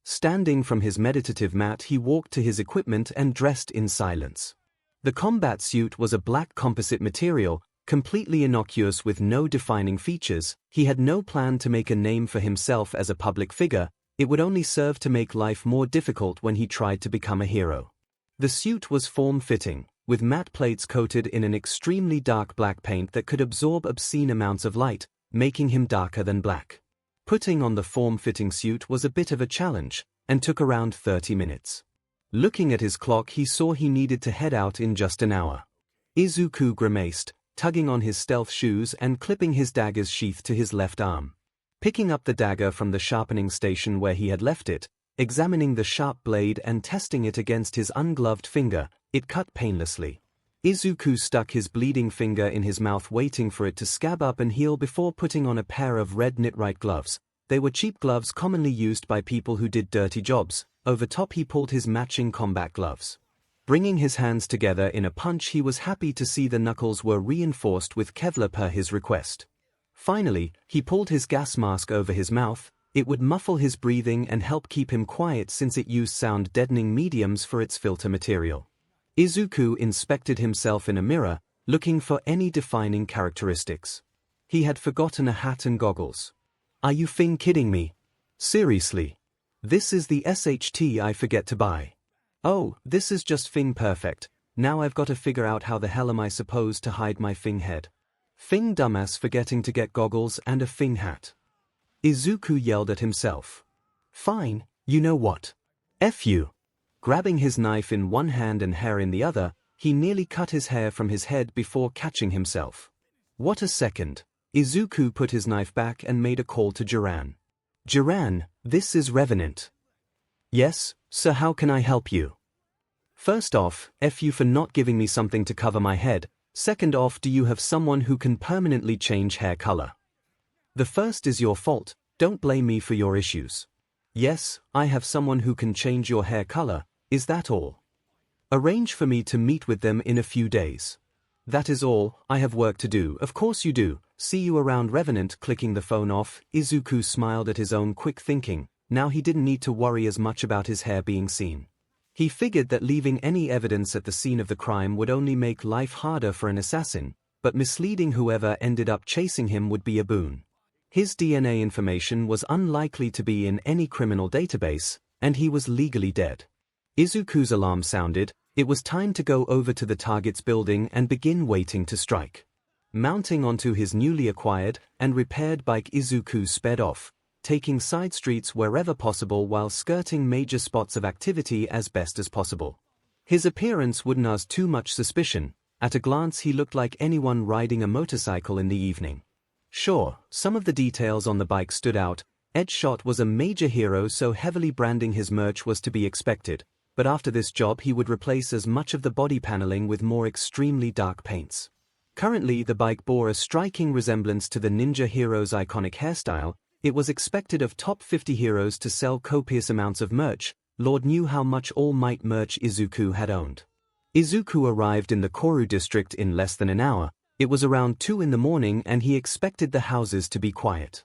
There was only one problem. The neighbors were hosting a party. Riding down the street, Izuku searched for an inconspicuous place to leave his bike. Jammed between 2 luxury cars wasn't the most ideal position, but it would have to do. Backing up between them, Izuku left his bike and proceeded on foot towards the target building. Izuku's stomach was aflutter with butterflies, making it difficult to focus. He was a bundle of nerves. He could no afford that and dug deep into his quirk, dredging up the smoldering fires that lay dormant since that fateful night. With a deep breath they ignited, filling his body. His eyelids felt heavy, eyes glazed over, his mouth hung slightly as he embraced the feeling his quirk brought forth. He expected pain, but what he found was ease of mind. He felt relaxed, uncannily so. Leveling his eyes on the target, he silently dashed forward, pulling out his phone and disabling security for the next 30 minutes. Pressing his body against the wall, Izuku knew he had a big smile on his face. It was incredibly exciting, the thrill of the hunt. His adrenaline was pumping. Sliding to the window he had practiced picking the previous night, he quickly unlocked the window and cut through the screen with his knife. Hopping inside, 𝐒𝐬𝐽 landed softly on the wooden floor, not making a sound. His eyes were wide at the extravagance of the home. He knew how much some of this stuff would be worth on the market, and decided to leave it until after he had finished the job. The house was empty, as expected. The help lived off-site, and would not arrive until 5 a.m. to prepare for the father's breakfast and handle his mail. 𝐒𝐬𝐽 crept through the house silently, stopping as he saw a light on in the kitchen. This was unexpected. Deciding to investigate, he stealthily crossed the hall to the doorway and saw someone with long white hair crying at the table over a pint of ice cream. His target was right there, that was Takane Shiju. Seeing her in distress made his heart turn. In that moment he wasn't hunting a spoiled idol, he was hunting Kaken. Immediately he broke into a cold sweat. His quirk fighting every instant to rage further. 𝐒𝐬𝐽 couldn't believe his eyes as he stood there dumbly in the door frame. She hadn't turned to spot him yet. It would be so easy for him to kill her right then and there. "Hey," he spoke without realizing. The teen straightened and turned around, frantically spotting the green-haired assassin. In a quiet voice, "Who are you?" "Revenant. I've been hired to kill you," 𝐒𝐬𝐽 answered honestly. The shock in her eyes dried her tears. "Do you have to? Who would even want a failure like me dead? Eli Kanaya wants your spot, and sorry, yeah I do." "Okay. Do it," she said, resignation filling her voice. 𝐒𝐬𝐽 crept forward and pulled a kitchen knife from the block and came closer to her. "Are you okay? I know I'm supposed to kill you, but I'm kind of concerned." 𝐒𝐬𝐽 asked, his quirk slipping more and just seeing a sad girl. "That spot Eli wanted. She's getting it. I was told I would be dropped next month. I don't really have anything more to live for," she confessed sadly. 𝐒𝐬𝐽 gulped. He reached forward and gave her a hug. "It's okay. I'm sorry we couldn't meet in better circumstances, I'll make it painless." Pushing her back and staring at her in the eyes. "People will miss you, I'll make sure of it." She nodded weakly. Taking her hand and wrapping it around the kitchen knife, he held her hands and gently scraped it against his armor. "What are you doing?" "Making you someone who attempted to fight off a villain. You'll be remembered as brave. If I have to, I'll hack and change the news to make sure you are seen as noble. Kanaya paid a lot for your death, but I am going to make you immortal." "Why would you do that? Why are you doing any of this?" she said weakly, starting to cry at the kind gesture. "Because I want to be a hero, even if I can't right now," 𝐒𝐬𝐽 said, looking into her eyes. He pulled his own dagger. "Are you ready?" "As ready as I'll ever be." "Thank you, Revenant." 𝐒𝐬𝐽 plunged his dagger into her neck, slicing through her windpipe and severing her brainstem. She was dead in seconds. 𝐒𝐬𝐽's quirk flooded back into his body, making him relish in the thrill of the kill. He was happy, both for killing her and helping her in the last moments. Wiping the dagger off on her nightgown, he laid a few blows on her corpse to show that she struggled against him more than she really had. Sheathing his dagger, he snuck through the house looking for something to hold on to as a keepsake. In a glass display case sat a golden headband, likely from her being an idol. Opening the case, he slipped the band onto his head and stole away into the night. Returning to the warehouse, 𝐒𝐬𝐽 was overcome with exhaustion, but there was one more thing he needed to do before this job was done. ASL. Small Light School. ASL. Revenant. The job is completed. Her death will likely be reported tomorrow. Excellent work. Do tell me how the brat struggled. She was able to land a glancing blow with a kitchen knife. She was in the kitchen enjoying a late-night snack. Fat as her dying words were a sad admission that she was glad. She had been told she would be sacked in the following month. "Are you shitting me? Are you shitting me? I didn't even need to have her killed then. I still expect to be paid. Your involvement will be easy to prove. Yeah, sure, you can have the other 3 million. If anything, you prove that you can kill anyone, no matter how big they are. I do hope you are going to ask me to kill any major government figures." "But of course not.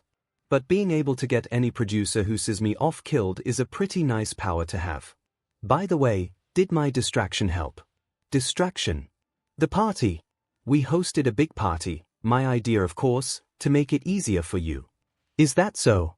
"It was a poor choice, it drew attention. Finding a place to hide away was difficult, don't attempt to help again." Unless of course you have some quirk that would make my job easier. That's unfortunate, I'm quirkless. So, you will have to be my power, Mr. Revenant. I suppose so. Very well, I bid you adieu, 𝐿𝐼𝐴. Please call upon the Spirit Network again if you find yourself in need of anything. Of course. Thank you, Revenant. Be my power, Mr. Revenant. How fitting, Izuku thought. He would be Kaken's hero, but first he would become an idol's power. The irony was not lost on him as he stepped and showered. Dropping down onto his bed, he dropped his quirk and fell asleep instantly. Izuku didn't want to move. The events of last night had been on replay in his mind, each aspect twisting and distorting into some different feeling. Takane Shiju had been an interesting person, in some aspect. In a sense he had saved her, making her life better in its last moments. He was still faced with his upcoming change of hair, and dealing with the upgrade to his equipment.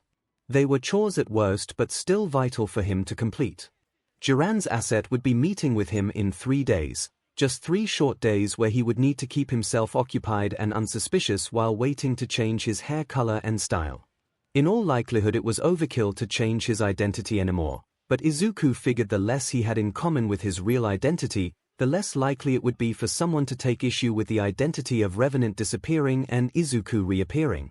That said, he considered the choice of his keepsake from last night's kill, a golden headband with small patterns hammered into the exterior. It was a dead giveaway about who he was paying homage to, but again, if Takane Shiju's death made her as immortal as he hoped, then doing so wouldn't be too big of an issue. And even then he would keep her spirit alive in some way by keeping her headband, he decided.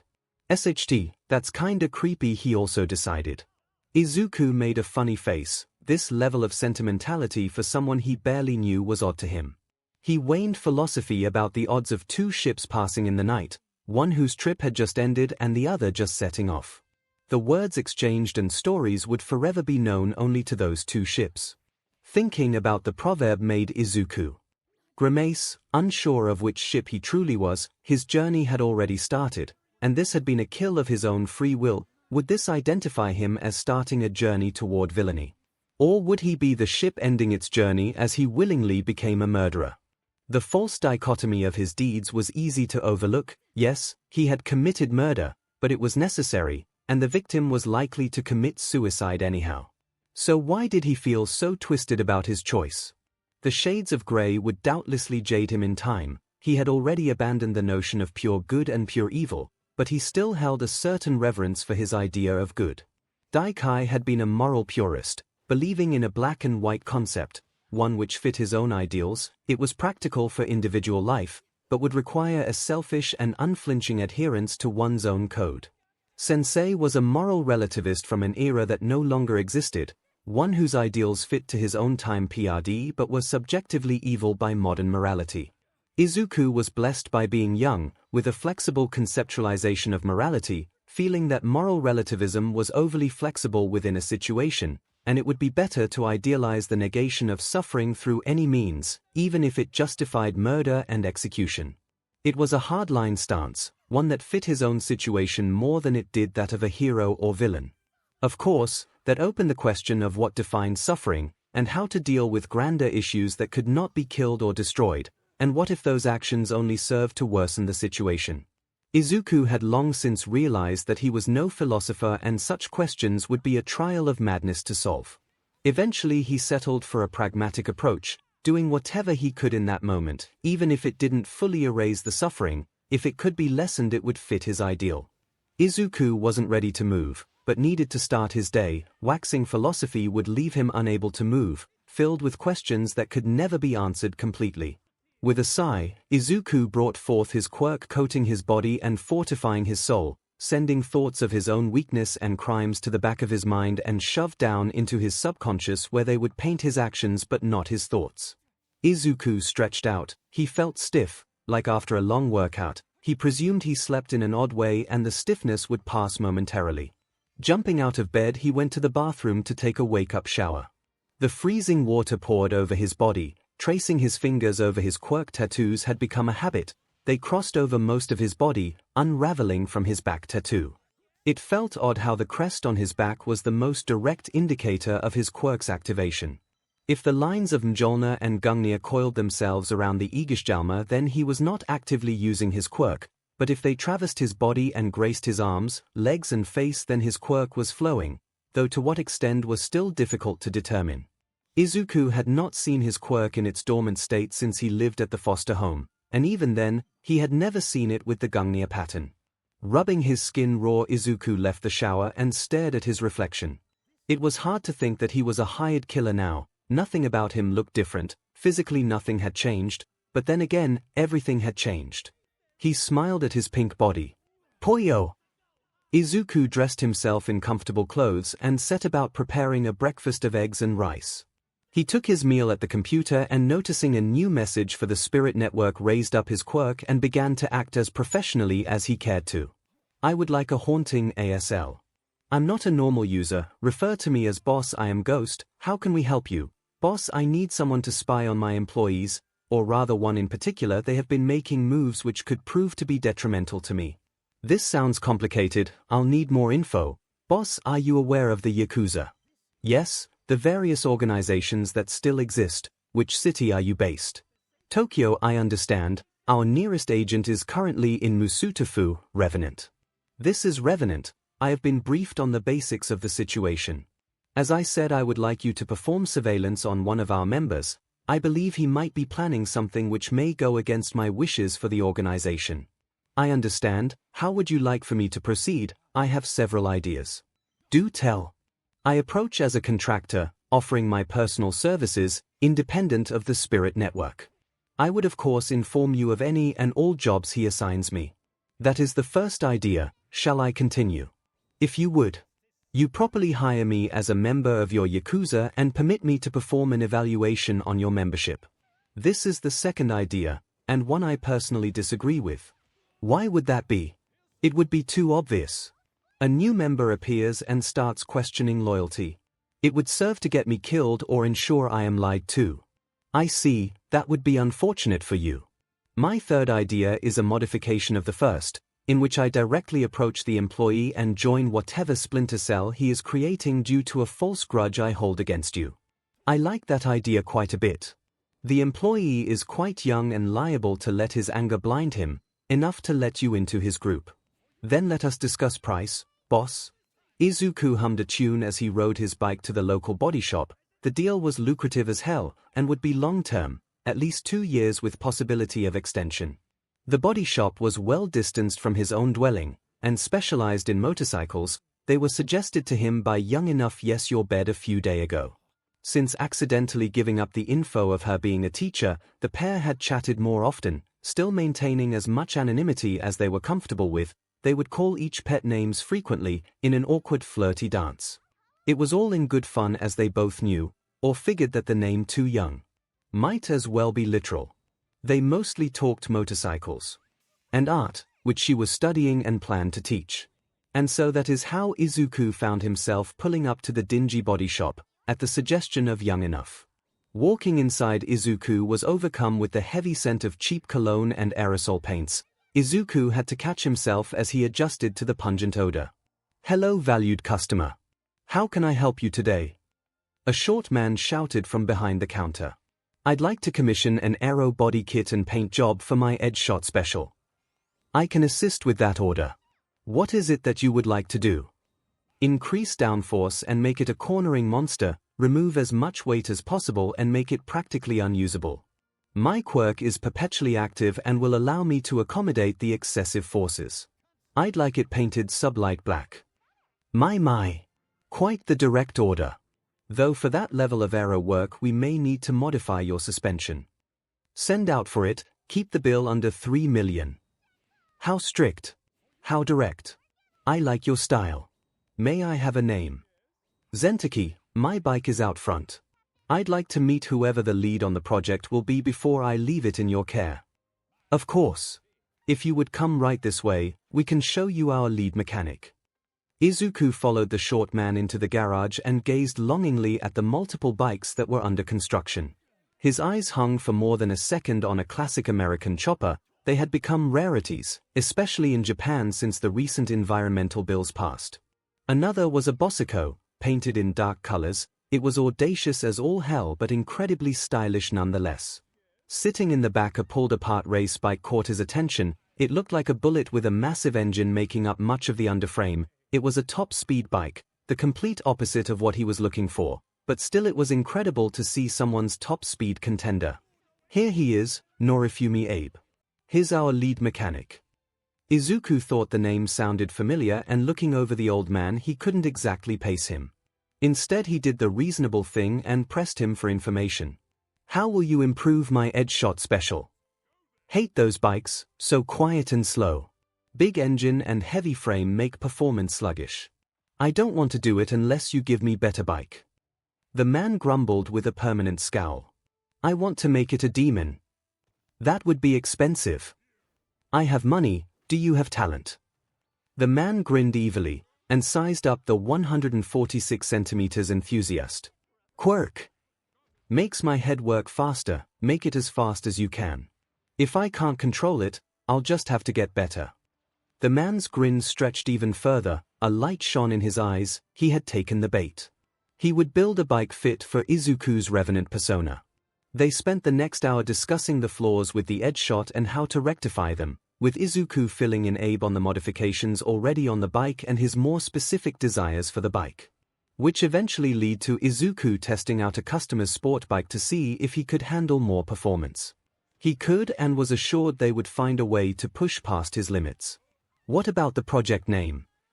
Izuku hummed in confusion. This build will be insane, and we would likely market our skills with this project. We offer deal for right to publicity. Well, it certainly won't be an edge shot special when you're all done. Well, actually, under the edge shot special is a 1600 GTP, and that is just a derivation of the 12,000 GPX. Abe went on playing 20 degrees of Kevin Bacon with the bike and its MotoGP origins. So then, how about the GTR Demon? That could work, but GTR car, not motorcycle, GPX Demon would fit better.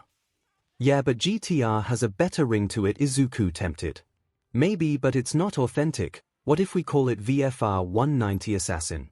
Once we reposition the exhaust and rework some of the suspension, it will be pretty close to the VFR 180 ZR-H2. Given it already has a supercharger, it certainly qualifies. Fine, the VFR 190 Assassin it is. When Izuku left the shop on a loaner bike, an old cruiser, Izuku was happy with how the trip had gone. His bike was going to be made lighter and more incredible than any before, all while keeping it quiet and insanely fast. They actually had realized that they needed to add wings in order to keep proper ground pressure at high speeds. The thought of the bike from hell made Izuku's BLD boil, and his quirk blaze with excitement. ASL. Too young. Too young. Country. ASL. Young enough, yes, your bed. How's it going? Pretty good. Today I swung by that shop you suggested. They're going to be working over my edge shot special. We decided to name the project VFR 190 Assassin. How edgy, honey, what made you take it in for the change? Not hot enough. Hardly, it has the hots but it's fat but can't get it moving. I like 'em thick, but bikes need to be quick. Oh, too young. You always know exactly what to say to turn me on. And you know you always get my motor revving up to teach, love, you're a good kid, too young. And I would love to keep chatting but I've got to go, blue balling me already young enough. Oh, shut up, you should know I have a very busy life outside of flirting with kids on a sec website. Wait, that's creepy as F, let me rephrase that. I have a busy life outside of chatting on hidden affairs. Sure you do, teach. We still on for Thursday. Can't wait to talk about the iconography of early quirk propaganda. Oh, shut up. You're a huge nerd for that sort of stuff. If you could, you'd ride it instead of your bike. That's pretty 𝐾𝐻. I am pretty 𝐾𝐻. All right, mommy, it is fine, my child. You WTF, no, don't do this. What is it, baby? Do you need your mommy? I'm going to close this window right now. Talk in a while, teach. Okay, sweetie. Love, mommy will be here. I can't tell if you are playing kawaii or serious and it's stressing me out. 3C greater than. I am done with this conversation. Later, teach. Izuku rubbed his temple at the sheer absurdity of the conversation that had just taken place. For whatever reason, he decided that calling the 𝐾𝐻 teacher mommy would be a good idea. There was no way she would let him live this down. 𝐒𝐭𝐚𝐲 let out a groan as he got back to work on contacting the employee he would be spying on. Today was going to be interesting. He would be meeting with Jiran's asset to change his hair's appearance. Things regarding Takane Shiju's death had gone as he hoped, and she was seen as an angel taken before her time. Massive vigils were held for the idol, and people were wearing her hairstyle in her memory. For 𝐒𝐿, it was appealing to know that he could grant her wish. There was talk of the production company placing a plaque commemorating her death outside their office in Musutafu. So, to say that 𝐒𝐿 was excited to change his hair was an understatement. He knew that people would move on and forget in time, but he wanted to make her immortal, and he would bear it alone if needed. Turning the corner, 𝐒𝐿 spotted the salon where the contact would give him his new hairstyle.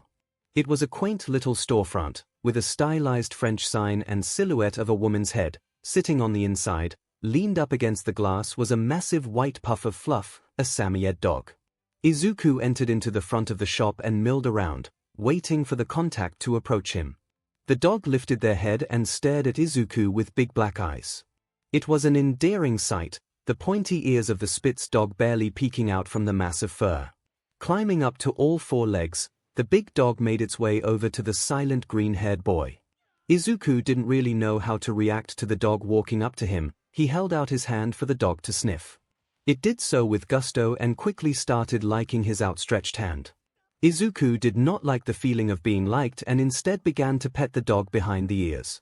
His hand sunk deep into the fluffy white cloud until he felt dog and began scratching. The dog preened under the petting. Satisfied, the dog retreated and returned to its perch on the front of the store. "Are you the client?" "SL." 𝐒𝐿 asked on instinct. "Structure architect style. You are Revenant then?" "Yes, I would like my hair to resemble the recently deceased idol, Takane Shiju." The woman looked at 𝐒𝐿 with a quizzical look. "Lost a bet, don't judge," 𝐒𝐿 said, dismissing her look with a wave of his hand. "I see, it is a shame what happened to that girl. Such pretty hair, would have loved to work on it. I'll be keeping it for a while, you'll have your chance." With that, the woman's face brightened slightly, a soft smile spread across her face. Mariko, make me your exclusive hairdresser and you'll never be wanting for anything related to it. I'll also show you how to actually take care of your new hair." 𝐒𝐿 nodded in agreement and let her lead him to the back of the salon where his hair would be permanently changed for that of Takane Shiju's. Her quirk was touch-based and activated as she combed her fingers through his hair. He felt as his hair grew rapidly to mid-back length, and could see as his green hair turned white like a bad transition effect. Running his own fingers through the hair, it felt incredibly soft. It was also wavy and fluffy, slightly reminiscent of the dog out front, but silkier. Touching it was addicting. It was unbelievably soft and smooth, extremely pleasant to touch. "All right, Revenant, you now have some of the most amazing hair. Time to teach you how to take care of it." Mariko then went on a 2-hour explanation of how to properly treat and take care of his hair. It would substantially increase the amount of time he spent each day preparing. She also advised him on how to properly care for it after discussing his business and how much time he spent training his body. He left the salon with a bag filled with brushes, shampoos, conditioners, special towels, and hairbands. He waved goodbye to the woman who demanded he return every 3 weeks to check and maintain his hair. Returning to the warehouse, he put away his most recent purchase and decided to mess with Princess Helicopter. ASL. Irrelevant Attack Helicopter Workshop. ASL. Too young. Too young. Country. Though I really should change it, I moved recently. Oh ho. No longer a country child. Sadly no, now I have to live in a society. F off. What's wrong, Helicopter Princess? Don't you love living in the big city? More like big shitty. You aren't funny. You just don't understand my humor, darling. Love, we can work on that. I will destroy you, fool. Oh, do tell. I would love to get my butt beaten by a pink-haired, prepubescent nerd. One day I will figure out how to hack hidden affairs. I will find you, and I will kill you. Try me, beach. You think I won't? Maybe I'll get the Spirit Network to do it. Bold, assuming you could afford them. Bet you don't even have diamond armor. Scrub, the F are you going on about? Don't even know MC. How uncivilized. Was that a Star Wars reference? Thank you for getting that, princess. On God, I will get you laid. What are you implying? Too young? I'll help you become a real boy, of course. I'm a girl, though I am well aware of that. I just don't care. You are frustrating to talk to. I am not frustrating you. Goodbye forever. No, please don't leave me. Then stop speaking in Odabu. Alright, but let it be known you are no fun. Fu beach, are you sure? I'm pretty expensive. My hair alone runs a few $100,000 a month. Who the F spends so much on hair? I could be an idol. Sweaty, love you misspelled sweetie. No, I didn't, UPP. Beach, I might be. Hey, have you been to the salon on 98th and Main in the Ryuro district? The one with the big dog? Yes. Well, what do YA know? We go to the same hairdresser. Great, now I have to stalk Mariko to find out who you are. She'd never give me up. She is a close friend. Bullshit. She hates like everyone.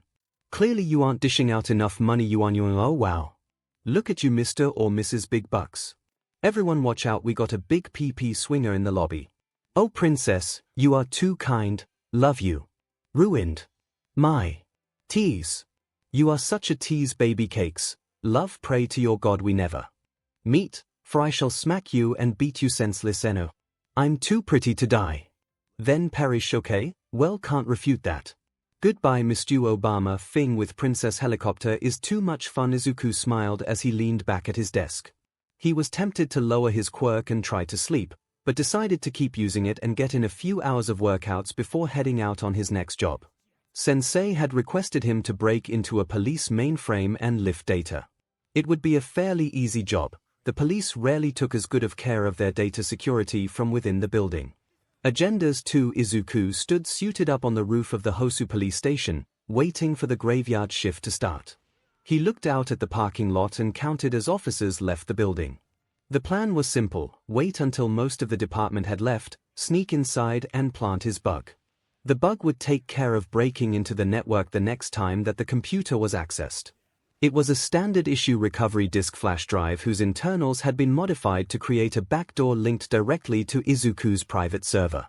It was such that while his server was offline, the hole was impossible to be spotted, and since Izuku kept his server disconnected from the internet, often it would keep his backdoor safe from being checked.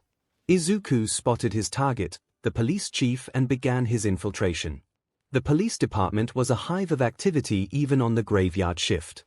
The crime rate in Hosu had been dropping steadily in the past few years, and it was not because of villains wising up to the police activities, it was proactive work on the police's behalf. Izuku respected them, but knew that right now they were vulnerable.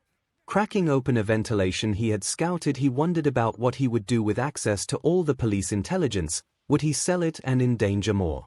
Or would he keep it for himself and operate as a vigilante on top of his villain activities? Vigilantes are technically villains by definition, Izuku thought, remembering some of the laws that Daikai had grilled him on.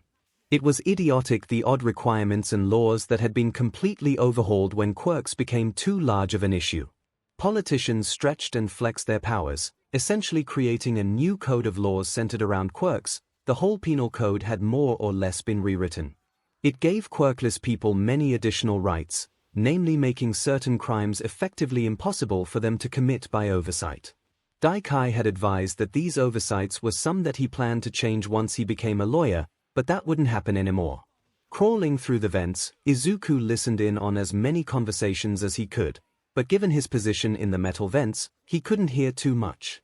It did not take long for him to reach his destination, a utility closet on the same floor as the chief's office. All of the detectives' offices were on this floor. His presence was likely to be detected on review of the security tapes. It was a dangerous job, he knew, and given his newly grown white hair it was unlikely for him to slip unnoticed. That's why he decided to leave a calling card and false lead.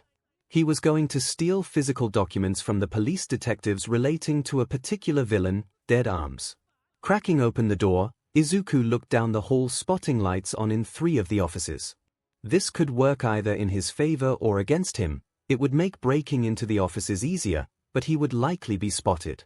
He didn't particularly want to kill anyone, but knew it might become a necessity if worst came to worse. Izuku walked through the hall silently, strolling past the offices without an ounce of his worry showing through. The first office was being cleaned by a janitor and was bypassed with zero issue. The second office had a man with his back to the door typing away at his computer. The third office had a man sleeping at his desk.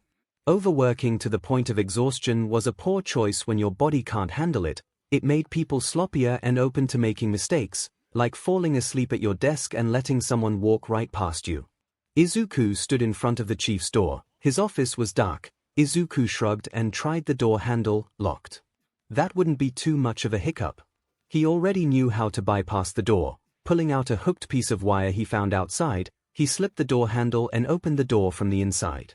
Closing the door behind him, he turned on the computer for light and began to plant his bug in the back of the system. 𝐒𝐿𝐴 cursed to himself as it took 3 tries to plug the USB in. Next, using the light of the monitor, he began browsing the case files. Finding the gang crimes detective section was easy. He had to hand it to the police chief. He kept well organized. Cutting power to the monitor, he closed up everything and began to check his information on the layout of the building, looking for the detective he was hunting. As it happened, his office was the one being cleaned. The janitor would be easy to deal with. He could either wait for them to move on or just bribe them. 𝐒𝐿𝐴 poked his head out from the door and saw that one of the lights had gone out in his time messing around in the chief's office. The office that had the man working diligently at his computer had been closed up. One less liability. 𝐒𝐿𝐴 slipped into the hall and did a double take at the no longer sleeping detective. I'm a hero," 𝐒𝐿𝐴 said uncertainly to the clearly still groggy detective. He let out a yawn in response, sniffed and gave 𝐒𝐴's a tired, dead look. "Which one?" "CRP, SHT, F, what the hell is my hero name? I am so totally fed. Deku, I don't work in public often." "Okay, what are you doing here?" "Wanted to talk to the chief, he isn't here." The man yawned again. "I left a note, I have to be going, still on the clock. If you will excuse me," 𝐒𝐴 said in a slight rush before walking away from the sleepy man. 𝐒𝐿𝐴 sweat bullets. It would not take long for the detective to find out his lie if he looked up the hero Deku. What was worse? Was it had a direct connection back to 𝐒𝐴, a person who was dead. Even if there were other 𝐒𝐴s, it would narrow down any search for him. Turning into the office of the detective he would be stealing from, he looked at the janitor. "Please leave, I need to inspect a few documents." "Hero business. You're pretty short to be a hero, I get that, but if you don't mind, I have a job to do." The man shrugged and left the room without any further hassle. It is truly incredible how gullible people are if you put forth a mask of confidence. 𝐒𝐴 immediately went to the filing cabinets and began pulling the files on the Dead Arms criminal organization. There were several folders worth of information. He worked quickly, slipping them into a larger folder he had brought along for just this occasion. He then placed a calling card, a replica of the ones used by Dead Arms criminal organization, and left the way he came in. Despite having to see and talk to 2 different people, 𝐒𝐴 gave himself a B+ for his grade, thinking that he should have been able to avoid leaving any evidence while still framing Dead Arms for the crime. Still, it was a massive success. Breaking into the police headquarters and potentially gaining access to the whole network would make his life incredibly easy regarding his own safety. Plus, now he could digitally tamper with police files and place in doctored reports to reduce his own appearance in files. Of course, all of that would come once the chief logged into the police database, assuming he didn't bother to check for bugging devices. They did not search for bugging devices. 𝐒𝐴 had full access to the police mainframe in less than a week.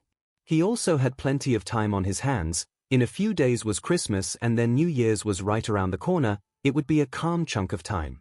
His efforts to contact the employee of the Yakuza that the boss had requested of him was making slow progress. The man was more ghostly than 𝐒𝐴 was, and he was trying to be a ghost. It was frustrating. His best idea so far would be to directly approach the man and offer his services, but that felt dangerous and suspicious as hell, so he settled for building up the Spirit Network's reputation as a group that was loyal to money and subservient to sensei. It was not exactly how he wanted his group to be seen, but it made him slightly more disconnected from the morality of heroism and villainy. Still, he struggled to choose how he would reach out to the heroes and vigilantes to show that he was not an objectively evil person. No opportunities had arrived as of yet, and so he had to wait. "I would like a haunting. ASL. Young enough, yes, your bed. What in the F is Teach doing asking the help of a villain organization? I am Ghost, how can I be of service for you today? I want to find someone and have you deliver a present. Of course, I'll transfer you to our agent. This is Revenant. How can I be of help? My friend, a fellow user of Hidden Affairs, is supposed to pick up his motorcycle from a shop in a few days. I would like you to find out who they are and deliver a Christmas present. What the fuck? Of course, we should be able to accommodate your request. What all would you like to know? ASL, duh. Also, their name and face. I have to ask, why? To F with them mostly. I want to put a face to the name, specifically so I can imagine it when they get my present. Young enough, you are truly evil. Silence. Who is working for a villain group? This hardly counts as villain activity. Any private detective could do this, plus the Spirit Network is loyal only to whomever pays our bills. So as long as you follow the money, you don't care about the job. No, we protect our own and our customers. Personally, since I constantly use my quirk, I'm perpetually breaking the law, so picking sides is irrelevant. At least right now. I sense a story, I sense a need to discuss payment. Finding information on someone when we have a lead like yours is cheap, around 20,000 yen. That is quite cheap. A decent Christmas gift for me. Please direct the funds to address. Ghosts. Wallet. Crypto, that's all.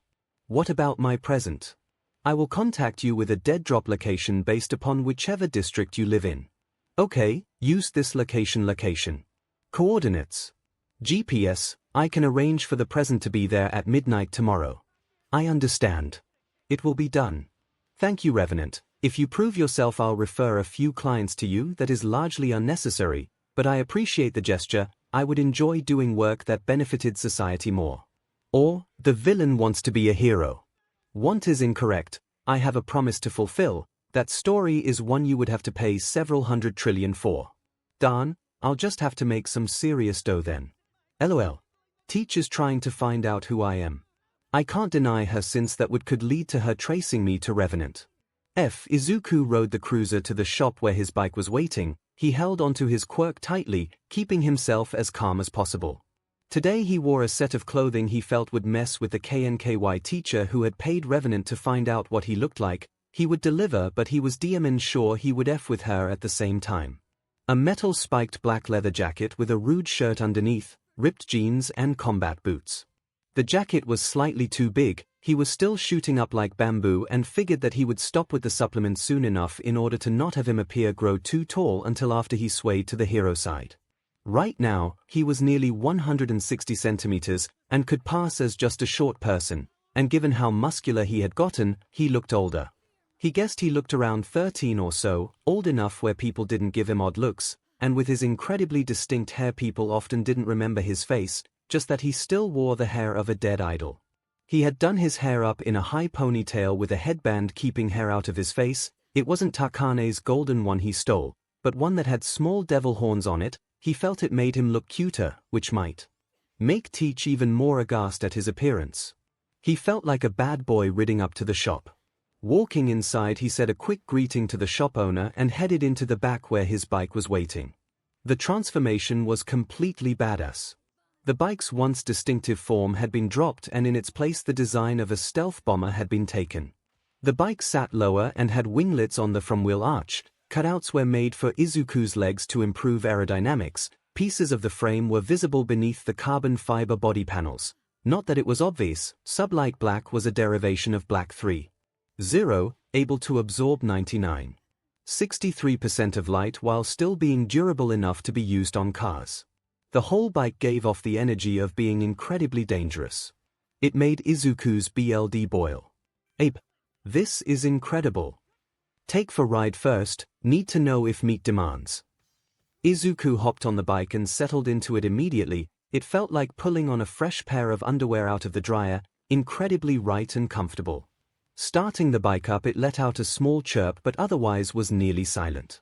Izuku waited a few moments before giving it a reverend. Part of the modification necessitated altering the exhaust and he had been worried about it not being as quiet. The exhaust note merely hummed, sounding akin to a throatier growl than high-pitched scream. Exhaust specialists are incredible, Izuku decided. He popped the clutch and kicked off to start the test ride. Flinging himself around the block was easier at low speeds. The suspension was insanely hard and uncomfortable. 𝐒𝐿 picked up the pace and bolted down the access road, hitting nearly 230 km/h before slamming the brakes and pulling a tight turn. It was insanely difficult to not fall off, leaning so incredibly close to the ground his jacket spikes scraped the asphalt. A perfect bike, no doubt. The instant acceleration and braking power was beyond words, jittering 𝐒𝐿 about. He pulled on as much of his quirk as he could without rampaging just to keep up with the bike's speed. He felt the crazed look in his eyes as he buzzed past the shop. It was truly perfect, a devilishly fast bike for a person working for the devil himself. Pulling back into the shop with a wide grin on his face, he gave Abe a thumbs up. "It's perfect. I could barely hold on. Unless I get faster, I don't think I'll be able to deal with it." "Thank you, this is exactly what I wanted," 𝐒𝐿 said with a bow to the elderly mechanic. "Thank you, Zentaki, you give me chance to make a good bike, not worried about safety, just performance. Makes me happy to see your generation embrace these old traditions." 𝐒𝐿 smiled at the old man and then had an idea, pulling out his phone. "Hey Abe, could you take a picture of me riding it outside? A friend asked for a picture when I picked it up, they actually recommended the place to me." "I can do this for you, your friend has good taste. She is a good customer," Abe said, taking the phone and following 𝐒𝐿 outside. 𝐒𝐿 had him take a few candid photos as he rode past the shop, deciding which one he would like the most to send to Teach. On his last pass, he took his phone back from Abe and thanked him again, bolting off to the 𝐭𝐲 district to give himself the ability to falsely play himself as a member of that community. ASL. Young enough, yes, your bed. ASL. Revenant, I have the information you requested. Photo. File. Zentaki. His first name is unknown at this time. He appears to be 13 years old. He sped off towards the 𝐭𝐲 district. OMG. He's such a cutie. And his outfit. Woot woot baby. Oh, and his bike looks incredible. I'd like to reconfirm the delivery of his present on Christmas. Yes, I will still deliver it. Is that all? For now that is all. I can continue to look for his first name and home address if you would like. No thank you, that would be a bit too creepy for me. I understand. Will that be all then? Yes, I believe so. Expect a few recommendations to come your way from my friends. You do good work, Revenant. Thank you, young enough, yes, your bed. 𝐒𝐿 leaned back at his desk and stared at his present. It was a foreign concept to him. He rarely got presents from his own parents and missed Christmas with the 𝐭𝐻𝐻 family. He knew that he could open it at any point he wanted, but it felt weird not doing as Teach asked, so he had refrained. Tomorrow was Christmas Eve. He had so many ideas of what to do. Without anyone to talk to, he felt lonely. He considered going out on a ride with his bike, but chided himself as he needed to keep it as much of a secret as possible. It belonged to Revenant now. His training had mostly plateaued and was waiting on growing more to develop his body. He could go to a fight ring, but those were never super satisfying. 𝐒𝐿 thought about his last assassination job. A criminal had hired him to find and kill a drug dealer. It wasn't the prettiest job, but it paid decently well. He enjoyed the kill. The dealer was hidden in a rundown building, held up with a pair of goons and a gun, which now sat on 𝐒𝐿's desk. The goons were mutation types, that of a monkey and gorilla. They covered each other's weaknesses well enough, gorilla being the heavy hitter while monkey jumped around and tried to distract. Their strategy was strong. In almost any 2-on-1 fight they held the significant advantage. And it was true, they landed a few blows on 𝐒𝐿, who had been forced to use his full strength to stun the gorilla long enough to jam his knife through the stupid ape's head. After that, monkey fell easily. He couldn't inflict much damage against a foe who had any equipment resistant to cutting. Finally, the dealer unloaded his weapon at 𝐒𝐿, who hid behind the corpse of the gorilla. After that, the man fell like a house of cards, begging for his life and offering money and drags. He was true some. 𝐒𝐿 gave him the end he deserved, a snapped neck. He took the gun from the dealer and returned to his warehouse on foot. He lamented not having his bike. The walk back had been painful, his arm was broken and he had BLD in his hair from the fight, standing out painfully from the rest of his snow-white locks. The job took around an hour to complete once he tracked down the target. Cleaning his hair and drying it took nearly 3 hours. Long hair was a chore, but he intended to keep it for a while longer. I would like a haunting. ASL.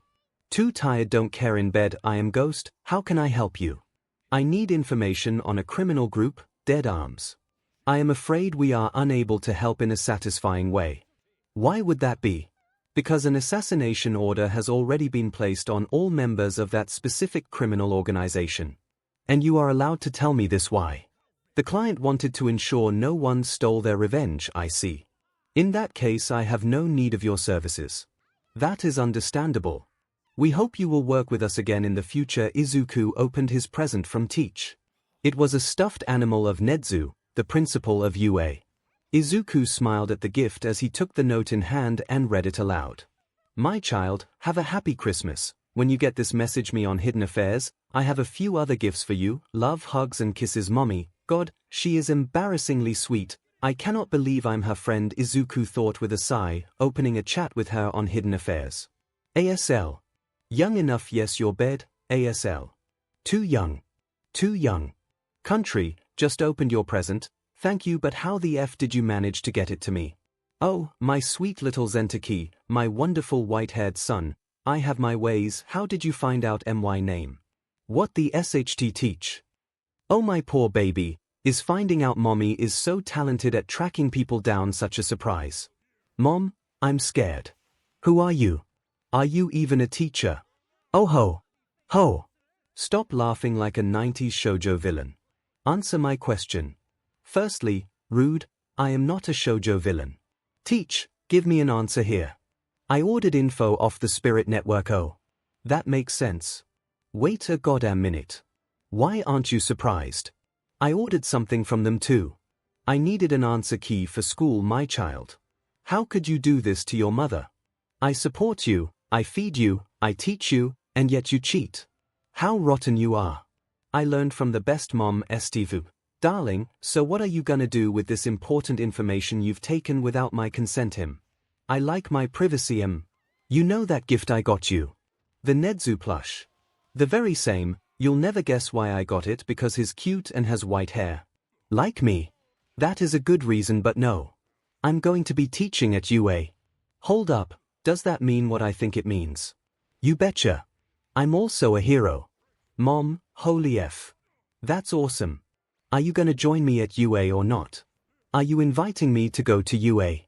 OFC baby mom, I'll have you know that yes, I already do plan on attending. Excellent. I'll be waiting. Can't wait to meet you in 2 years. What? It's way further off than that. I mean, I'm smart, but I'm not skipping grades. Teach. So, I take it you aren't 13 years old then? No F. How long will I have to wait for you then, my sweet little idol? Of course you would recognize the hair, between 3 and 7 years, love, what the hell? I am looking at your picture right thing now. You do not look like an 8-year-old. There is no thing way. You've got to be giving me SHT Zentaki. No bullshit, I swear. Why do I not believe you then? Because you don't love me, baby no, baby yes. Alright. Fine, keep playing this game, but I expect to see you at UA at some point. If you don't, I will ground you. That is incredibly mean. No buts. You have to go to UA now. Fine, I already was going to.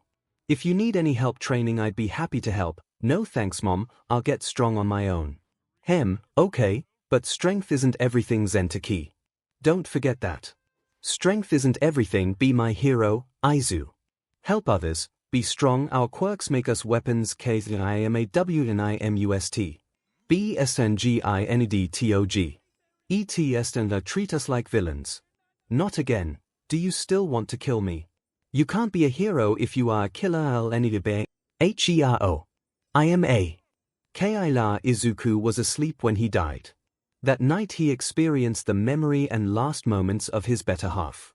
Screaming until he coughed BLD, Izuku spat out congealed BLD from his scream fest the previous night. It was disgusting. Looking down at his hands, he didn't see his tattoo. His quirk was inactive. Even so, he felt nothing but a feeling of emptiness. Walking over to his computer, he sat down and began to alter some code. Request a haunting with the Spirit Network, assassination, information, and other services. Simply post, I would like a haunting, and a ghost will be along to inquire as to your needs. It would send a different message, but he paused before hitting enter. Some aspect of him hated this way of gaining power. He recognized the feeling and added a third line to his ad. Reduced price with proof of hero status. He felt satisfied adding that piece of information. He still would be a hero, even if it meant he couldn't be one officially. He was a weapon, a tool to be used, and so he would prefer to be a tool for the heroes. The empty feeling did not vanish, so he dived into work. I would like a haunting ASL. Small light school. Please connect me to Revenant. Yes, this is Revenant. How may I be of service today, Miss Kanaya? I need a bodyguard and an assassination. I've picked up a stalker. I am not trained to be a bodyguard. You will pretend to be my boyfriend or girlfriend then. I'm sure you have someone who can change your physical appearance. Identify the stalker and kill them. Simple enough, right? I suppose. Good. I'll begin requesting your presence tomorrow. You already know my home address, so simply follow me to work school. I attend a private academy and am allowed personnel due to my celebrity status. Of course. Any desired attire. I doubt my combat equipment would be very conspicuous.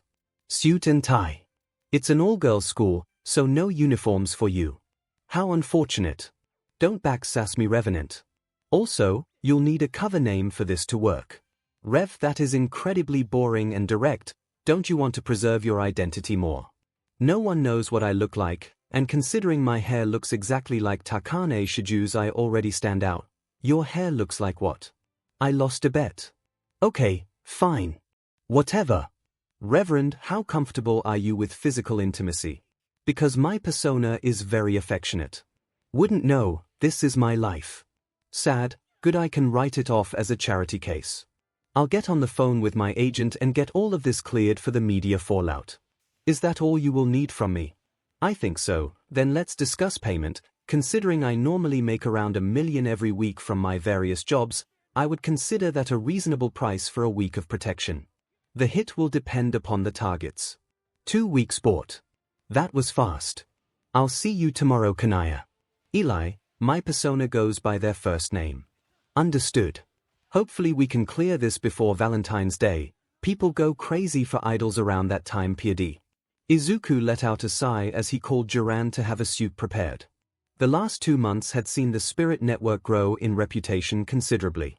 He acted as Revenant full-time, leaving his personal life behind in favor of being a stronger weapon.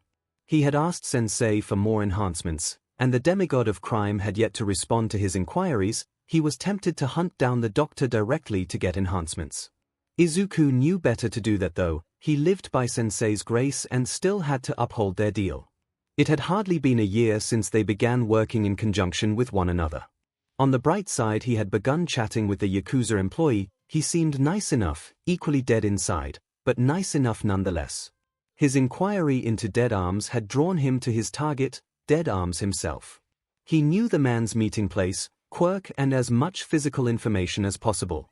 Now he was just waiting for a break in his schedule to execute the man. He flared up his quirk, letting the feeling sweet like ambrosia fill his body. He was going to tear the man apart. He had idly fantasized about destroying the man in the most painful ways. Each person he killed a new experience he would use to absolutely shred the man to his last nerve ending before snuffing out his life. It would be bloody, it would be painful for him, it would satisfy his need to destroy that man, the fool that let him live. Izuku settled his quirk and suited up, prowling for criminals. He had picked up some light vigilante work on slow nights, patrolling the red light district as a brutal wraith. It helped to pass the time and train his mobility. He could not rely overly on his bike after all. Stepping out onto the roof of his warehouse, Izuku took a deep breath and focused his quirk. It had become temperamental, constantly pushing him to work more, grow stronger, and kill. At times it flowed like a serene, graceful river, and other times it roared like a blaze worse than Endeavor's hellfire. He exhaled heavily, his quirk settling for just a firestorm. People might end up crippled tonight, not that he would have an issue with that. Leaping between the warehouses, Izuku made his way toward the city center, eyes peeled for any less than desirable character who would suffer Revenant's justice this night. An hour later he found himself standing over a mugger with broken legs. He had been a bit rough with this one. It was unfortunate. The man seemed to have an interesting quirk, but his usage was atrocious. Revenant walked forward and knelt over the crying man. A quick punch to the man's temple landed him on the ground, unconscious. Searching the man's body, he found a phone and sent an alert to the police. He knew his beatings would never garner any real credit, but still texting the cops that Revenant had just beaten up a criminal was a decent means of ensuring they were at least picked up. Sending the text. Revenant sighed, standing up. This man was no trouble for him to deal with. Pink smoke began to surround him. Midnight, she had been a thorn in his side for the past 3 weeks, first on hidden affairs, asking for information frequently, which in of itself was no issue, but constantly pestering him to swch sides and give up the spirit network was becoming a hassle. He let out a sigh as her quirk filled the air around him, harmless due to his gas mask, turning to face the R18 heroine. She didn't have her WHP in her hands, she was likely to try and talk with him. You call that guy in already? Mugging, come with me, I want to talk to you, young man. I don't think so, Madam Hero, Revenant taunted. Midnight pulled out her WHP and threw it out lazily. Revenant caught the WHP easily and gave her a look. Just come with me, or we're gonna have to fight, Midnight tried. Don't threaten me with a good time. I got kicked out of all the fighting rings for beating up too many people. Why would I want to talk with you? I'm a hired killer. Revenant reminded the hero of his own identity. Yeah, I just want to talk tonight though, so come along and I'll step on you, she said flirtatiously, adding a wink just for good measure. Revenant rolled his eyes. Can I just trade a piece of relevant information to get out of this? Depends on the info, I suppose, but I don't think you'll dash. Your little 𝐿 has a date tomorrow. Midnight was shut up by the statement. She shot him a look of confusion with eyes wide. With 𝐒𝐿𝐼, the idol who replaced 𝐻𝐭𝐻𝐿 𝐔𝐻𝐝. No F way. Midnight yelled, getting excited and angry at the idea her child had not told her about his date. That little SHT. You off the hook for tonight, Revenant, but if I see you again, we are going to talk. Midnight seethed, pulling back her WHP and leaving. Wait, I'm 𝐿𝐼. Revenant realized as he watched her leave, thankful that she didn't know his first name, and that as Revenant he wore his hair in a ponytail or braid. ASL. Small light school. ASL. Revenant. There has been an issue. The hero Midnight is going to be stalking me tomorrow. What the hell? How did you manage to get that? Where to stalk you? Oh my god, this is too effing funny. Laugh it up. It's just going to make my job harder to pass as your date. Alright, how do we rectify this? I've met her before outside of my Revenant uniform. At that time I used the name 𝐿𝐼. We will be using that name instead of Reverend. 𝐿𝐼 is not a first name, buddy. Uneasy face. Then my first name will be Ren. It's slightly less suspicious than Rev. Also, any practice you've had since you ordered this contract will still be applicable. Geez, you sure live a wild life. Getting stalked by a pro hero. An R18 one at that. I would hate to see what sorts of things you get up to that would draw her attention. I work as an informant, assassin, and anything else someone pays me for. What did you expect? A life of luxury in the seat of wealth. I suppose, considering the amount of money you make. Most of it goes to my equipment and services of contacts who use their quirks to help in one way or another. I also pay considerable due to the spirit network itself. Gotta pay the bills somehow. Still, it's pretty incredible you aren't rolling in it, given you apparently make $1 million weekly. I haven't been doing this very long, and good gear is expensive, so are bills. Debt. Not too much fiscal, mostly a life debt, only 42 more months until it is paid. DMN Spirit Network is a harsh MSTRS. Higher up the chain, Kanio? Oh yep, someone you really shouldn't ever owe anything to. I owed them 4 years of my life. Yikes. I need to sleep. See you tomorrow, Ren 𝐿𝐼. Love, you are going to be the death of me, I can feel it. Izuku leaned back in his chair and waited for Midnight's message to arrive. There was no way it wouldn't. She looked upset when she let him leave earlier. Playing double life with her was easy enough, however. Lying to her face should she try to chaperone his work would be much more difficult. ASL. Too young. Too young. Country, ASL. Your mother, young man. When were you going to tell me you had a date? What? How did you find out? We were so quiet. I'm a hero, you can never hide anything from me, you foolish child of mine. Now tell me how you two met. Well, I attended a party she threw a while back and we've chatted a bit since then. I kinda liked her and asked her out. Oh, my sweet, little idle child. My appealing son, my graceful rebel, my child, you are precious. Oh. Is that all? Yup. Because now I can meet you in person, since I bet everyone and their mother will be posting about you two little lovebirds. Love mom, no mommy yes. Please don't embarrass me. Oh, don't worry, I already have it all planned out now that I'm not planning to chain you in the naughty room. Why am I not surprised you have a sec dungeon? Because I am somehow not surprised at that. It is because we met on a sec website and flirted with each other for weeks before I realized you were literally younger than me. You know some of my 𝐭𝐻𝐿, honey, you know what I'm about. And tomorrow you'll get to experience it in person. 3C, I'm going back to calling you teach. This is a total breach of trust and boundaries. Oh, you sweet summer child. You are my son now. Deal with it. Izuku grimaced. He had interacted with her in person enough times to know she was the type to make good on annoying challenges like this. He closed the chat window, something that would likely get him an earful when she showed up to crash his date tomorrow. The prospect of trying to balance his professionalism and quirk with the overbearing hero was daunting, and not in a way that made him happy. He needed a drink, and to pick up his suit from Duran. Revenant got dressed in his freshly picked up suit. It fit him well, tailor-made, layered with Kevlar and slash-resistant materials. It lacked the plates of his normal combat equipment but made up for it with style and function. The blazer was a soft pastel blue, all Duran's supplier had on hand at the time, with a light, natural fabric pattern. The slacks were similarly bright and soft-looking, being a handsome khaki which blended well with the blazer. He wore a white button-up shirt and similarly pastel blue tie. Wearing it with his hair down, he looked like a majestic fantasy princess who was cross-dressing as a modern country club attendee. It felt ridiculous. It was ridiculous. Despite all that, the look was not so bad, and the equipment he was able to hide on his person made him still more than a threat even without his usual gear. He kept his pistol, a weapon he rarely used, holstered on his lower back, and a new butterfly knife stored safely in his pocket. He could have armed himself to the teeth. Had this not been a rush job, he was lucky enough to have the knife. The pistol served as a last resort weapon. Next came the topic of his ride. As much as he didn't want to ride his VFR 190 assassin, he had yet to be caught by anyone as Revenant for doing so and would prefer to keep it that way, since once Midnight found out it would reveal who he really was. On the other hand, riding Ren's bike was completely out of the picture, far too noisy and disruptive. It would draw attention that he did not want to deal with. The two choices kept him in an argument for 30 minutes before deciding to just call Duran and buy a third, completely normal cruiser bike. It was such a headache that when he arrived at the depot, he almost rode it straight back to his warehouse, forgetting his job. It was a major detour on his trip, the complete opposite direction of the Koru district.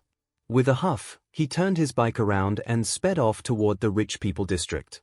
The new bike was big, heavy, and slow. None of these things made Revenant's quirk burn with excitement. In fact, they made him want to take a nap, and it hadn't even been a week since his last one.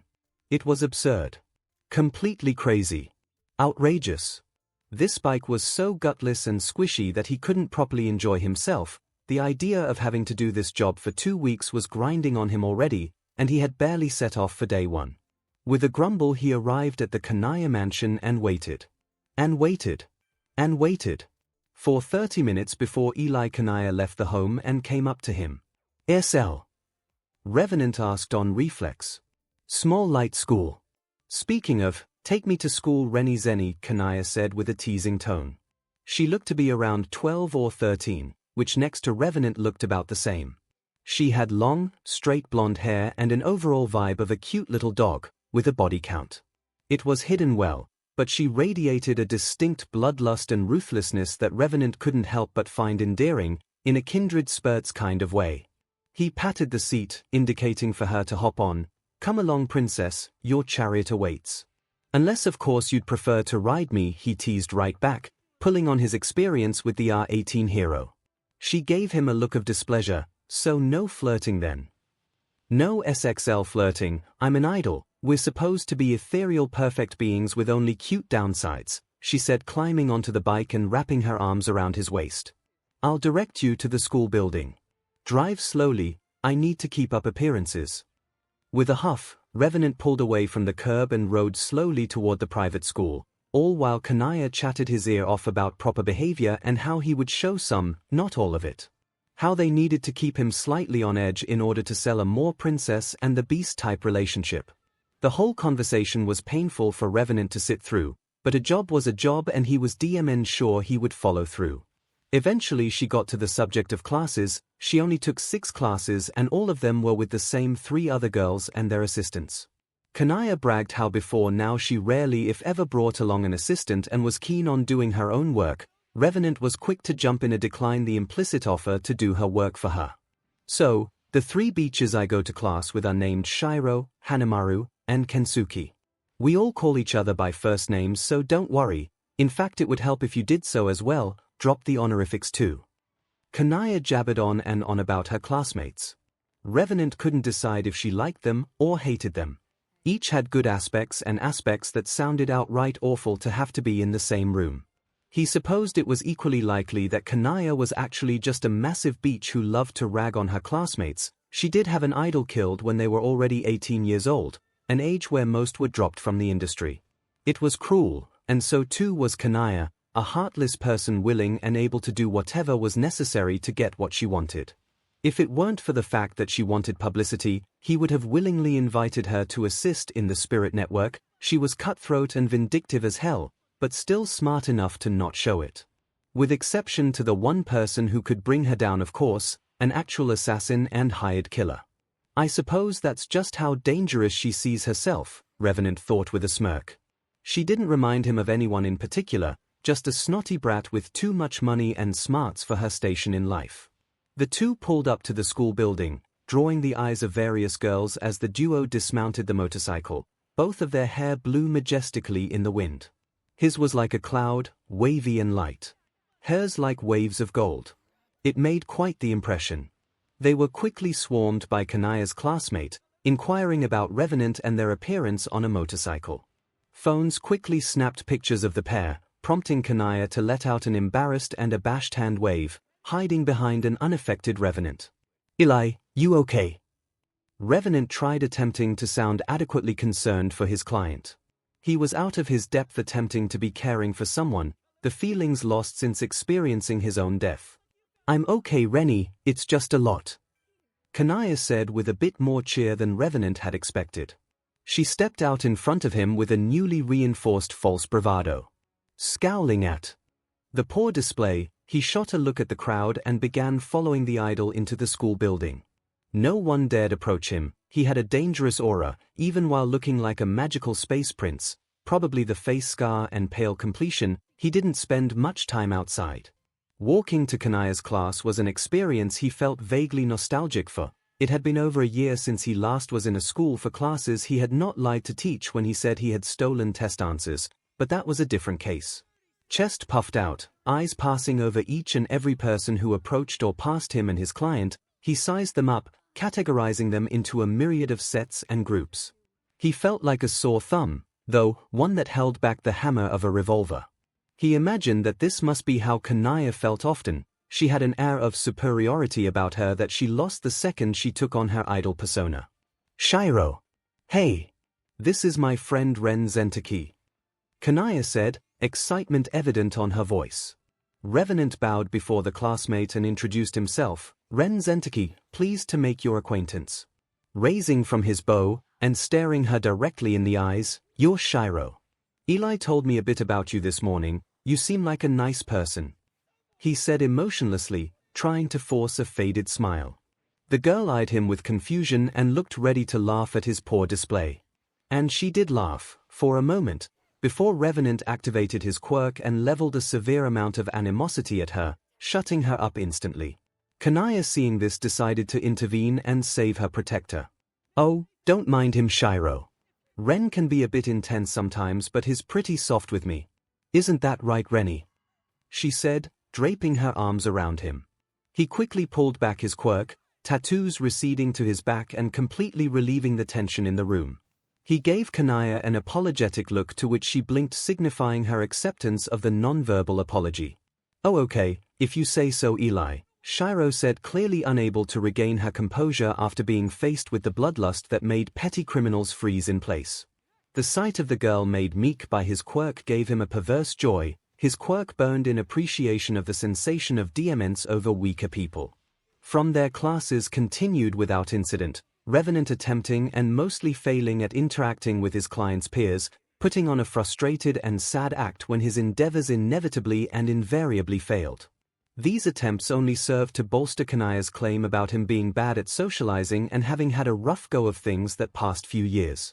The backstory she weaved for him was complex, tragic, and served to explain his temperament and standoffish attitude.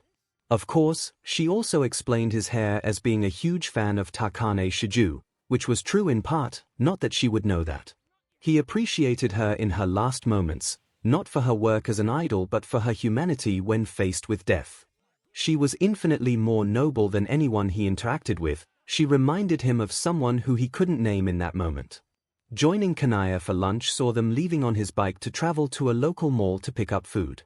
Traveling with an idol, while wearing an idol's hairstyle better than anyone else, by motorcycle, in a pastel blazer drew an ungodly number of eyes as they rode. He knew one specific person who was likely watching his escapades. He would no doubt need to find out 𝐭𝐚𝐲's stalker by week's end or he would go crazy from all the attention. "Hey, Revenant," 𝐭𝐚𝐲 whispered, hugging him close as they rode. "How long has it really been since you've interacted with someone like that? You scared?" "It has been a while, 𝐭𝐚𝐲. I mostly deal with people online, or they are trying to get something from me." "Talk about paranoia, those girls are about as bright as smoldering embers," 𝐭𝐚𝐲 said with a teasing tone. "Even embers can burn you," Revenant replied coldly. "Even long-extinguished fires can burn brightly, never underestimate them for they could be just kindling," Revenant added, making a note to give her a glance. "How old are you? You sound like my grandpa," she teased, her genuine curiosity showing through. "Same age as my benefactor, doesn't matter." "Hold the phone," she hissed. "Are you telling me that doesn't matter nowhere is the terrifying kingpin who owns you? Never speak to him again, that is my advice. He is scarier in person, I assure you." 𝐭𝐚𝐲 nuzzled herself deeper into her hug against his back. "Thanks for the advice, Revenant." Revenant noted 3 people following them since they arrived at the mall for lunch. In all likelihood one of them was the stalker he was specifically asked to kill, the others were immaterial to his situation. The duo walked toward a cafe. It was a cutesy place, fitting for an idol and her date. The hostess saw them coming and rushed the staff to provide them a table by the window. It was convenient enough that the only table was by the window. Probably a scheme to take pictures of the idol and her date, Revenant thought with a sigh, more eyes on his civilian persona.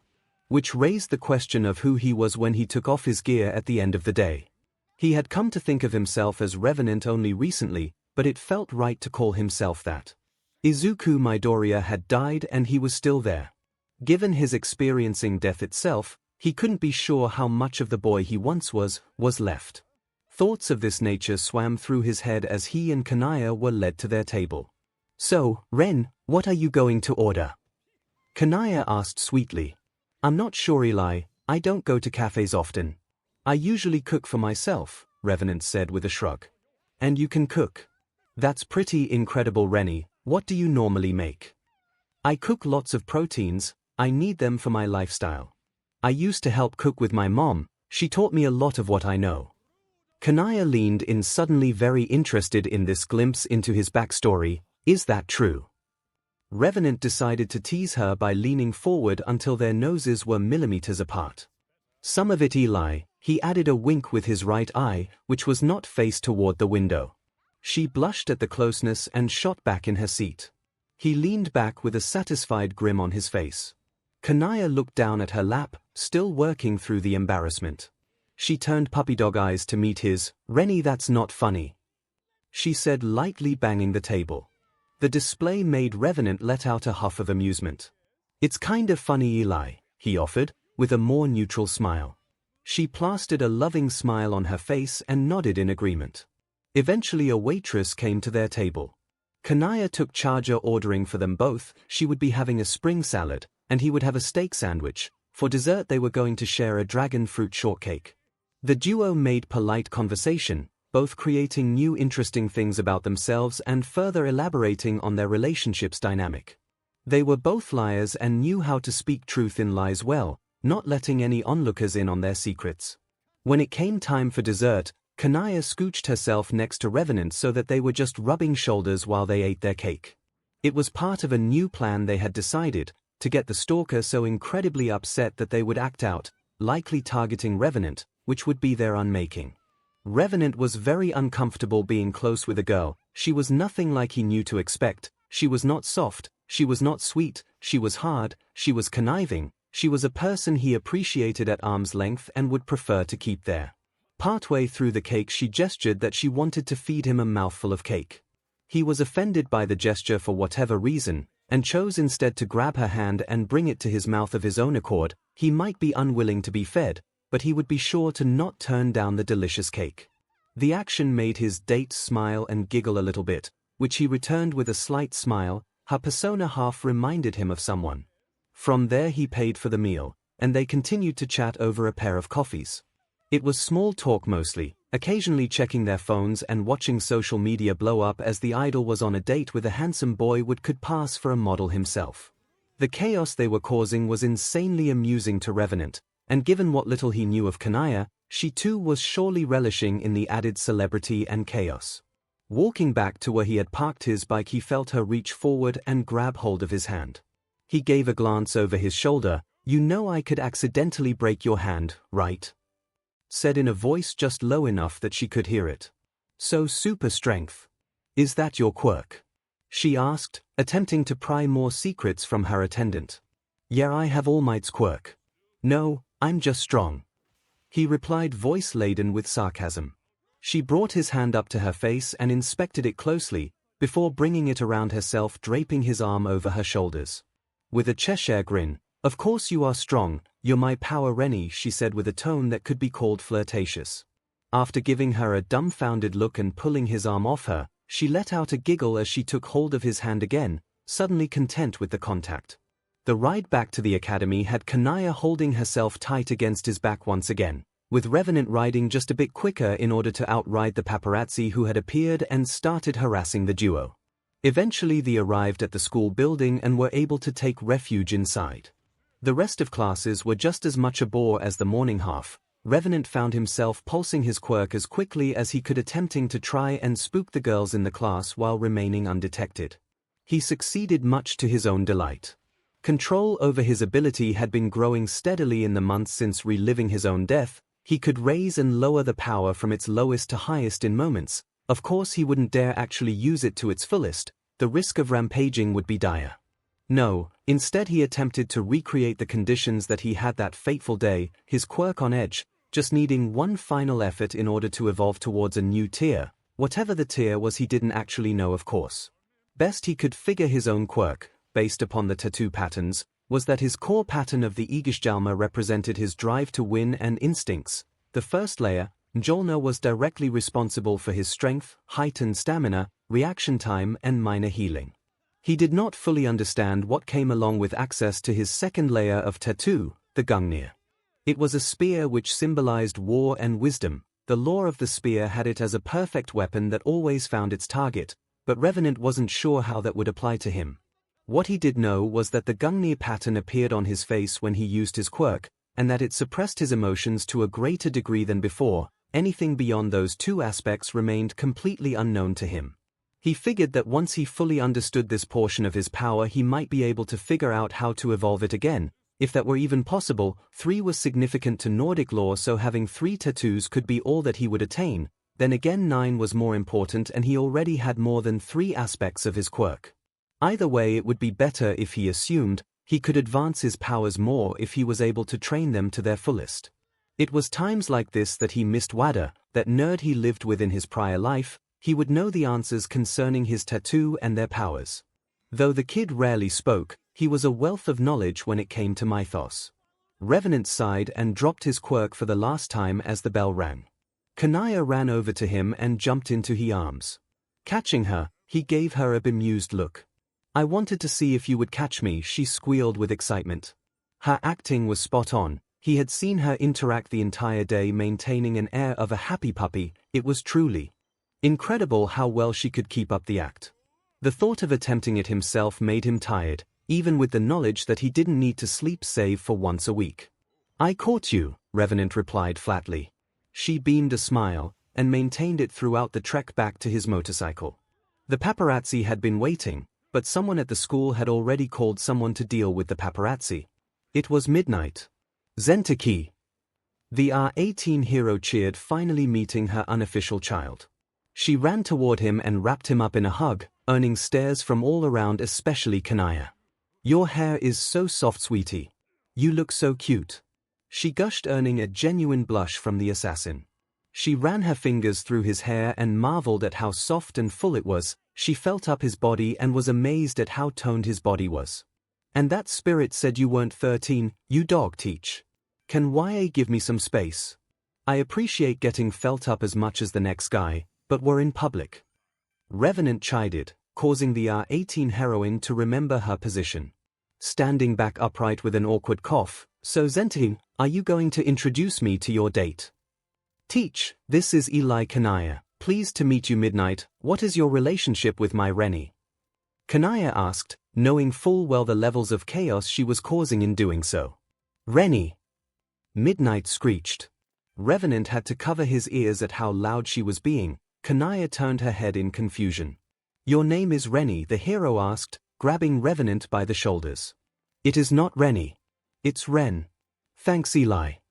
He corrected Midnight before sassing Kanaya. This was turning into exactly as much of a confused clusterfuck as he had expected. Midnight rolled Revenant into her chest, clutching him like a stuffed animal, cooing sweetly, "First name basis already. You player, you stud, you sweet child of mine." Revenant struggled in vain to escape her grasp. He easily could break free, but that would require using his quirk or potentially hurting Midnight, both of which would blow his cover. Deciding to play her game, he cried in a playful voice, "Mom, let me go." "Whoa, wait a sec. Rennie, is Midnight your mom?" Kanaya asked, earning a glare from Revenant. "No. Yes." Revenant and Midnight answered at the same time. Revenant wanted this little play to end, and decided to play his trump card. "If you are my mom, then you'd help us catch Eli's stalker, right? I can't get too comfortable with her knowing we are being followed by some creep." "Of course, I'll help you, sweetie pie," the heroine said, her eyes wide and focused on her newly claimed child. "I know what it's like to be stalked, so I'll stop them from harassing you and your girlfriend." Revenant was ready to correct her, but Kanaya butted in, "Thank you, Miss Zentaki," feigning ignorance to the hero and assassin's actual relationship. The token of appreciation made Midnight squeeze Revenant even harder, in a fit of joy at being called his mom. Revenant couldn't decide what he would do with the two, but he did know one thing: he still had 2 weeks of being Kanaya's boyfriend and bodyguard. Plus, there was still a contract for whoever was stalking Kanaya. She promised to pay and he would end the BSDRD's life, assuming he didn't end his own first. No one told him being a boyfriend and child of a hero would be so exhausting. Revenant massaged his temples. He had been scanning through the police database for the last 3 hours and had gotten a headache. He was nearing the deadline for he and Kanaya's contract to catch and kill her stalker. Midnight had promised to be helpful, but so far all she had apparently done was stalk them instead and chaperone more than one date the duo had gone on. Social media had already certified that he, Ren Zentaki, was in fact Nemirai Kiyoma's adopted child. This whole job was a clusterfuck. It was weird too. Spending time with Kanaya had become something he was starting to enjoy. As perverse as that was, she was a client, and also 4 years older than him, or 3 years if you counted his better half's time. Of course, then again, he was legally dead, or Izuku was. Identity issues are a beach, Revenant decided tiredly. Tonight he would be going to sleep. He had hoped that the stalker would have been caught by now so he could kill them and stage a breakup with Kanaya so he could get back to his other jobs, but he was nearing the end of the 2nd week.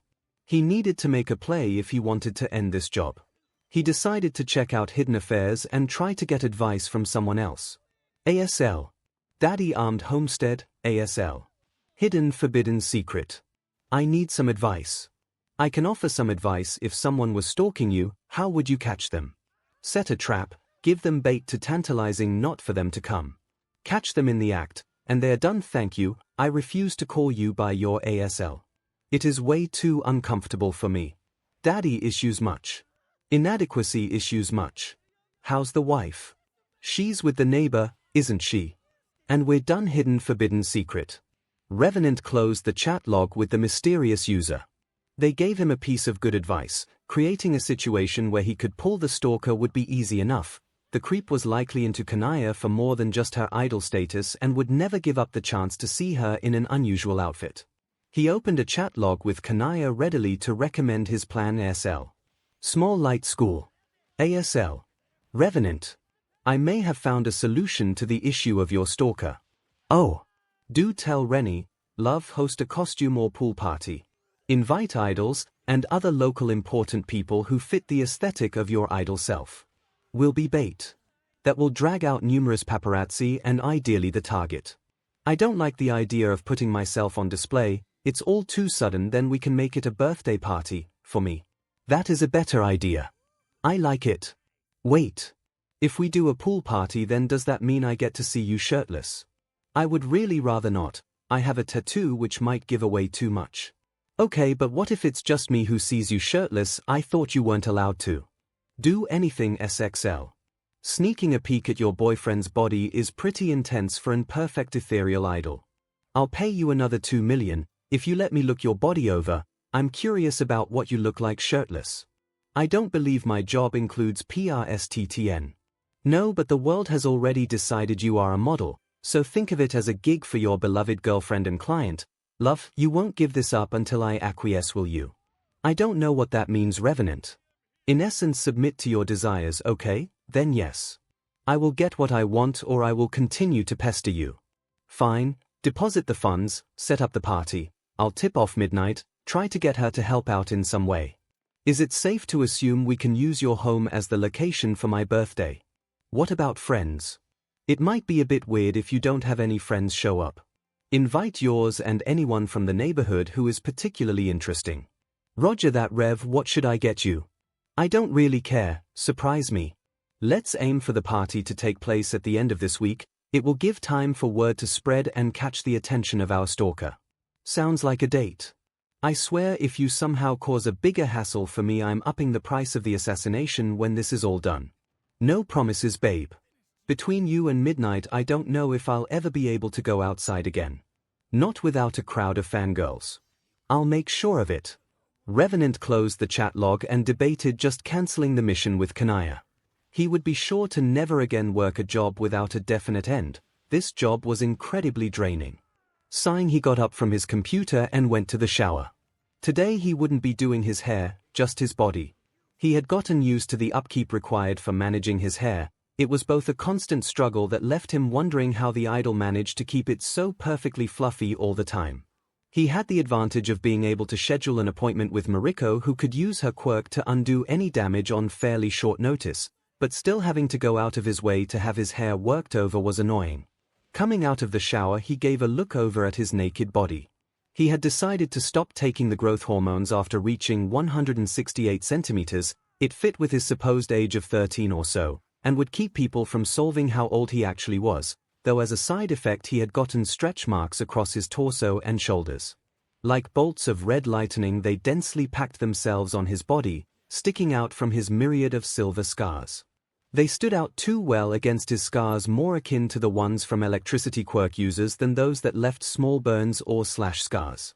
He still took muscle enhancers since they were designed by the good doctor to better suit his physiology, provided he surrender the right to be experimented on short notice. It was more of a formal agreement. The doctor knew fully well that Revenant belonged to All for One. He supposed that the meds might have actually been used to keep his body in a state where an experiment could be done without extensive preparation. There was no doubt in his mind that they were toxic to someone without his abilities. He was under strict order to not let anyone else inspect one of the pills. He dried himself off and began his daily rituals of cleaning his face, ears, and teeth. He didn't know how likely he was to get acne, but he didn't want to have to worry about it, so he took care of himself. Keeping himself clean also would prevent any diseases from catching him. Revenant let out a yawn as he finished up. It was nearly time to rest. Walking with just a towel over to his bed, He let it drop and flopped onto the soft mattress. Pulling himself under the covers, he hoped that his plan would go off without a hitch. The fires of his quirk slowly petered out until it was completely extinguished from his mind. He let out a breath as the inevitable tide of sadness and depression crashed down on him. He was used to nightmares. He thought of 𝐭𝐿. He thought of how ashamed she would be, how much she would hate him for selling himself into villainy. What more is there for me to lose? I can't be a hero anymore. I doubt I'll even be able to work after all of this. My future is gone, 𝐭𝐿. All that's left for me is to be a villain. He stopped realizing his own words. I'll die before I become a villain. He laughed at the prophetic statement. He had died before he became a villain. Never let someone else like us come to be. At the end of the day, our quirks make us weapons. He was a weapon, owned by the greatest villain and wielded by a maniacal idol. Revenant woke in a cold room, not his own warehouse, but some other place. There was surgical equipment and massive test tubes filled with vague forms. He guessed that he had been brought in for further experimentation. He was groggy and clearly had been previously drugged. The real question was whether they were waiting for him to awake for the operation, or had the deed already been done. Sitting up and noticing he was in a hospital gown, he groaned. Someone had touched him while he was asleep. He hated being touched on principle. It was especially bad when it happened without him being able to protect himself. "Ah, you have awoken, Revenant. How are you feeling?" came the voice of the doctor. "You drugged me, right? 'Cause I feel like you drugged me," Revenant said, slightly slurring his speech. He wanted the feeling to disappear, and given where he was, he would likely be in danger if he did not act properly, cloaking himself in his quirk. "What am I in for, doctor?" "One half inspection, one half experimentation. I understand you are currently on a bodyguard job. Please use the computer to instruct you client you will be out of office until tomorrow afternoon." Revenant did as he was told, reaching out to 𝐭𝐼𝐲 directly through a phone line and letting her know he had matters to attend to he could not avoid, implicitly telling her that his owner wanted him for something. She responded with fake sadness and crocodile tears, instructing him to have fun. Revenant knew she was being facetious but didn't mind the well-wishing idol.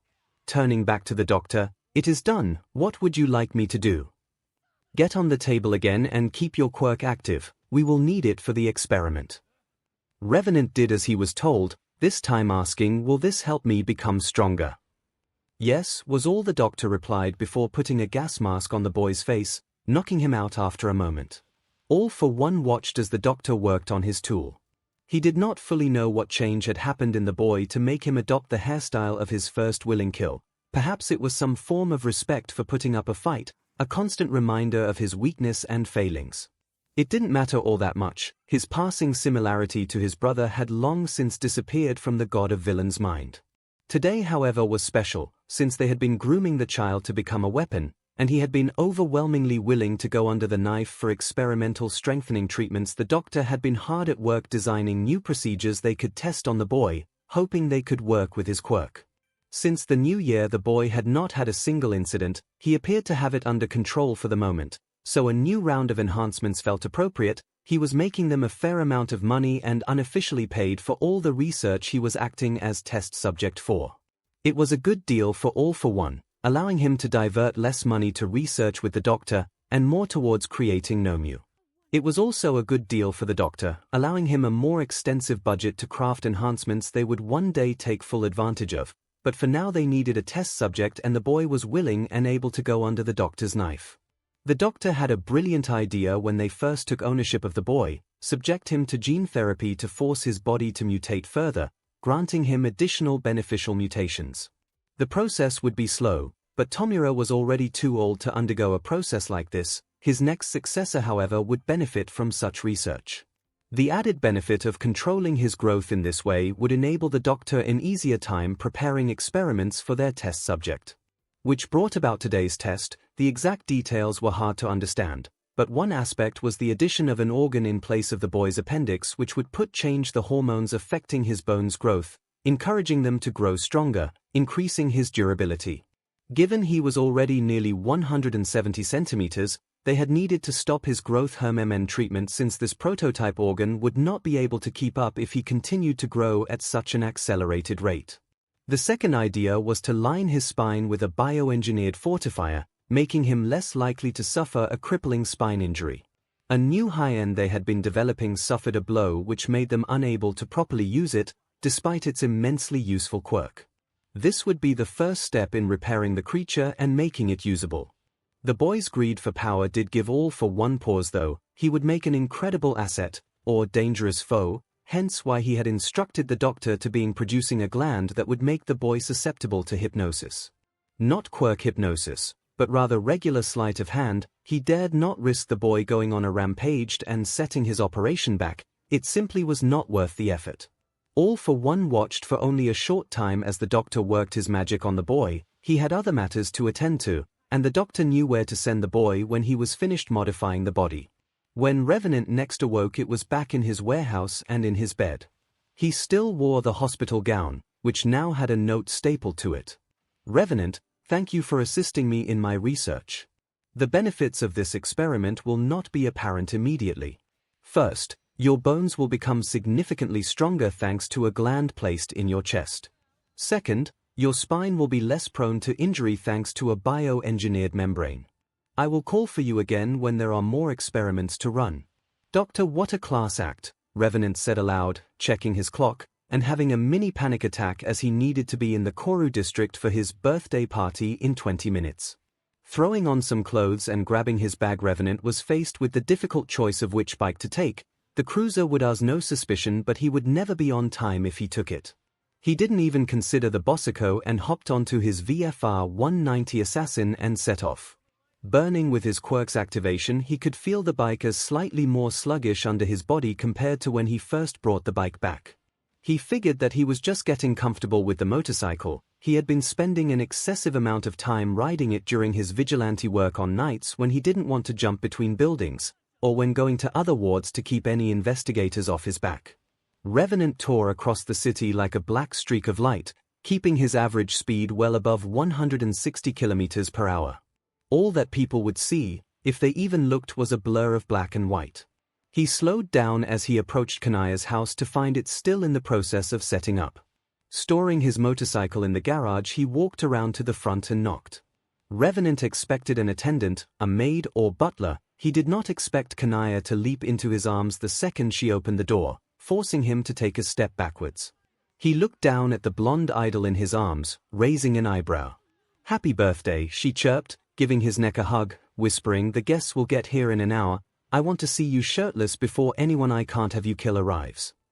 Of course, that was her game, Revenant thought, huffing an exasperated sigh at the idol's incessant antics. She led him upstairs to a guest room. The blinds had already been pulled. He supposed that she had been waiting for this quite excitedly. "I have a question first," she said as he set down his bag. "The quirk that makes you look 13, does it just de-age your body, or revert it to the state it was in when you were that age?" "Well, that's a curveball I did not expect to have to answer," Revenant thought, the slightest hint of panic reaching his mind.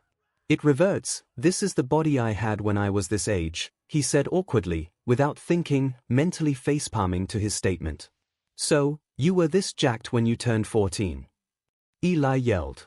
"What the F, people, I hit you like a dreamboat." She continued, accidentally letting slip how she kinda found him hot. The past 2 weeks had forced her to develop an appreciation for the de-aged assassin who was also her temporary boyfriend. She would never admit that maybe, just maybe, some of the faked feelings were starting to get to her, but DMN, he was a perfect boy toy. Strong, independent, fierce, deadly, and he followed her orders. Even if it was just because she was paying him, it was easy to grow attached. His interactions with Midnight had not been helpful in keeping him placed firmly into the co-worker category. He acted just cute enough, and just indignant enough with the hero to affirm that he was also hiding more approachable aspects of himself. She supposed that would be natural when your entire life is being an assassin, informant, vigilante who is owned by someone so terrible that they controlled numerous criminal organizations. Given how apparently he was also a test subject for said king of crime's crazy doctor, he must have shut down anything he couldn't use. For being able to do that, she respected his resolve. Yeah, I was taking a lot of hormones and trying to get strong and become a hero, Revenant admitted. How tragic, she thought dramatically, that such a appealing warrior would become a villain. She snickered to herself. Shaw took a hard right turn there here. Can we get this over with? Revenant asked, his displeasure evident on his voice. Eli took a seat and motioned for him to begin. He started by tying up his hair in a ponytail. It was exceedingly fluffy, likely more so than Takane's had actually been. Whoever had changed his hair did a fantastic job. Perhaps she could get him to introduce her. Then he took his shirt off, and her world was rocked. He was rippling with muscles, beyond what she expected, which was a highly athletic frame with toned lean muscles. No, he looked completely shredded, from the waist up. He was a teenager with a fully built body, even with the bright red stretch marks from growing quickly. That was just her first impression, however. When she looked closer, she began to see them, countless scars coating every inch of his body, in addition to obviously fresh surgical scars. He looked more grizzled than he had any right to be for a 13-year-old. He was training to become a hero. Of course, he would get hurt, Eli attempted to reason, fitting together the extremely fit and scarred boy that stood before her. Taking a closer look at his scars, she noted numerous burn scars, and scars that she couldn't place. Then he turned around, pulling his hair off to the side. The massive disgusting scar that covered the whole of his back made her GG. It was far too large, looking like it was made by a chainsaw instead of a blade. There were more surgical scars on his back, fresh ones. She knew he had received a new implant to his spine yesterday, and the sign was there. It was a scary sight to see someone her own age so grizzled. Finally, the ring tattoo that was planted in the middle of his back was interesting enough. It moved ever so slightly, which she deduced was due to his quirk. It looked like an 8-pointed figure made of tridents, ringed by small stylized hammers and spears. Without thinking, she reached forward and touched his back, sending a shiver through his body. She watched as the outer 2 rings unfurled and crossed his body. He turned to face her, the spear-like tattoos flowing up his neck and under his eyes like lines of tears. His eyes were frigid compared to how they had been in the 2 weeks. Staring into them, she felt like she could see his anger and discomfort at being touched. She gulped and stuttered out an apology before leaving the room to let him change. Retreating to her own bedroom to change into her own outfit for the party, she pondered how much must have gone wrong in his life for him to have gotten so many scars and wounds by 13, and more so how he fell from his hero path to villainy. Revenant finished dressing for his pool birthday party. According to Kanaya, a sparse number of people would be in attendance, but most, if not all, would be famous or noteworthy in some way. He waited in the bedroom practicing the pull and push of his quirk so he could bring it out in an instant should it be needed. It was weird letting Kanaya see his body. Yes, she thought he was an adult who had been de-aged, but that raised the question of what would she think if she found out that he was actually 9 years old and most of his wounds were related to his quirk's difficult issues. The most annoying of which was his complete inability to flee from a fight on instinct, instead having to consciously remember that he could flee. It was something he realized during his vigilante work after confronting another, less accommodating vigilante who thought he was a villain. He wasn't completely wrong, but he was certainly not completely right in that instant either. He didn't pay too much attention to his own body, but he knew enough to keep his scars covered as best as possible. He had looked into covering up his facial scar with makeup but had not yet done any serious research. Pulling on a form-fitting compression shirt, one which was appropriately tight against his body showing his toned figure while also hiding his quirk tattoo and scars, he regarded his form in the mirror. His green swimming shorts were bland, and combined with his black long-sleeved shirt he looked almost normal, save for the few scars on his legs he could not hide. His surgical scars on his legs stood out on his calves. They would doubtlessly attract some amount of attention from partygoers, though they were just as likely to avoid offending the host or her boyfriend and guest of honor. Kanaya came and knocked at the door, ushering him toward the main hall to greet guests. Tonight would hopefully be a success and midnight would capture the target. That said, given Nemirai Kiyama was one of the first guests to arrive, that whole idea was quickly thrown out the window. "Teach, what are you doing here?" Revenant asked, feigning ignorance to having tipped her off to his birthday party, and hiding his anger at her attending instead of finding the stalker. "I got tipped off by a friend that it was your birthday. I'm here to keep you safe." she said proudly, sweeping him up in hug. Looking at 𝐭𝐚𝐲, she continued, "Don't worry, I have a friend on lookout for your stalker tonight, so we can focus on having some fun." From within the confines of her arms, Revenant spoke again. "Teach your kind of fun is not usually appreciated at a 14-year-old's birthday party. I was not going to have that sort of fun." Midnight yelped in a fake offended tone. "Miss Midnight, I'm so happy that you came. Family is so important to me. I am glad you are so supportive of your adopted son," 𝐭𝐚𝐲 said, laying it on thick. She had taken to skiing up to Midnight, hoping to boost her own popularity and provide herself with a potential post-idol career as an adult entertainer. The idea of her dropping the pretense of being a sweet, caring, loving girl and revealing her true nature as a manipulative, scheming woman was a story he could not wait to hear. Other guests slowly trickled in, being greeted by the already exasperated Revenant, his mother, and 𝐭𝐚𝐲. Midnight continually preened under the praise for her son, happily explaining a different version of how they met, and how ever since they met in person they had become inseparable. Revenant was too busy to correct the frequently wrong hero, and was forced to socialize with others. The meal served was a very casual steak dinner, something Revenant enjoyed, especially since his portion was massive compared to those around him, eating 3 steaks while everyone else ate 1 for themselves. He ate quickly so that he could continue to keep up appearances. Catching sight of Ravenhair, he turned away and fled from whoever had his 𝐿𝐭𝐚𝐲 hairstyle, worried that she would see through him and tell him what he feared, fleeing right into Midnight's arms, who saw how distressed he was and brought him aside. "Hey, Ren. You okay?" the hero asked, her voice calm and soothing. "No, would you mind if I used my quirk? It helps when I get overwhelmed," he said, only partially lying to his friend. "Well, I'm here for you, so I don't mind. What does your quirk do? You've always been super cagey about it." Midnight asked as Revenant let his quirk flow just enough to stave off the panic that was creeping up his back. "It has to do with a tattoo on my back. It helps keep me calm." He didn't know how much he could really tell her, so he settled for the absolute minimum. "They look like tear trails," Midnight commented. Realizing what she had just told the boy, who was going through a rough spot, she added, "Sorry, I said that without thinking. Maybe we could talk about it a while later." Revenant nodded and waited for the panic to settle down. They're in a side hall with Midnight. Nemuri Kiyama knows very few things about behavioral psychology, and even less about quirk science. That said, she knows that Ren Zentaki is likely suffering and hiding his pain away using his quirk. He was likely being abused as well, and possibly worse. He was wearing a tight covering shirt to his own birthday party, and the odds of him being ashamed of his quirk's tattoo were unlikely given how little issue he took with pulling on it in a moment of weakness.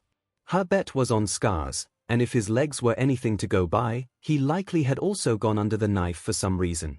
He was a healthy young man, and she could not think of any reason for someone like him to subject themselves to any sort of medical procedure. She had not looked too much into his family, respecting his privacy, something that she had not done before, but now she felt she needed to find out who Ren Zentaki was. He was clearly not in a good way. Her phone buzzed, alerting her that her colleague had located a civilian without any sort of press identification and had been identified as the stalker she had been tracking. Leave it to Eraserhead to catch a creep when she couldn't. "Hey Ren. I have good news, we got him." Ren turned his eyes to meet hers. They were cold, not calm, cold and filled with dread, or filled her with a sense of dread, she couldn't decide. His green eyes seemed to have dulled just by activation of his quirk, which seemed to pulse briefly. "Thank goodness, hopefully he'll leave Eli and me alone now," her kid said with an exhausted sigh. Another thing he did frequently, was he getting enough sleep? She watched as the tattoos receded, but his eyes remained the same. Noticing her stare, "The mental effects stay around a bit after if I use my quirk for things like this," he explained. Satisfied with his answer, she got up and motioned for him to follow. Now that her job was done, she needed to continue on.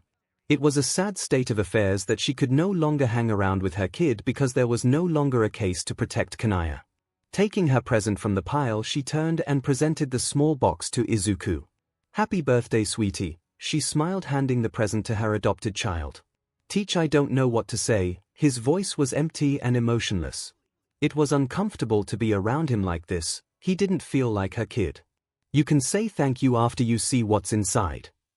Ren opened the box, revealing a phone and a few charms related to both Kanaya and Takane. She knew that he only had the hair because he lost a bet, but she knew him mostly by his stylish hairdo.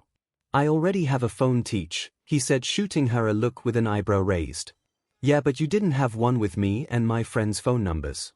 What kind of mom would I be if I didn't make sure my kid was safe? She ran her fingers through his soft white hair. I won't be able to hang around with you and Kanaya anymore. I was technically only around to keep you both safe from the stalker, but now he's been picked up. Ren shot her a look of sadness. He looked like a sad puppy. No matter what he said, she knew he would miss her hanging around him. If you are ever in trouble, call me on that phone. If I'm not there, try anyone else preloaded to speed dial. Each of them are heroes who will be able to help. The best part is that now I have a way to contact you, so we can hang out more before you join me at UA. Ren looked ready to cry at her gift, clutching the phone as though it were the most precious thing in the world. Thank you, Kiyoma, he whispered. You can call me Nem, sweetie. Bloody Valentine Shota Aizawa looked over the crime scene. The idol stalker he had picked up earlier that night had already been killed. It was slightly infuriating that they couldn't catch whoever was behind the rash of death spreading through the prefecture, but on the whole, he didn't have too major an issue with this particular kill. Stalkers were one of the few people he genuinely hated to deal with. They were hard to put away and punish since being creepy and disturbing others' privacy didn't constitute a crime. He sighed. The method of murder was a knife or more likely a dagger. It pointed to Revenant being the culprit, but since they couldn't be sure, they would continue to bring him in with their current method, letting Nemurai try to reason with him. He had better things to deal with. The break-in at Hosu had set the dead arms case back months, and he was scrambling to recollect his information, this time uploading it to the network, making sure that no one but him and the lead detective could gain access to the files. Leaving the scene, he pulled out his phone to call a ride to pick him up and bring him to the store. He was running low on food and would need some more if he wanted to survive the work week. A car soon came around and he climbed in. He noticed just barely too late as gas filled the cabin and the driver turned around. They wore a gas mask. And just like that, Shota passed out in the back seat of the car. I would like a haunting. I would like to request Revenant specifically. ASL. Principal Nezu of you. Good evening, Principal Nezu. I'll connected you directly. This is Revenant. How can I be of help, Principal Nezu? I would like to meet and request you to find a person we have misplaced. For what purpose would we be meeting? I'd like to see you for myself, that is all. Fine, so long as you don't do anything weird, I cannot foresee any issues. I'll meet with you in your office at UA. Our barrier would make that difficult for you to infiltrate. Source system principal, it is currently unguarded. Fix it after I join you for discussing the job. I was unaware our source could function as a point of ingress. People rarely think to keep their source properly guarded. In the case of UA, the massive campus would necessitate drainage, hence a source system. And here I thought I was the educator. Ha. I await your arrival, Revenant. Please have some match for me. It has been a while since I enjoyed a good cup of tea. I would be happy to oblige. Revenant let out a sigh. He had another job. It was Valentine's Day and he had stupidly hoped that no one would be doing anything tonight except for going on dates. Still doing work for Nezu was an attractive offer. He had long wanted to work with the principal, hoping to secure a place in UA when he inevitably would apply for the school. Getting up from the computer, he stretched out his arms and legs before walking over to his equipment and dressing. He had only recently upgraded his gear, switching out his combat suit for a stealthier built one with less bullet-resistant armor. He had barely experienced anyone who used firearms anymore, the greatest potential threat being snipe. The two had yet to meet, and he was thankful as his own skills with firearms left something to longing. His new combat suit was still black with Kevlar armor pieces, but they were no longer directly integral to the armor and instead hooked onto a rail system that spanned the length of the suit. It was much more flexible and served as a good basis for other equipment to be installed. One such item he would bring today was a compact plasma torch, which flowed from the back of his left arm to a small fuel pack on his side. He had only partially lied about the source system being a weakness. The heavy-duty grating on the pipes would have been far more of an issue had he not started breaking it down in anticipation of such an event. Originally, he planned to use the saw to leave a note on Midnight's desk from himself teasing her, but in all likelihood exposing it would cause Yue to never let him use that method again. Pulling on his new gas mask and goggles, he climbed onto his bike and sped off in the direction of the shoreline. Their saw system was long and would take most of the 3 hours to traverse. Riding his bike through the underground, he followed the turns and twists until he arrived at the entrance to Yue's saw system. Activating his plasma torch, he set about breaking down the last 2 bars before continuing on into the private saw system. Yue was not close to a coastline, and the campus was massive, making his job significantly harder as navigation through the tunnels was a massive hassle. Revenant kept at it and eventually found himself in the middle of one of Yue's numerous test cities. Pulling his bike out of the saws with him, he looked around and began following the roads and walls to the exit of the facility. He drove across the massive campus and soon arrived at the main building. Stashing his motorcycle in some bushes, he gazed up at the building and began to climb with the assistance of a grappling hook he had prepared along with the now useless plasma torch. Upon reaching the roof, he spotted a security camera and gave a wave before opening the door and entering the building. Walking through the halls, he marveled at the scale of everything. It was unlike any school he had been in. It certainly outclassed more than a few colleges he had broke into. He meandered through the halls until he found a fire escape chart and made a guess as to where Nezu's office was located. When he came upon the door, he thought about knocking, but decided to trip the card reader instead, which he assumed would be a default open in accordance with fire code. The door unlocked and he walked into the office of one of the most powerful beings in Japan. "Greeting Principal Nezu," he said to the small animal who was busy preparing tea. Nezu made a small jump at the sound of Revenant's voice and turned around to see the assassins standing in the office. "Ah, Revenant, I'm surprised. There really is a hole in our barrier. I will need you to tell me how to mend it in due time. I'll expect to be paid. Can't afford to give up my access to messing with Midnight for free. Still have a few pranks I intend to play on her." "How childish. You don't strike me as a fully grown man. How old are you?" "That's gonna cost you, Nezu. You sure you want to play 20 questions?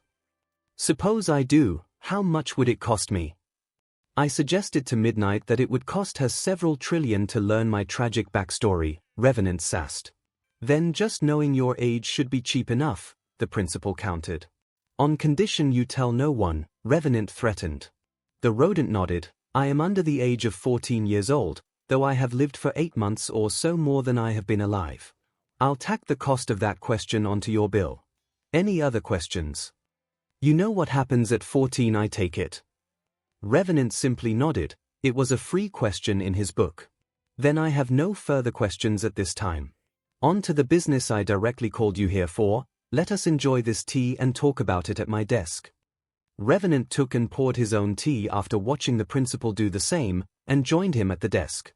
He then realized that he would be forced to reveal his face to the rodent, a face that had been eaten up by the media for the past 2 weeks. "Ah, seems I can't actually drink this tea," he said with a twinge of sadness, "unless of course you would be willing to keep my secret, in which case I would need a secret of yours to keep you in check." "That is quite unfortunate. I cannot think of a secret, but I can give you my word." "I don't trust your word. How about a deal instead? If you blab to anyone, you have to take me in and give me a full ride through Yue," Revenant offered with a hidden sneer. "I can agree to that. It tells me you want to be a hero after all, and with your talents at such an early age you would make an exquisite student." Revenant pulled off his mask and goggles, revealing his face to the small rodent. "I did not expect you to be a up-and-coming celebrity, Revenant, or should I say Zentaki. Fake name, and flattery with get you nowhere. I've been to nowhere. You don't want to go there," Revenant replied darkly. "Then I take it you know doesn't matter personally," the principal inquired, suddenly very interested. "Sold him my life for 4 years, we've met. He literally saved my life. Truly tragic. Thank you for giving me that insight. It is more than enough for me. Should your identity become compromised before you willingly give yourself up, I will take care of you." The two shook on it, and drafted a quick legal contract which bound Nezu to the agreement. The process only took around 45 minutes. On to the actual business of this evening then. Revenant offered sipping his tea. It was fine, not as sweet as he would have preferred, but he was on his toes around the principal. He already hated that he had given the man so much power over him. He would not allow the rodent another instance of control beyond what he could pay for. Yes, we have a missing person. The hero Eraserhead disappeared 2 nights ago after investigating the murder, or should I say assassination of Yoshihara Masahiro. I presume that was your work. A nod. Right then, after he left the crime scene he was abducted and we have not been able to determine his location since then. I have looked over all of his files and found him to have been working to bring down the Dead Arms group. Can you find him? Revenant began to laugh heartily at the suggestion. Doubling over at the odds of this job bringing his target directly to him, it was all too perfect. Truly fate was on his side this evening. Surging his quirk in order to suppress his joy at the chance to kill Dead Arms for money, he leveled his eyes back on the principal. Oh yes, I know how to deal with this whole situation. I currently have an assassination order for his butt. He couldn't help the smile that graced his visage as his goal of killing Dead Arms was finally within his grasp. Let's talk price. For a rescue mission like this, I presume you'll want me to make sure Eraserhead is brought back safely. In which case you'll be looking at around 20 million, depending on how many people I have to kill there could be as much as 30 to 60 million more in kills, of course presuming that Eraserhead can't offer any assistance. Dead Arms won't cost a thing. So realistically you'll be looking at around 70 million at the end of the job, accounting for the questions you asked. Nezu frowned slightly. 70 million was a not insignificant amount of the school's yearly budget. As it was, they maintained a razor-thin margin in order to ensure they spent every last yen on the best for their students. That amount of money could cause serious burdens on the faculty for the next few years.